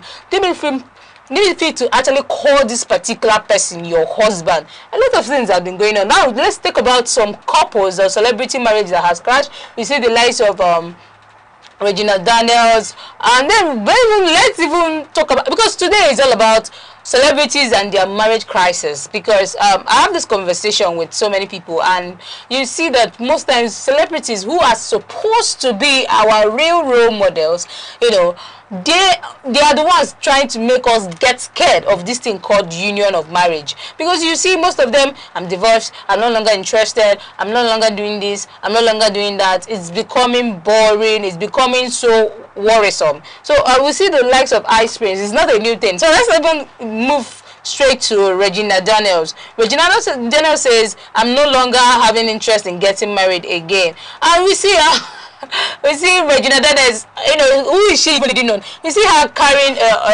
a bunch of bouquet, you know, and telling us, the viewers, that her lover actually sent in something. But let's read down what she said. She said that she's no longer interested in getting married following the breakdown of her marriage to the estranged husband, Senator Ned Nwoko. The actress, who is a mother of 2, however, stated that she still desires to have more children and strongly hopes to have a daughter in the future. Speaking during the recent interview, a live stream with the TikToker Jarvis, Daniels explained that she is not mentally stepped away from the idea of marriage, but remains determined to expand her family. I want to have 6 children and I have 2 already, 2 boys. It's crazy that for some people I have been checked in my mindset that I'm getting married, but I think marriage is something I can't do for now, but I hope to have an extended family. Another baby mama in the industry loading, because I think Toke Makewa, the likes of Toke Makewa, Chiki K, these actors are now single mothers. They are just living their life. I think we'll see the likes of Fena Big Brother, you know, Niger, saying that she's no longer the mother of a cat. This thing, she's now looking for a surrogate mother to carry her babies and this thing. I don't know what these celebrities are actually trying to turn into, but whatever they're trying to, you know, dish out to us, the public, me, myself, and my family, we're not buying it, because I don't understand. So let's move over to the popular comedian. Like I had a very, very wonderful split experience with this comedian while growing up. He actually made life fun for us. And with the likes of that, I'm talking about Mark Angel comedy, and then we had a splendid childhood memories with Emanuela, who is now a big content creator now, but she gave me a wonderful experience while growing up, because her comedy I actually aligned with.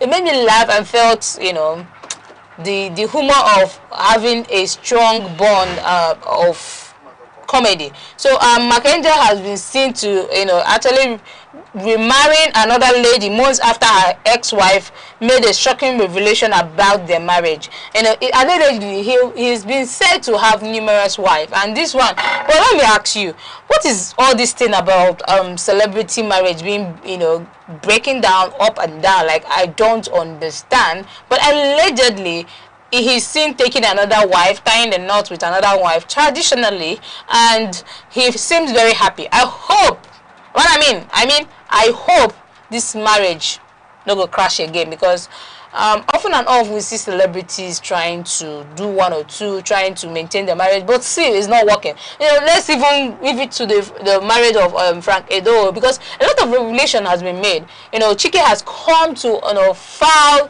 a defamation suit against Frakedo for, you know, defamation of character, which have affected his music career indiscriminately. And he has come to say anything that is going on between me and your wife was done when the marriage, there was a separation in the marriage. So you can see that celebrities are doing a lot. But before I tell you my next, you know, gist, I have a lot for you. I have, you know, fun fact questions about who are not. We'll go on a short break. We'll be right back. Stay tuned.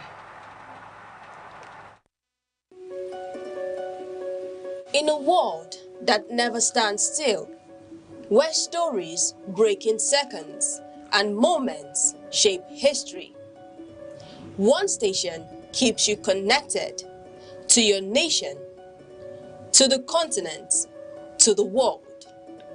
From breaking news to powerful stories, from business and politics to culture, lifestyle and entertainment, we inform, we inspire, we keep you ahead. This is more than television. This is your window to everywhere that matters. Aneke TV. Move with the world.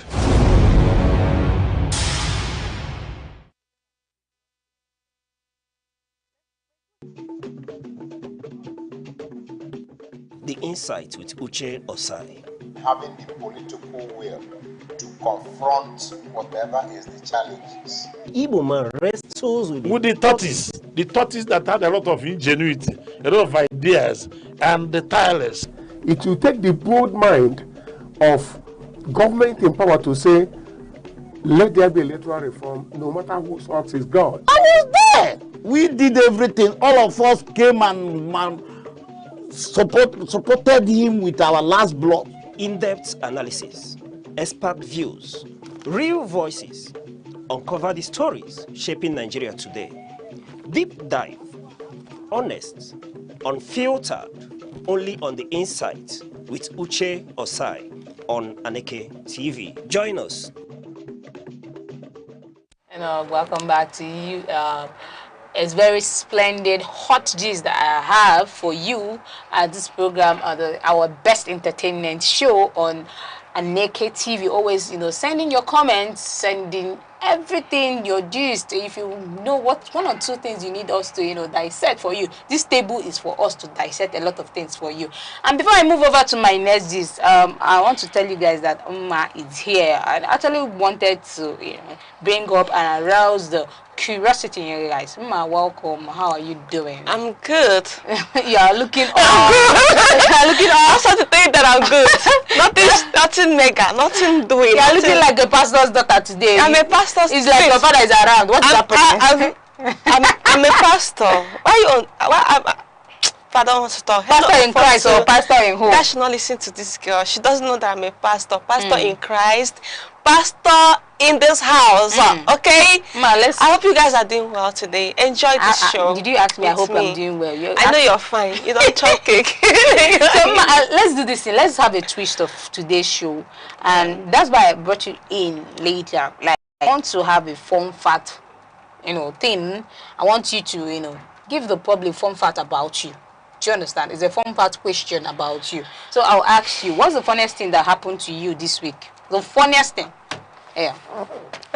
Funniest thing that happened to me. Yeah, what's the funniest thing? I can't really remember the funniest thing that happened to me, but it just had to be a personal issue, which seems funny, but I know what you I just have to, it's funny. They let go of it. I know that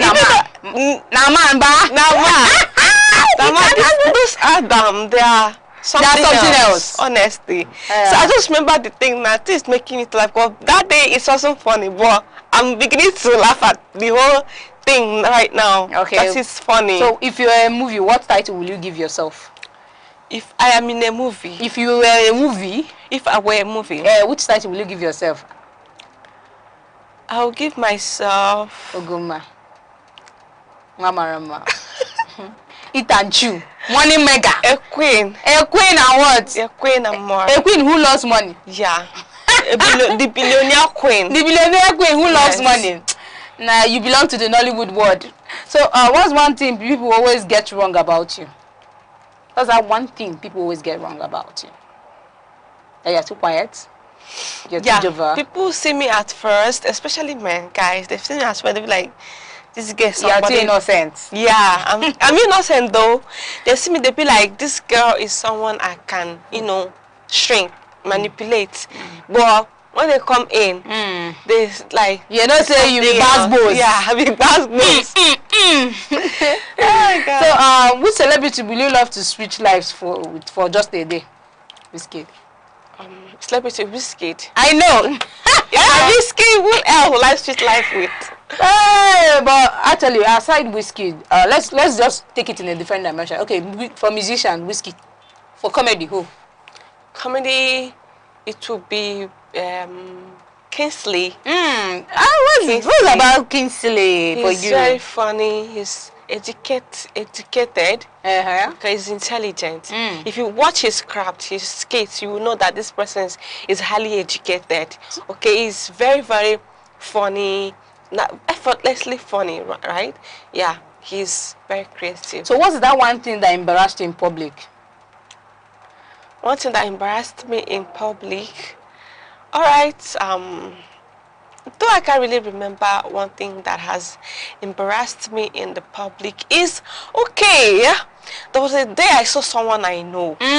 So I waved at this person, but the person didn't respond. I felt really embarrassed. Imagine that people are looking at you, then you wave at someone, you wave at this person, you create a hey, you even shout a hey, this person just looked at you and like, who is this? Who is this? I don't know you. That kind expression. I would just be, for me, I would just be like, you just feel so like if you feel, oh God. So really embarrassing. So a quick one for you, money or fame? Money, please. Money. So a quick one, Instagram or TikTok? TikTok, I'm not Instagram. I can't remember last time I entered there. Like once in a blue moon. Oh, okay. You see me on Instagram. So party all night or sleep all day? Please sleep all day. Sleep all day. Why? Sleep all day. I don't like night sleep. Okay. Why? I don't enjoy it. It's that early morning sleep, like from 7 down. I enjoy it. I enjoy afternoon sleep too. So singing or acting? To be singing or acting? Singing. Why? You don't see? Just give us one rhyme. Chicka. Yeah, let's go. I'm traveling over. Oh, new cat. But if I climb the tree, no find you. Oh. I didn't get the lyric. I'm falling in love. Okay, give us again. Okay, sing another one. Yeah, give us again. Which song will I sing like this? Sing that one again. I want to fall in love.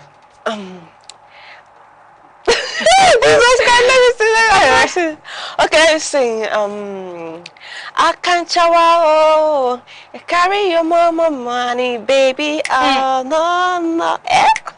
This is your singing career. Don't bring it close to me. I'm bringing it to me. They're watching me. I'm shy, guys. I'm really shy, but when I'm on my own. Oh my God. When I'm at home, like if I sing, my voice. So just give us something. Give us a voice. I have a really nice voice when it comes to singing, but just I don't wanna let you guys down right now. Yeah. Because here I am kind of nervous. I don't wanna sing for you guys for now, but let me make up my mind. One day I'm going to come over here and give you people this angelic voice of mine. Oh, well, enjoy it. Singing. So texting or calling? Texting. You like? I mean, I like calling. Like I prefer texting. I prefer people calling me. I don't like calling, but I prefer people calling me. Because why I prefer texting, because I might be busy doing something. Then you text me, I'll reply and drop my phone. But this calling, I have to hold my phone. Hello. I'm bending my phone, I'm stressing myself. So I prefer the texting. Text me, I text you back. You know, I can even send you voice notes in the process. Send it, drop my phone and proceed whatever I'm doing. But this calling, I have to pay much attention to you. I'm holding my phone, I'm trying to listen. So except maybe I'm using earpiece also or AirPods maybe. So enjoying some snack in traffic or internet all week. Internet all week. Wait, say it again. Enjoying some snack inside the car on traffic or internet all week. Internet all week. Why? Internet, please. If you don't have data is life. Have you forgotten? So data is life. What's your outfit check? Let's go for your outfit check. Is it a trouser, a jean trouser, or a plain trouser for you? So because we have a contrasting trouser, so I'm on my outfit looking. You mean like tight jean? No, yeah, any type of jean. So it's really kind of, do you want this or this? I want jeans. Why jean? You don't like an official plain trouser? I love official plain trouser. But I've never seen you on one. I've got one, not much. I've got like 2 of it. So I prefer jean, baggy jean. You know, something baggy, not tight jean. Okay, so a hot short gown and a long sexy gown. A long sexy gown would do it for me. No, don't bring long sexy gown is very sexy. Okay, you style yourself, put on your high heel. You know, it's holding you like the one that will hold your shape together. You know, long. Have you tried wearing a long gown? You know, a sexy long gown with high heel. You know, looking all dashy and you look classy. Okay. So let's check it like this. A short blouse or a long one? A long one. Why? Why long? Why not do it? I don't like revealing my body like that. So okay, all braids and on wig. Which one? Braids. Why not wig? Braids. I know wig. Wig. Look classy. I can't stay in a keke or inside car. And you be doing like I've been holding my wig. I've tried that a couple of times. I didn't like it. It was so stressful for me. I was like wondering, all these people that wear wig, how do you guys do it? So I prefer my braid, short braid, not long, not the one that would go beneath my back. Like no. Makeup or on a simple model face? On a simple model face, not too makeup, just corrective makeup. What do you define yourself when you say corrective makeup? What do you like? A corrective makeup, just a little bit of a little powder here and there, your lip gloss on. That let me tell you something, guys. You don't even need to go up blown up makeup. Okay, you just need to just do your hair. Your hair is neat. Do your edges. Use your face cream, whatever you're using on your face or your skin care product on your face. Just use it. Apply your lip liner, then your lip gloss. You see you glow. So what's the? You don't need all that foundation. I don't like it. So let's go to a deeper part of fun fact about you. What's the greatest sacrifice you have made in your life? Have I made sacrifice? So you have not sacrificed for your sister, your friend, or you have not done anything that is worth sacrificing? Your money, your food, anything that belongs to you? I've actually sacrificed in terms of giving out something, really. Okay, like I've given out something, you know. I don't have much on me. Okay, someone comes to me and be like, okay, back then in school, there was a time I do not have something. Like I was kind of a bit broke, but I had some food stuff. So this guy came in, telling me about how he needed some things, he was hungry, has not eaten. So I shared my food stuff with him. I've done it a couple of times. I will just be here. Someone comes to me and be like, I need some money to just buy water. I'll give like. So my last question: what's your biggest red flag? I have it all. Just a little bit I have with me. I share. So it's sacrifice. So what's your biggest red flag in a relationship? Just the last question for you. Red flag is your biggest red flag. Someone who manipulates. A manipulator. I do not. Is a red flag. Red flag. Body odor. Oh. Yeah. Someone that do not use perfume, you smell really bad. Ma, let me tell you something about myself. Ma, once you're a man and you approach me and I hug you, I perceive any smell, just know that I won't come close again. Like. So that's all about our fun fact with Ugoma Sinachi. Ugoma, thank you for always joining us. Thank you for giving us that fun fact about you. Things that people need to know about you. What do you have to say to the people of Enugu? All right, Kosiri, it was you guys who made it possible.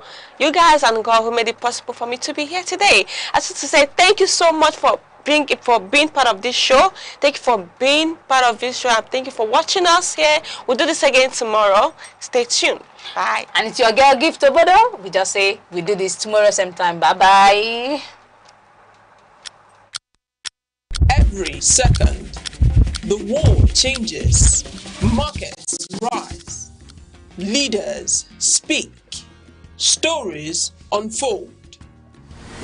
To keep up, you don't just need news. You need clarity. You need speed. You need perspective. That's why Aneke TV brings you the global pulse. Accurate, reliable, right when it matters most. Aneke TV. Move with the world.